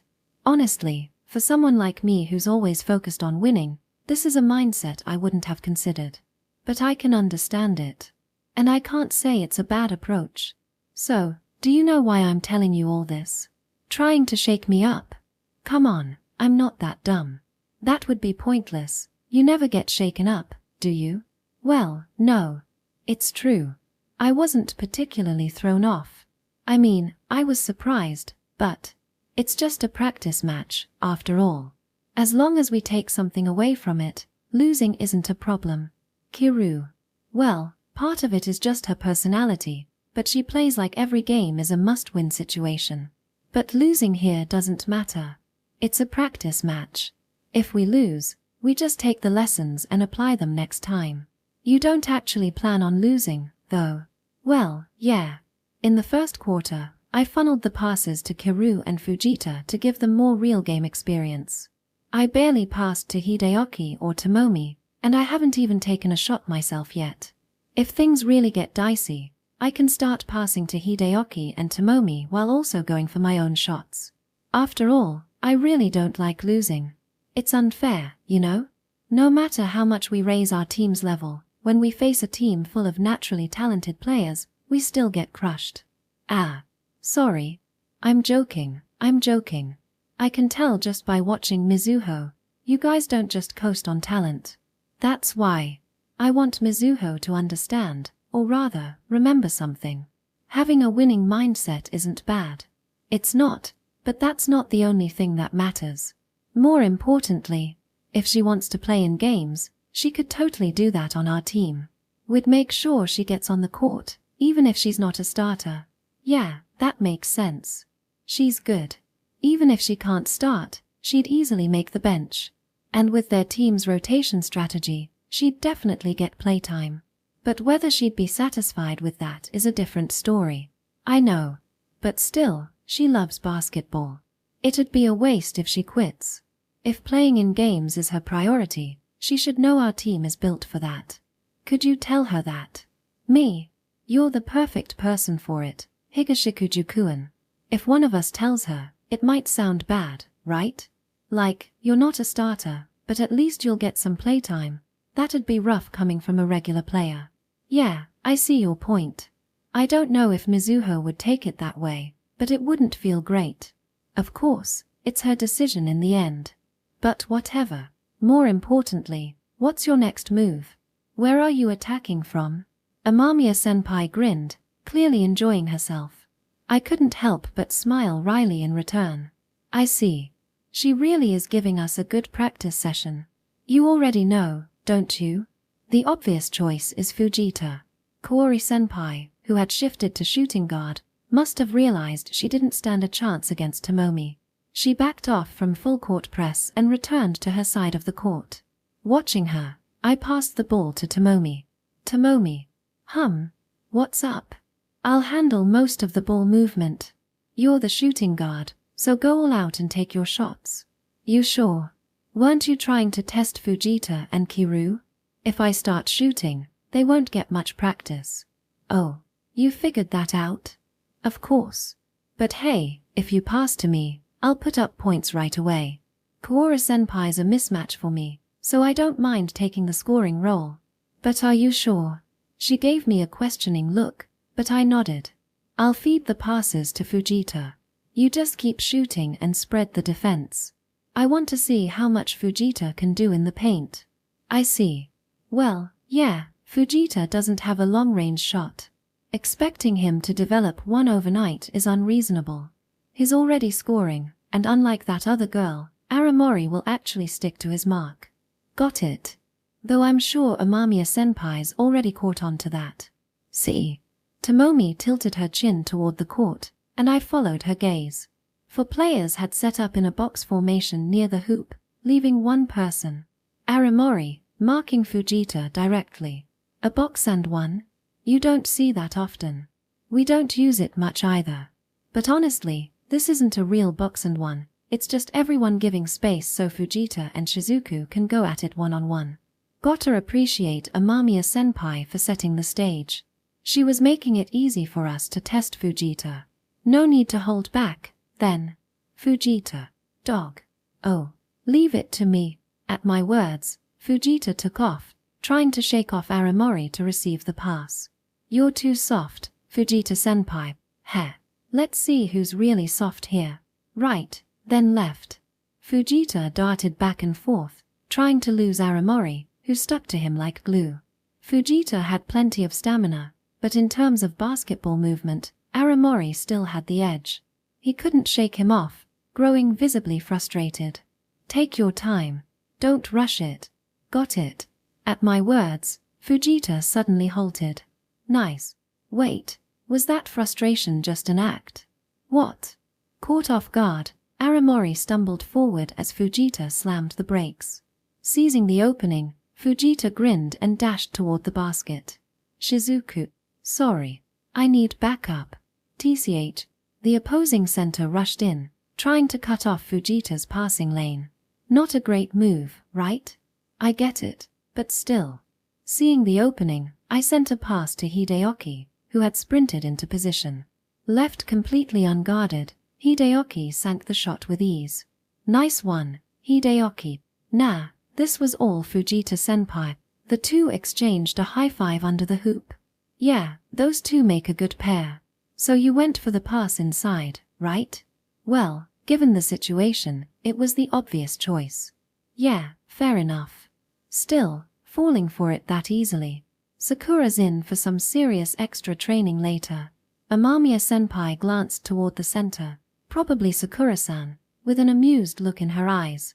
Wait a second. Is she enjoying this? Is she, like, kind of an S? Go easy on them. Yeah. But hey, that guy's moving well. And has got stamina. Wait, what? She suddenly looked toward the court in surprise. Her eyes landed on Fujita and Arimori. TCH, Fujita-senpai, you're in the way. Copycat defense. No way I'm letting you pass. Fujita was glued to Arimori, making sure he couldn't receive a pass. Arimori looked completely fed up. Is he denying the pass? That your call? No. He probably just copied it from the full court press earlier. Whoa, impressive. His learning during the game. Yeah. Didn't expect this, honestly. Denying, or deny defense, is a technique where you prevent your assigned player from receiving a pass. I wouldn't have expected Fujita to pick it up so quickly, but his actually pulling it off. Well, kind of. Though, denying a power forward that far from the basket is pretty pointless. Yeah, figured. Leaving me with that, Amamiya-senpai drifted away to receive a pass. Hey, Hiroyuki. Quit slacking off. Stick to him properly. Shut up, Fujita-senpai. I am. Then why are you marking me so close here? I'm a power forward. What? Is that a problem? I'm not supposed to handle the ball. If you're gonna press me, do it closer to the hoop. I won't say it's totally useless, but at least mark me where I actually play. Got it? With that, Fujita backed off and returned to his side of the court. The moment Arimori crossed over, he latched back onto her. Yes, that's where you should be. Now this is annoying. That's how deny defense should work. Got it. What are those two even doing? Right. Shizuku is way too fixated on Fujita. If that's not love, I don't know what is. Honestly, I feel like yelling at them to quit flirting during the game. Something wrong? Are you bored, Amamiya-senpai? She casually passed the ball to the small forward before turning back to me. Seriously, what is with her? Why is she talking to me so much? Is she just bored? Rude. I figured I'd let Kiru get some one-on-one experience with Shiori, so I left it to her. Oh, Shiori's the small forward. Third year. Got it. But honestly, it's pointless. I told Kiru just to do the bare minimum on defense. Yeah, like she'd just say, okay, sure, and leave it at that. If she were that easygoing, people wouldn't call her the villainous lady. See? Amamiya-senpai nodded toward the court. Sure enough, there was Kiru, throwing everything she had into her defense. Oi, she's getting a lecture later. Well, at least she's had time to recover. And she is super competitive. Still, her defense is looking solid. I told Shiori to go all out, but she's not getting past Kiru. Yeah, true. Kiru had dropped into a textbook defensive stance. Meanwhile, Fujita was also stepping up. Since Arimori couldn't get a pass, the opposing team was struggling. They couldn't pass inside to Hideyoki's or Tomomi's marks either. You're not gonna help. Let them enjoy their one-on-one. Besides, even if I got the ball and took you on one-on-one, it wouldn't really help you improve. It'd just end with me getting completely destroyed. That's not wrong, exactly. Anyway, oh, crap. Got it. Just as we were talking, Kiru stole the ball. Damn, she's good. Fast break. On it. The first to react was Fujita, sprinting toward the basket. Arimori, realizing the danger, rushed after him. I'm not letting you through. Like you can stop me. Despite his words, Fujita had to slow down slightly. He couldn't receive a pass at full speed. Arimori took advantage of the moment, cutting him off and positioning herself between him and the hoop. Come at me. Heh. Try and stop me. 1 dribble, 2 dribbles. Fujita closed in, stopping at his ideal shooting range and rising into a shot motion. Wait, Fujita, that's bad. Too easy. As expected, Aramori jumped right along with him, completely blocking the shot, except… Ha! That was a fake, Aramori. Fujita grinned. As Aramori, dragged down by gravity, returned to the ground, he floated effortlessly in the air. What the hell? He can do that. TCH, no way I'm letting you score. Idiot. Shizuku, don't jump again. Ah, right, this is a basketball team. Aramori, frustrated, pushed off the ground for a second jump, but she was too late. What? Kyle. Aramori forcibly cut into Fujita's fully extended shooting motion. The two collided mid-air, crashing down hard onto the gym floor. Fujita, Shizuku. Both teams rushed over in concern. You okay, Fujita? Yeah, I'm fine. Aramori, are you? Fujita's voice suddenly stopped. His gaze dropped downward. Following his line of sight, I looked down as well. Wow. A dumb-sounding remark slipped out of my mouth. Fujita's right hand had landed directly on Aramori's left breast. It was a full-on grab. Sorry, Aramori. Am I bad? Panicking, Fujita scrambled backward, almost tripping over himself in the process. Aramori, meanwhile, blinked in confusion. Why are you apologizing, Fujita-senpai? That was clearly my foul. I should be the one apologizing. What do you mean why? I Fujita stammered, flustered beyond belief. Aramori tilted her head for a moment. Then, with a small chuckle, her expression shifted into understanding. Ah. You mean because you touched my chest? Why yeah, dear that's… I am sorry. Again, why are you apologizing? It was an accident during the game, wasn't it? It's not like you did it on purpose. She trailed off, narrowing her eyes slightly. You didn't do it on purpose, right? Oh, of course not. Why the hell would I? Seeing Fujita's sheer desperation, Aramori let out a small laugh. I'm just messing with you. Honestly, if you had done it on purpose from that position, I'd almost have to respect the audacity. But if it was an accident, then it is what it is. Now, let's get on with the game. Your free throws, Fujita-senpai. With that, she casually tossed the ball rolling on the court back to him and walked away. You good, Fujita? Still gripping the ball, Fujita stood frozen, staring into the distance. When I spoke, he turned to me with a face that looked like he was about to cry. Hiroyuki. What do? I should take responsibility, right? What? I touched Aramori's chest. I have to. I should. Take responsibility, right? She probably wouldn't even want someone like me, but still, as a man, calm down, dude. What even is this logic?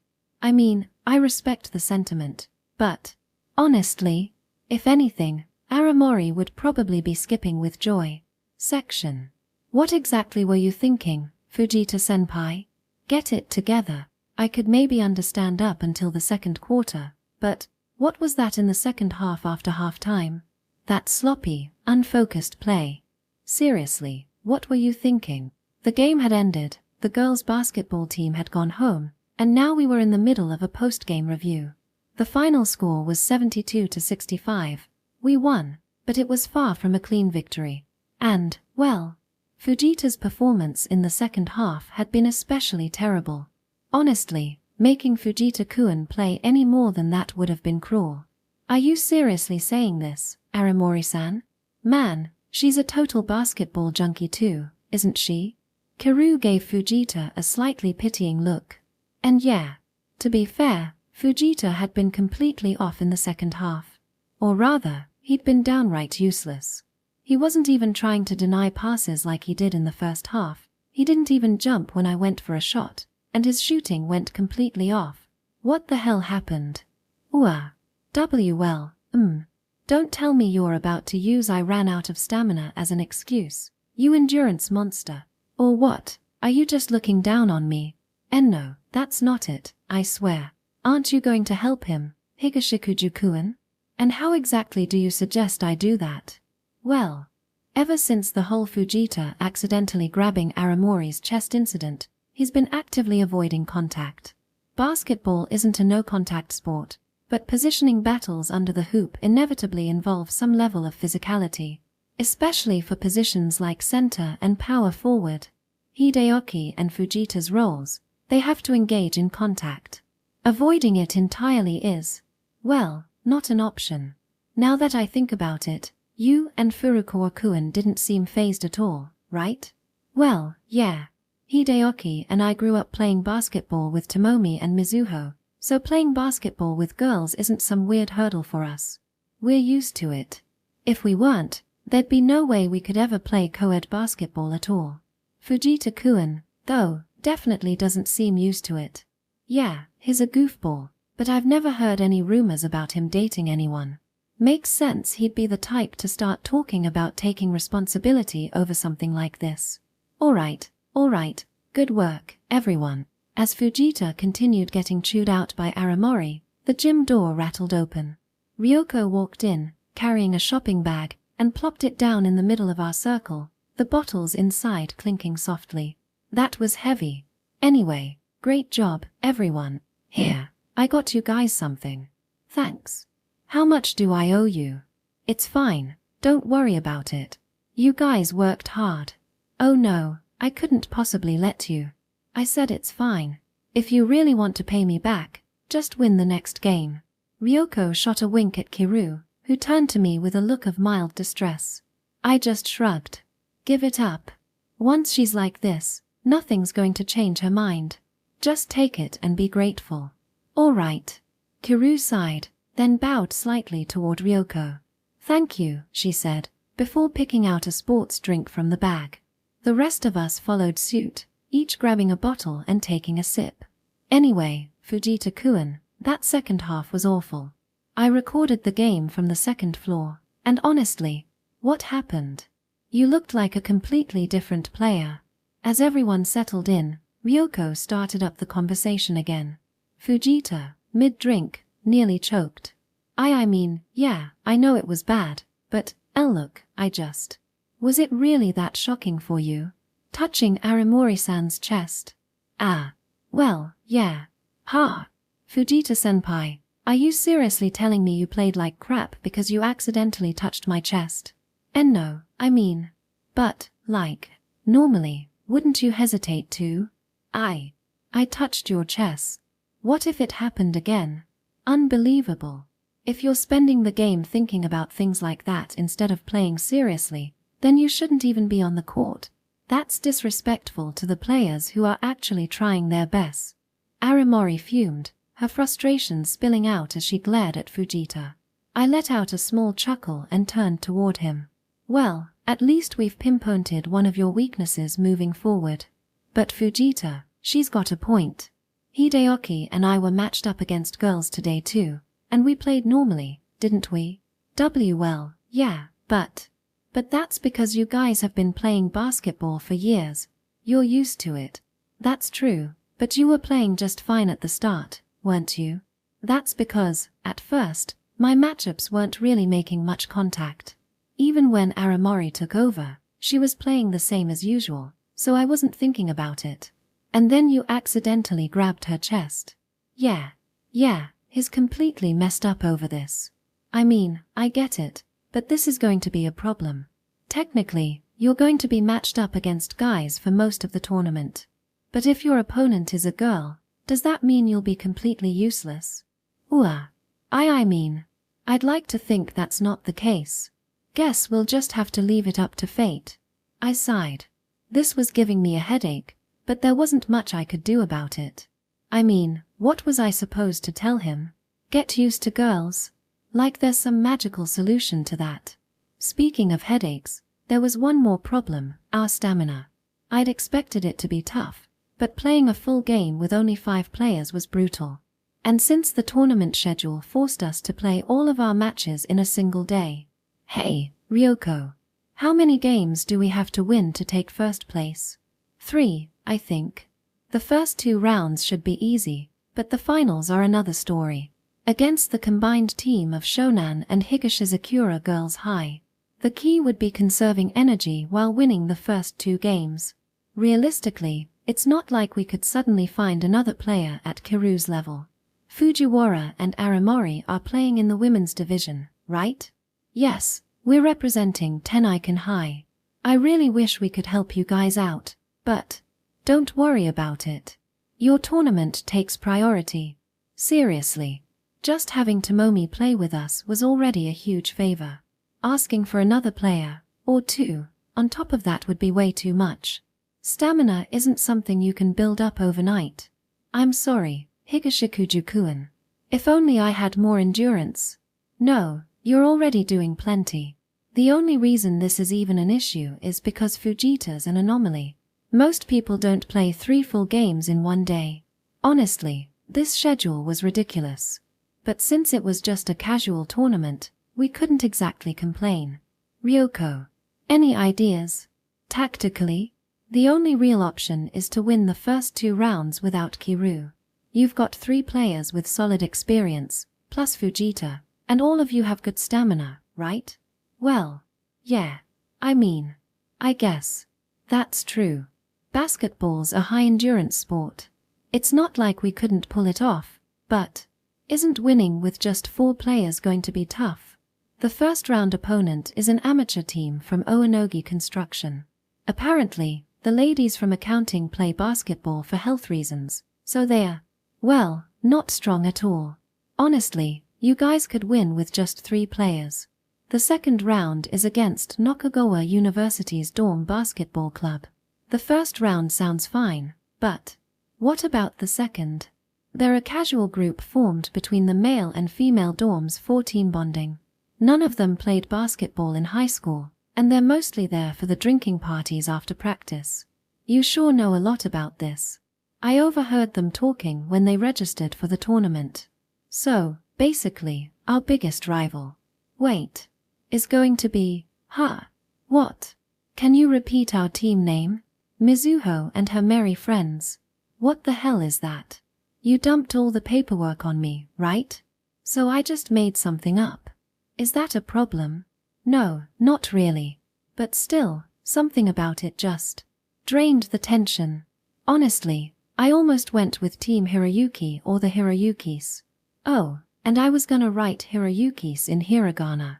Mizuho and her merry friends is fine. Team Hiroyuki? The Hiroyukis? Absolutely not. And following that logic, shouldn't Mizuho be the one embarrassed about this? Besides, it actually worked out. When they called out Mizuho and her merry friends during the bracket draw, people all over the venue started snickering. That sounds like they were mocking us. Probably. But isn't that great? Let them underestimate us. Let them laugh. We'll play sloppy, barely scrape through the first 2 rounds, make them think we're weak, and then, Ryoko smirked. We'll go all out in the finals and steal the championship. You're way too cunning. Weak teams have to be clever to win. Now, drink up, everyone. After this, we're heading to Hiroyuki's place for a strategy meeting. We'll review the game footage while we're at it. Interlude 3. Kawakita Mizuho and a Parent's Heart. Thank you for everything. With those words, my mother bowed her head. The doctor waved a hand dismissively, smiling. Now, Mizuho-chan, make sure to be careful, okay? You're not fully healed yet, so if it starts hurting, come straight to the hospital, alright? I nodded at the doctor's words. A small side note, this doctor has been calling me Mizuho-chan since elementary school. I suppose I shouldn't let it bother me after all these years, but I'm in high school now. This is a little much. And that was definitely the way you talk to a kid. Well, basketball isn't everything in life, but if you ever decide you want to do rehab, just come back anytime, okay? I gave a vague nod, and with that, my mother and I left the hospital. Ah, what a gorgeous day. As we stepped out the hospital doors, my mother stretched and looked up at the sky. It was a brilliant blue, completely clear. I followed behind her, hobbling along on crutches. Noticing this, my mother glanced at me, then casually popped open the door of the car she had parked right out front, gesturing for me to get in. Mom, seriously? You just parked right in front of the hospital. It's fine, isn't it? It's not like the place is packed. Rude. Then again, if this hospital were busy, I wouldn't have been able to stay here for nearly half a month. Is this place actually okay? Besides, you are on crutches, remember? Walking all the way to the parking lot would have been a pain. It's pretty far. Sneaking in kindness like that. That's not fair. All right. I'm getting in. Thanks. Oh, shoes off, by the way. No dirt in the car. You can take them off even with crutches, right? Wait. You do realize I'm on crutches, don't you? Shouldn't you at least offer to help me take them off? What are you, 5? Stop whining and get in. And just like that, she completely reversed course. What is this mother of mine? I shot her a deadpan look, but she ignored it completely and climbed into the driver's seat. Come on, hurry up. Or I'll leave without you. If you were gonna leave me, why did you even come pick me up in the first place? To pay your hospital bill? No comeback for that. Silently, I shrugged and climbed in. My mother eased onto the gas, turning left out of the hospital parking lot. As we merged onto the highway, she spoke up again. You've been reading that cookbook, right? Yeah. Kind of. I mean, you bought it for me, so obviously you already know that. I bought it, sure, but I didn't know if you actually read it. I do know my own daughter, after all. You hate reading. You really know me too well. But yeah, I read it. It had illustrations, so it wasn't too bad. Oh, and thanks, by the way. It was nothing. So, has my new literary Mizuho-chan gained any confidence in the kitchen? New literary? I guess I could manage something simple. As long as I have the book with me, that's more than enough. She nodded once, satisfied. In that case, you're making lunch today. You monster. What? What's the problem? Ah, hello? Normal mothers don't make their just discharged daughters cook. You should be making me something. A home-cooked meal to make up for all the bland hospital food. Oh, please. Don't try that on me. I know you were snacking the whole time. Ooh. And besides, you're not actually sick, are you? Your hands work just fine. So where's the problem? That's not the problem. Just kidding. Even I wouldn't go that far. Yeah, I totally believed you would. She just laughed at my unimpressed stare, pressing the accelerator. It was a little past noon on a weekday, so the roads weren't too crowded. The drive home from the hospital would take about 30 minutes. As we idly chatted about nonsense, we got stopped at a red light. So, she asked. So what? Are you going to become a master chef, walking the path of culinary greatness? Or are you going to do rehab and try to keep playing basketball? I'm quitting basketball. I see. Yeah. You're sure? I asked myself the same question. Yeah. I won't regret it. Yeah. No regrets. I forced a smile. My mother looked at me for a moment, then smiled back. Liar. You totally will. That was instant. And why would I? How long do you think I've been your mother? I remember when you were tiny, running around chasing a basketball that was practically the size of your whole body. I remember you darting after Seiji, following him everywhere. Ooh. I remember how much you admired Tomomi-chan and Hiroyuki-kun. I remember how excited you were for the lunches Ryoko-chan made during tournaments. I know all of it. I remember how you practiced every single day, until sunset, just to try and keep up with Akane-chan and Hideaki-kun, even if you'd never admit it. And you're telling me you won't regret quitting basketball? She let out a snort. Come on. I can see right through you, dummy. If you quit now, you will regret it. Ooh. Nothing. No comeback. She was completely right. I couldn't argue with her, and she knew it. She just smiled, shaking her head. But, well, that's life, I guess. Go ahead, stress yourself out over it. Yeah, you're still young. It's not like quitting basketball means you can never play again. If you ever really want to, just start back up. So instead of thinking of it as quitting, why not just call it taking a break? Yeah. The light turned green. As the car started moving again, the air in the car felt heavier. Then, my mother spoke once more. You know, honestly, when I first heard you'd been taken to the hospital, yeah, I thought my heart was going to stop. And that advisor, seriously, what was he thinking? Just saying Mizuho-san was taken to the hospital. How could I not assume the worst? She let out a breath, shaking her head. A torn ligament is definitely a big injury, but at least it's not life-threatening. Honestly, I was relieved.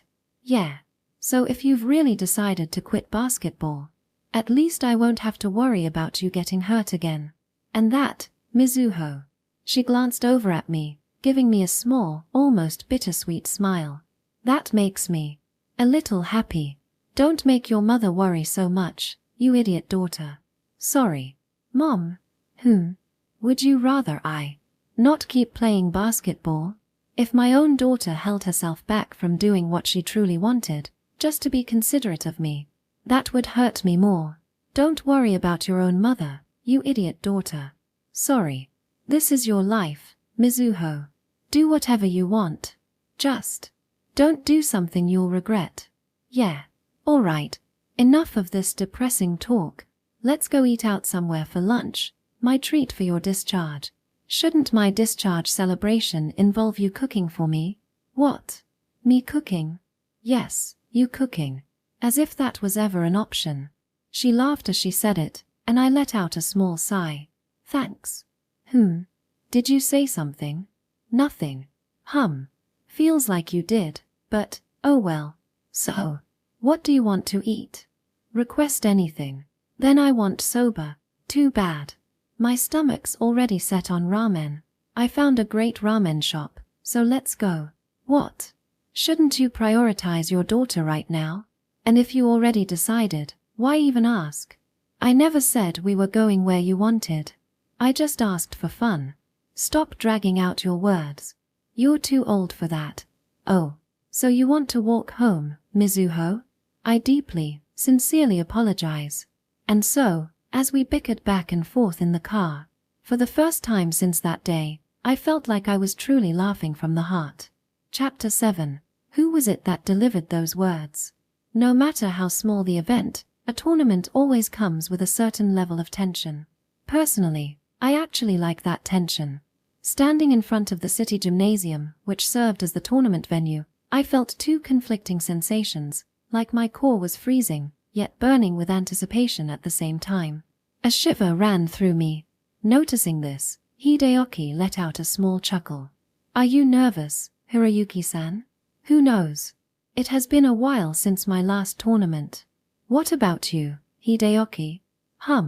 It just feels kinda nostalgic. Nostalgic? Well, you know how Seijo is kind of a big deal, right? Wearing a Seijo jersey at a tournament always got us a lot of attention. People would be like, whoa, it's Seijo. Ah, yeah, I get that. So playing in a tournament where nobody really cares who we are feels like middle school again. Didn't you get noticed in middle school, though? I mean, Seijo's coach scouted you back then. Sure, but wearing the Seijo jersey? That's next level. Maybe, but I feel like you're exaggerating. Hideyoki just laughed, and I couldn't help but smirk in return. Oh, Hiroyuki. Good morning, Hiroyuki-chan. I turned toward the familiar voices. Ryoko and Tomomi were heading our way. Morning, you two. Morning, Hiroyuki-chan. Ha! Where's Kiru-san? She said she was doing some last-minute adjustments. Went to a nearby park for some shooting practice. I offered to go with her, but she shut me down with some speech about how can the captain raise morale if he isn't the first to arrive. So here I was. She's really fired up, isn't she? Honestly, it's kinda scary. Ever since that practice match, she's been pushing herself hard, even kept up her running sessions. Anyway, did you see the others? Fujita and Shizuku are doing some last-minute practice inside the gym. They can't use the hoops, so they said they just work on dribbling. Got it. Practice is good and all, but if you go too hard right before a game, it'll just drain your energy. I wouldn't recommend it, but it's Fujita. He's got way too much stamina to burn. Maybe a little fatigue will actually help. Might loosen him up a bit. As we chatted, Kiru arrived first, followed shortly by Fujita and Aramori. Aramori was absolutely fuming. What's up? Listen to this, Higashikuju-senpai. Fujita-senpai is still hesitating to make contact with me on the day of the tournament. Can you believe this? She glared at Fujita, who shrank under her gaze. Hiroyuki. Help. Well, considering you're a power forward, you'll probably be matched up against a guy. Let's just hope. Seriously. Fujita just sighed and looked up at the sky, as if praying. Alright, is that everyone? I scanned the group. Kiru, Fujita, Tomomi, Ryoko, Hideoki, and Aramori. Wait. Where's Fujiwara? She's at Mizuho's place, Tomomi answered. She doesn't have a game in the first round, so I sent her to talk to her. You know, for convincing purposes. I let out a small sigh. So, she's still not coming? Sorry, Higashikuju-senpai, Aramori said. I went to Mizuho's place again yesterday to ask her, but she told me, I don't think I want to see anyone win or lose. Either way, I'd probably just feel jealous, or guilty, or both. Sorry, I know that's selfish. I see. I could understand why Mizuho felt that way. We'd trained together, and now she had to sit on the sidelines. That wasn't easy.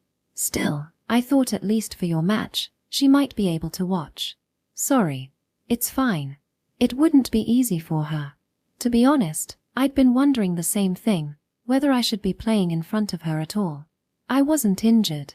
I was completely healthy, playing the sport she couldn't. Yeah. But honestly, I can't believe Mizuho would actually turn down watching your game. That's so. She idolized you, Higashikuju-senpai. I figured if you told her something like, Mizuho, come watch me play in a deep, cool voice, she'd be here instantly. A what voice? That is not my character. Besides, I never even invited her. Wasn't that you, Aramori? Wait, what? Ha! Hold on a second, Hiroyuki. You did tell Mizuho you were playing today, right? Tomomi asked, tilting her head. I shook mine. Nope. What? Ha! Why you didn't tell her? Hiroyuki, are you serious? What the hell are you talking about? Think about it. You really think I'd say, hey, I'm playing today, come watch me to Mizuho? When she can't play? That'd be awful. Like I said, I'm completely fine. Healthy. Meanwhile, Mizuho, who loves basketball, is stuck on the sidelines. How could I possibly say that to her? TCH. I mean, you have a point, but then who told her? I thought Aramori did. I mean, she's the one who invited her. Me. Yes, I invited her, but I didn't tell her Higashikuju-senpai was playing. I mean, that would be weird, right? Shouldn't the person actually playing be the one to tell her? Wait, then how did you invite her? Did you just say, hey, I'm playing, come watch me, or something? Because that would be pretty messed up. Well, that's not important. The point is, I didn't tell her. Hideoki? Me? Why me? Well, you are her childhood friend. Haven't you been visiting her? Yeah, but do you really think I could go up to her and say, Hiroyuki-san is working hard for you instead of Higashikuju-san himself? No way. That's impossible. Ryoko. Not me. I thought Aramori-san already told her. Tomomi. I just assumed Hiroyuki or Shizuku would have told her. I mean, I wasn't exactly the right person to do it, was I? Kiru. Honestly, was I even an option in the first place? I mean, fair point. Now that she mentioned it, it really should have been me who invited Mizuho. Anyway, let's sort this out. Mizuho was invited to the game, but she doesn't know that I, Hideoki, or Kiru are playing. As far as she knows, it's a girls' team match, and she's been asked to watch. If they win, it'll hurt to see them succeed without her. If they lose, she'll feel guilty, thinking it's because she got injured. Either way, watching would be painful for her. There's no way she's coming. Absolute despair. Shizuku. Call Risa right now. Tell her to immediately let Mizuho know that Hiroyuki is playing. And, oh, add that he's doing it for her. And then, I don't know, turn it into some heartwarming, tearjerker speech and drag her here if you have to. Roger that. At Tomomi's command, Aramori snapped a salute and whipped out her phone from her bag. Oh, Risa? Yeah, right. Can you believe it? Seriously pathetic, right? Anyway. Aha. Yep. Thanks, I'll leave it to you. While on the phone, she shot me a deadpan stare. Avoiding eye contact, I subtly tilted my gaze upward to the sky, until I felt a tap on my shoulder. You do realize they're absolutely roasting you right now, don't you, Hiroyuki-san? If it helped everyone relax before the game, I'll take it. I wasn't nervous to begin with, though. That's not the point. Please, just stop. I get it. I messed up. No need to destroy me before the match. You are Higashikuju-kun? What? As I stood there, hunched under the weight of everyone's judging stares. Don't worry about it. Thanks to you, I'm not nervous anymore. I actually feel really fired up now. So, yeah, thank you. Kiru clenched her fist with a determined as if to physically manifest her resolve. I couldn't help but smile. Seriously, Kiru's really grown, right? She's become so considerate. It's almost hard to believe she's the same person from before. You're not thinking something rude, are you? I'm not. Is she psychic or something? Epilogue. The girl who is loved. Wasn't there a game today? Yeah, there is. Is it okay for you to be here, Risa? It's fine. I'm not playing in the first match anyway. And the second match? Well, they'll manage without me. Risa, still in her Tenaikan High School girls basketball jersey, lay sprawled out on my bed, flipping through a magazine. I sighed as I glanced at her. Not that I minded her being here as long as she wanted, but why exactly was she reading a magazine in my room? Risa. Are you planning to invite me to go watch the game? What else would I be doing? It's not like I came all the way here on game day just to lie on your bed reading a magazine. She wasn't even trying to hide it. Putting her magazine down, Risa locked eyes with me. Come on, let's go watch the game. Her voice held a pleading tone, a quiet insistence. Yet, at the same time, there was a sadness to it. But I just shook my head. I'm not going. No matter what happens, it'll be painful for me. No matter what happens. If they win without me, I'll feel like I don't belong there anymore. And if they lose, I'll probably think they could have won if I were there. And then I'd just be left with this baseless confidence. And guilt. You don't have to feel guilty. It's not like your injury was your fault. At her words, I let out a small, bitter chuckle and shook my head. I'm a pretty small-minded person. Hearing that, Risa gave me a serious look. Yeah, I can see that. I'm not talking about my height. Kidding. So, what's so small about you? She grinned, and for a moment, I hesitated. Can I say something really awful? Risa nodded. Taking a small breath to steady myself, I spoke. Of course, I feel guilty for letting the team down. But more than that, I don't think I can honestly cheer for them from the bottom of my heart. At first, I'd probably be thinking, please win, but if they actually did, if I saw them celebrating, patting each other on the back, laughing together, I know I'd be jealous. I'd be jealous, and I don't think I'd be able to be happy for them. It would just confirm that I don't belong there anymore. But you know, that wouldn't even be the worst part. Not being able to celebrate their victory. I could live with that. What scares me more is, I know there's a part of me that wants them to lose. I know my small, selfish self would wish for it. If the team can't win without me, then that means I still matter. I want to hear them say, we needed you, Mizuho. Even if it means feeling guilty, even if it means knowing I'm being selfish. I still want to be needed. What a pathetic thought. Saying it out loud only made me feel even more ashamed. I know how hard Risa, Shizuku, the rest of our teammates, and our seniors have worked. I know how much effort they've put in. And yet, even though I was part of that same team, I find myself hoping they lose. The fact that I even think that way. It disgusts me. It terrifies me. Risa listened quietly. Was she disgusted? Angry? But then, with a small, tired smile, she finally spoke. You're overthinking things, Mizuho. You think so? You love basketball. Of course, you'd feel this way if you can't play. You too.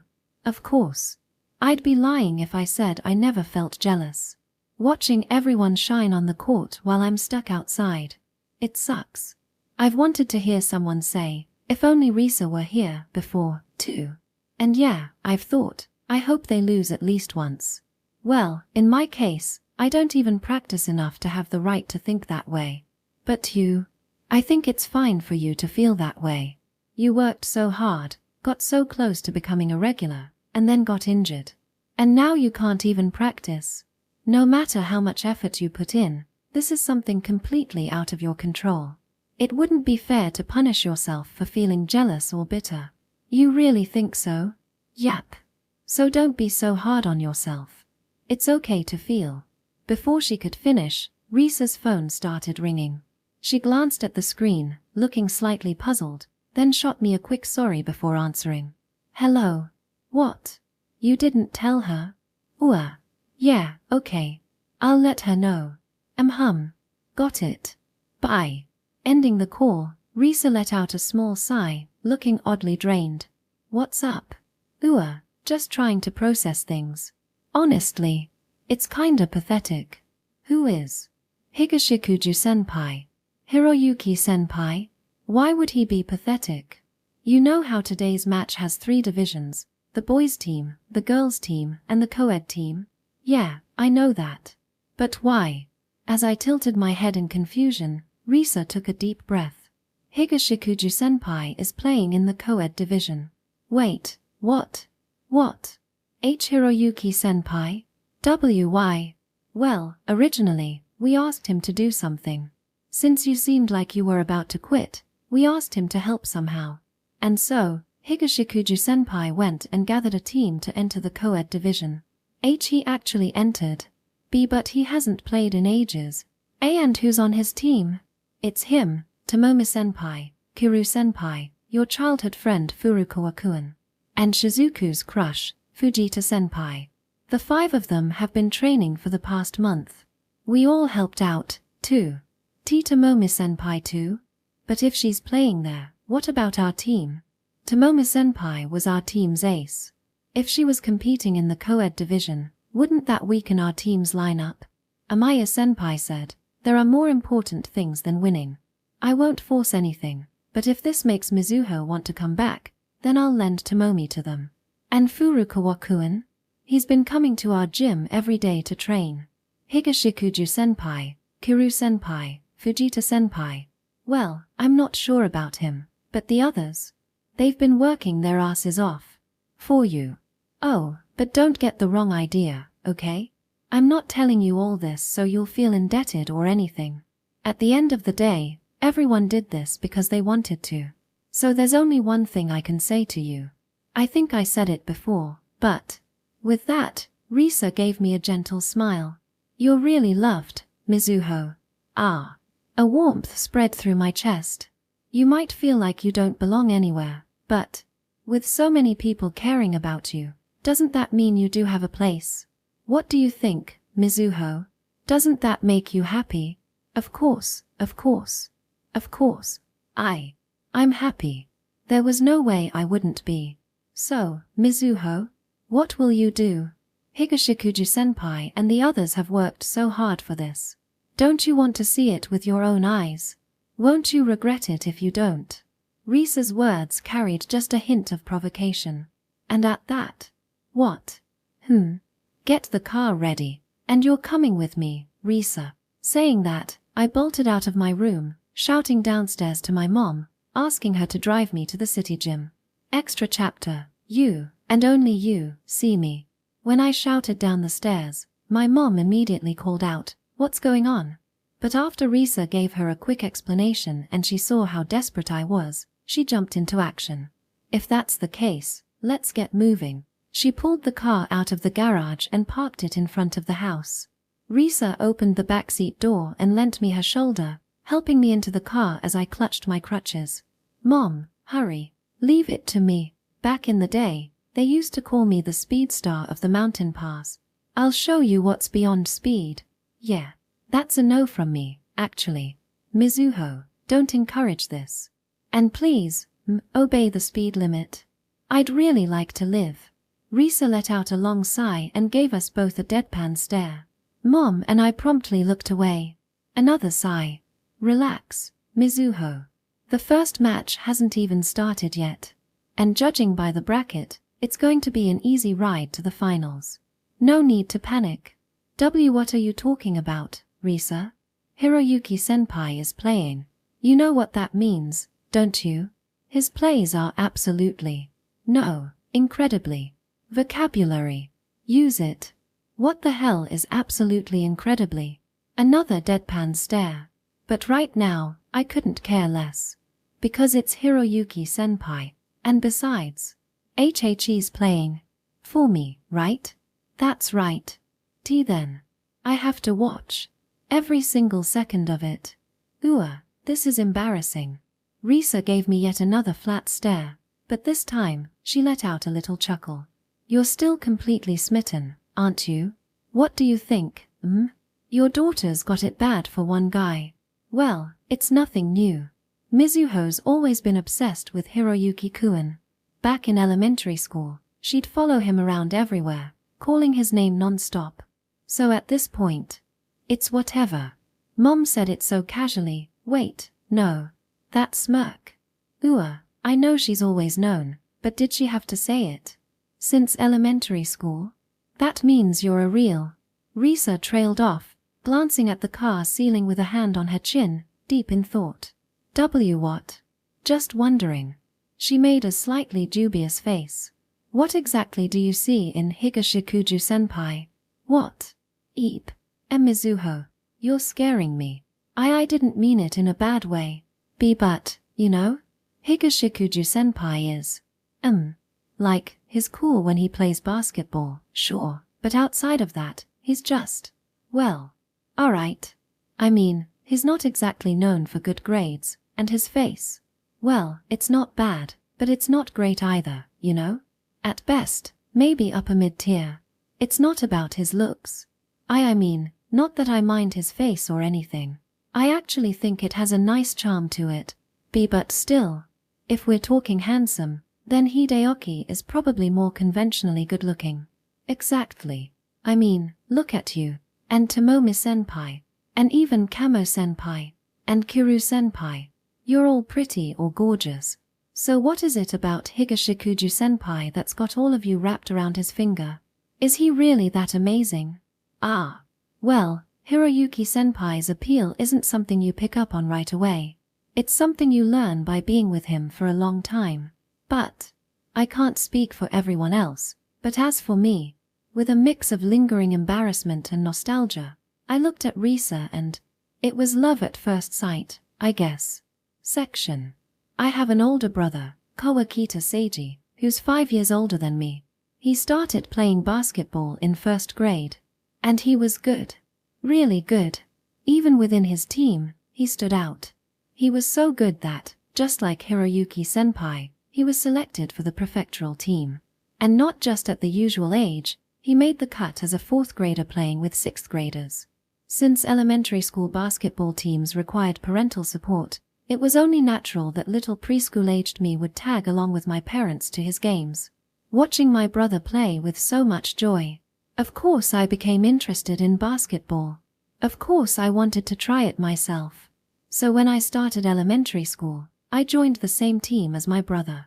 Everyone, the older kids, the younger ones, even the coach, welcomed me with open arms. I still remember what the coach said to me on my very first day of practice.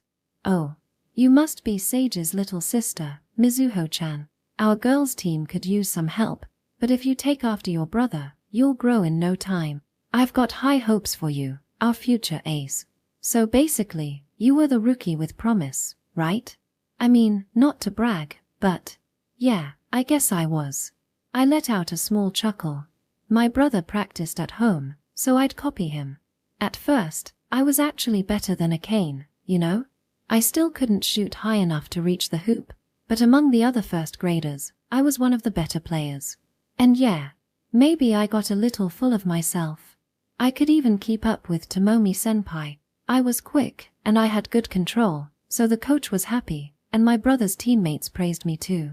They'd say, as expected of Sage's little sister. For the first week, basketball was so much fun. But you know, first graders don't exactly have the most advanced dribbling skills. Well, just being able to dribble straight at that age is already impressive. Yeah. But I couldn't do anything fancy like driving past defenders. And, well, I was tiny. Every time I tried to go one-on-one with Tomomi-senpai, she'd knock me right off my feet. I mean, all I did was charge straight ahead. And Tomomi-senpai, with her scary animal instincts, could read every single move I made. And then there was a cane. She's basically a physical monster, right? Pretty much. I'd think I got past her, and then, in the blink of an eye, she'd be right back in front of me. That has to be a cheat code. There's no way that's allowed. Seriously. What was that? I was sure I had dodged her, and then, bam, she'd already be standing right in my way. For a while, I genuinely thought she could clone herself. And by the second week, people started looking at me differently. I wasn't bad, but I could tell what they were thinking. Like, she's kinda underwhelming for Sage's sister. Honestly, if I had just sucked from the start, it might have been easier. But I was just good enough for people to expect more. So I practiced like crazy. I'm Sage's sister. I have to get better. But no matter how hard I tried, improvement doesn't happen overnight.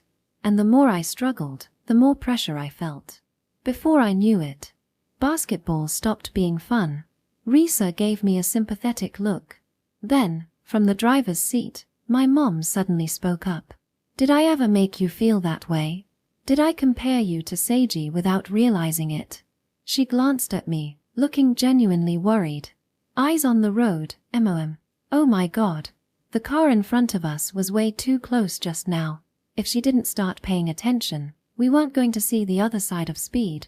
We were going straight to the other side of existence. It's fine. If we get too close, the car automatically stops. Oh wait, that's my company car. This one doesn't have that feature. Just drive safely. Seriously, Mom. Give me a break. Ha. Well, anyway, Mom, Dad, and my brother never treated me like that. My family was different, at least. But Tomomi-senpai used to say things like, Mizuho, you're really good. As expected of Seiji-kun's sister. She wasn't trying to be mean. Right. I mean, it's Tomomi-senpai. I know. But still. It was hard to hear. Being looked at with sympathy hurt. But even worse was when I practiced my heart out, only for people to think, well, of course she can do that. She's Sage's sister. It hurt. It really hurt. And little by little, basketball stopped feeling fun. And that's when I met Hiroyuki-senpai. Section. Oh, Hiroyuki. And Ryoko, it's been a while. Yeah, long time no see, Tomomi. It's been a while, Tomomi-chan. So, are you feeling better now? You had a bad case of the flu, right? Good for you, Hiroyuki. This proves you're not an idiot.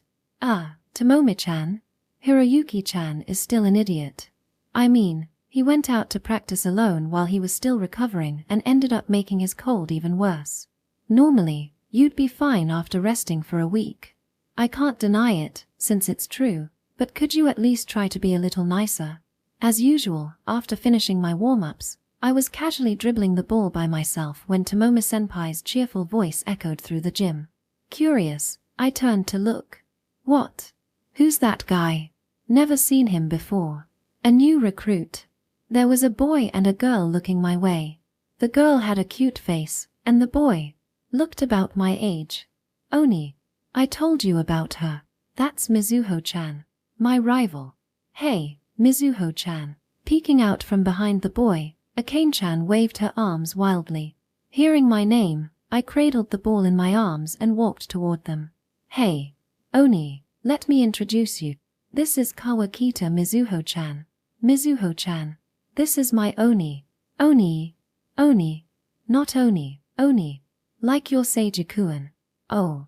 Akane-chan's big brother. I took another good look at him. Akane-chan's older brother. Nice to meet you. I'm Kawakita Mizuho. Yo. I'm Higashikuju Hiroyuki. Looking forward to playing with you. Likewise. Mizuho-chan? I'm Kamo Ryoko.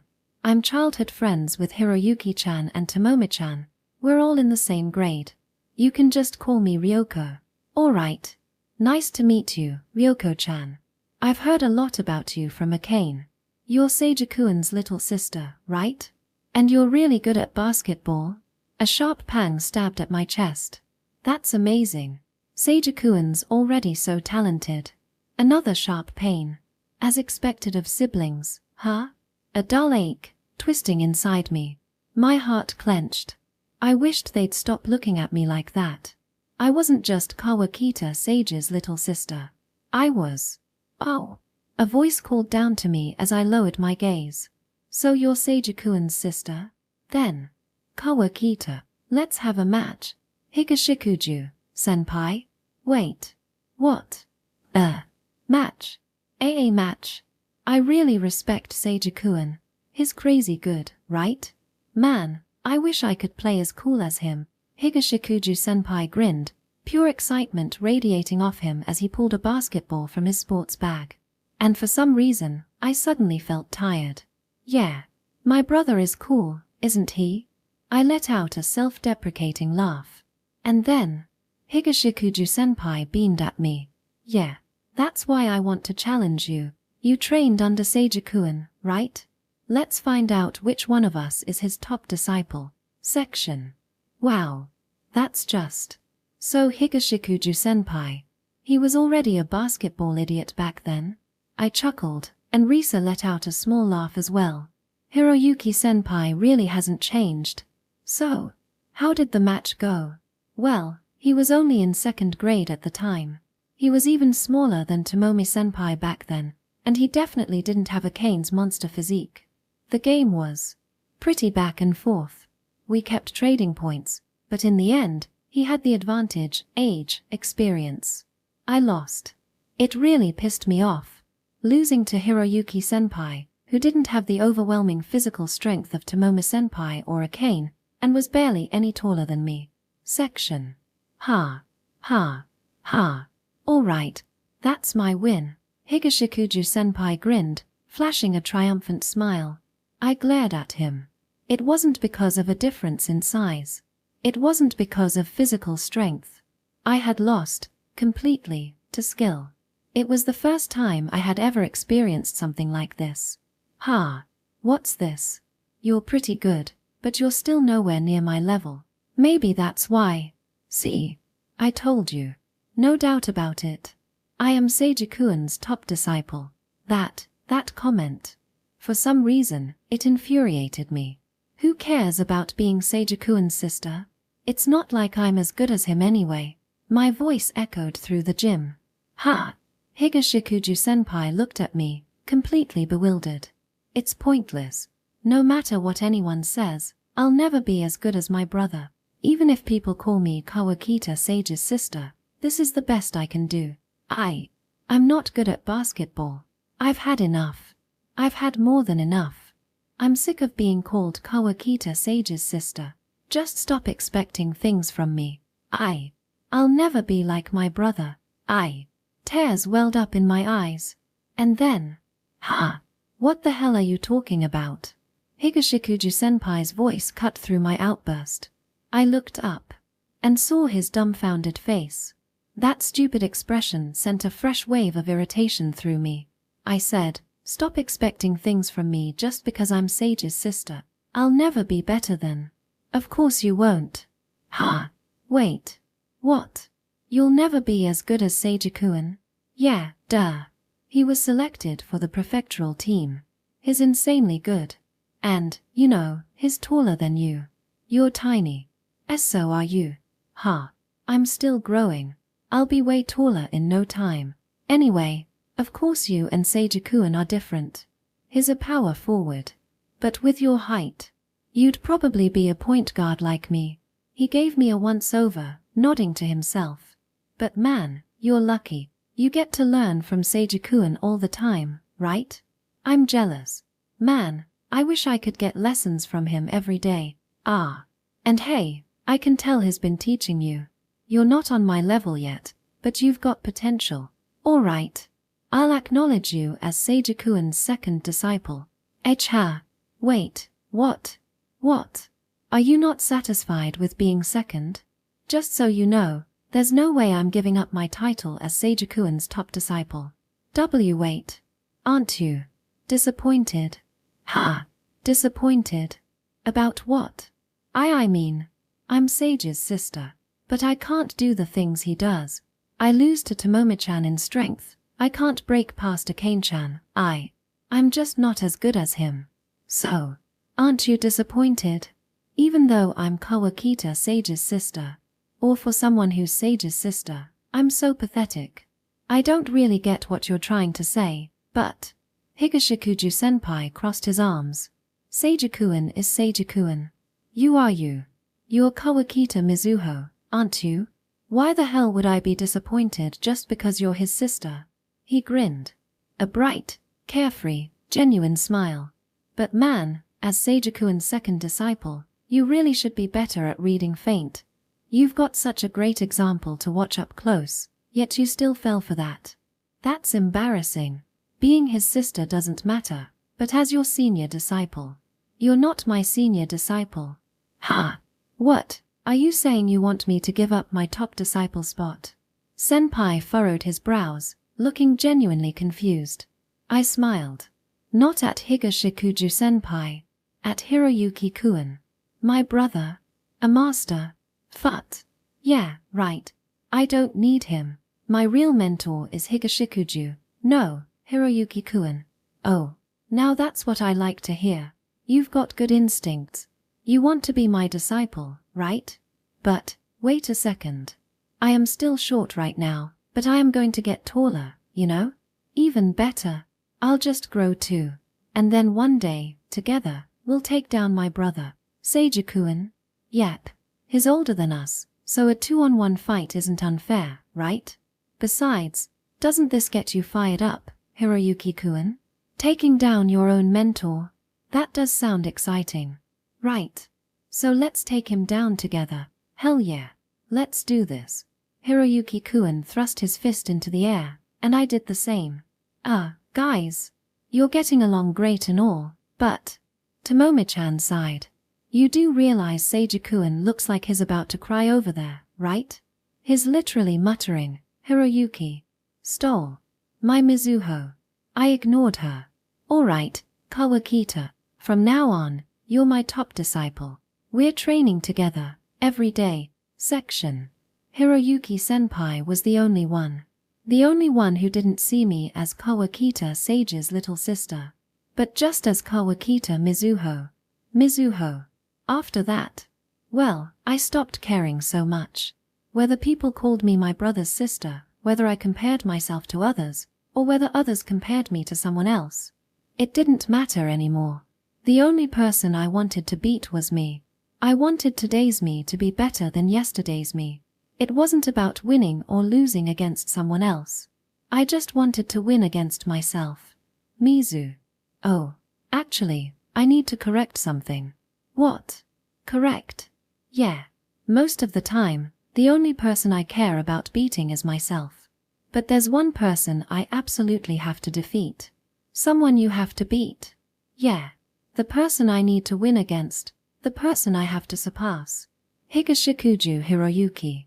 I did say it, after all. That nothing fires me up more than the idea of taking down my own mentor. So, I have to beat him. Otherwise, I won't be able to face Hiroyuki-senpai again. But, about coming back to basketball. Well, I'll leave that up to you. But after hearing all that, I really don't want to let you quit. Because, Mizuho, right now, you're just letting Higashikuju-senpai keep winning, aren't you? That's up to Mizuho to decide, though. Still, I have to admit, I've gained a little respect for Higashikuju-senpai. He's not just a basketball-obsessed guy. I mean, it makes sense, right? He is Fujita-senpai's friend, after all. Fujita-senpai? You mean the guy Shizuku likes? Yep. I told you Fujita-senpai was a good guy, didn't I? And after hearing all that, it turns out Higashikuju-senpai is too. Or maybe it's just that he naturally understands how people feel. Either way, no wonder you're this head over heels for him. Risa grinned mischievously. Feeling self-conscious under her gaze, I turned to look out the window. Wait. Mom, why aren't we moving? We hit traffic. It usually isn't this bad around this time. Maybe there's some kind of event going on. Traffic jam? Wait, what? No, hold on, a traffic jam? What about the game? I wasn't the only one. Risa was playing today. Risa-chan, can you call someone and tell them we're stuck in traffic and might be a little late? Don't worry. I'll get us there on time. Alright. At Mom's instruction, Risa frantically pulled out her phone and started calling someone from the team. Mom glanced at her briefly, then shifted her gaze to me. Hearing you talk just now made me realize something. What? It's way too early for you to decide to quit basketball. But I'm not saying quitting isn't an option. I'm saying, if you're going to make that decision, you should at least do it after watching your beloved mentor in action. If, after that, you still decide to quit, then I won't say a word. I am done, I told them. At Risa's words, Mom turned her eyes forward. So relax, Mizuho. Because your favorite Higashikuju Hiroyuki. She smirked. You will get to see him play. Wait, what? Mom, why did you just put the blinker on? Auntie, this is a side road. It's barely wide enough for one car. Just leave it to me. Watch and be amazed by the driving skills of the Grim Reaper of the Mountain Pass. Wait, what? That's not what you called yourself earlier. Ah, Risa-chan, stop talking. You're gonna bite your tongue. Mom, wait, hi. I told you to be quiet, didn't I? At the same moment, my body lifted slightly. Wait. No way. This is impossible. Mom, this road isn't meant for. So naive, Mizuho. Mom, are we? I could see it. The right side wheels were still on the road, but the left side wheels were on the wall. Like some kind of circus act. I repeat, this has nothing to do with a mountain pass. Mizuho, I think I'm gonna be sick. My breakfast omelette is coming back up.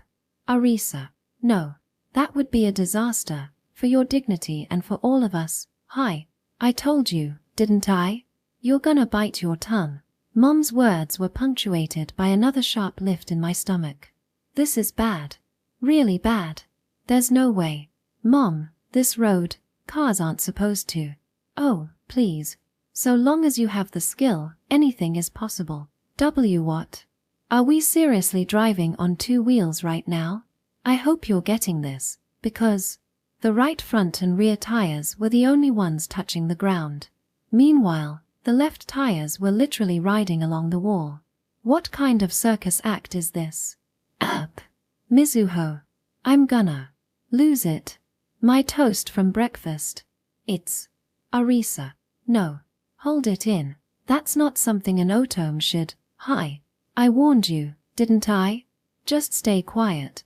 Mom, you're not taking us to the game, you're sending us to the afterlife. My desperate screams filled the car, along with Risa's nauseated groans and Mom's maniacal laughter. Oh no. My breakfast toast. It might be coming back up, too. End of Volume 3.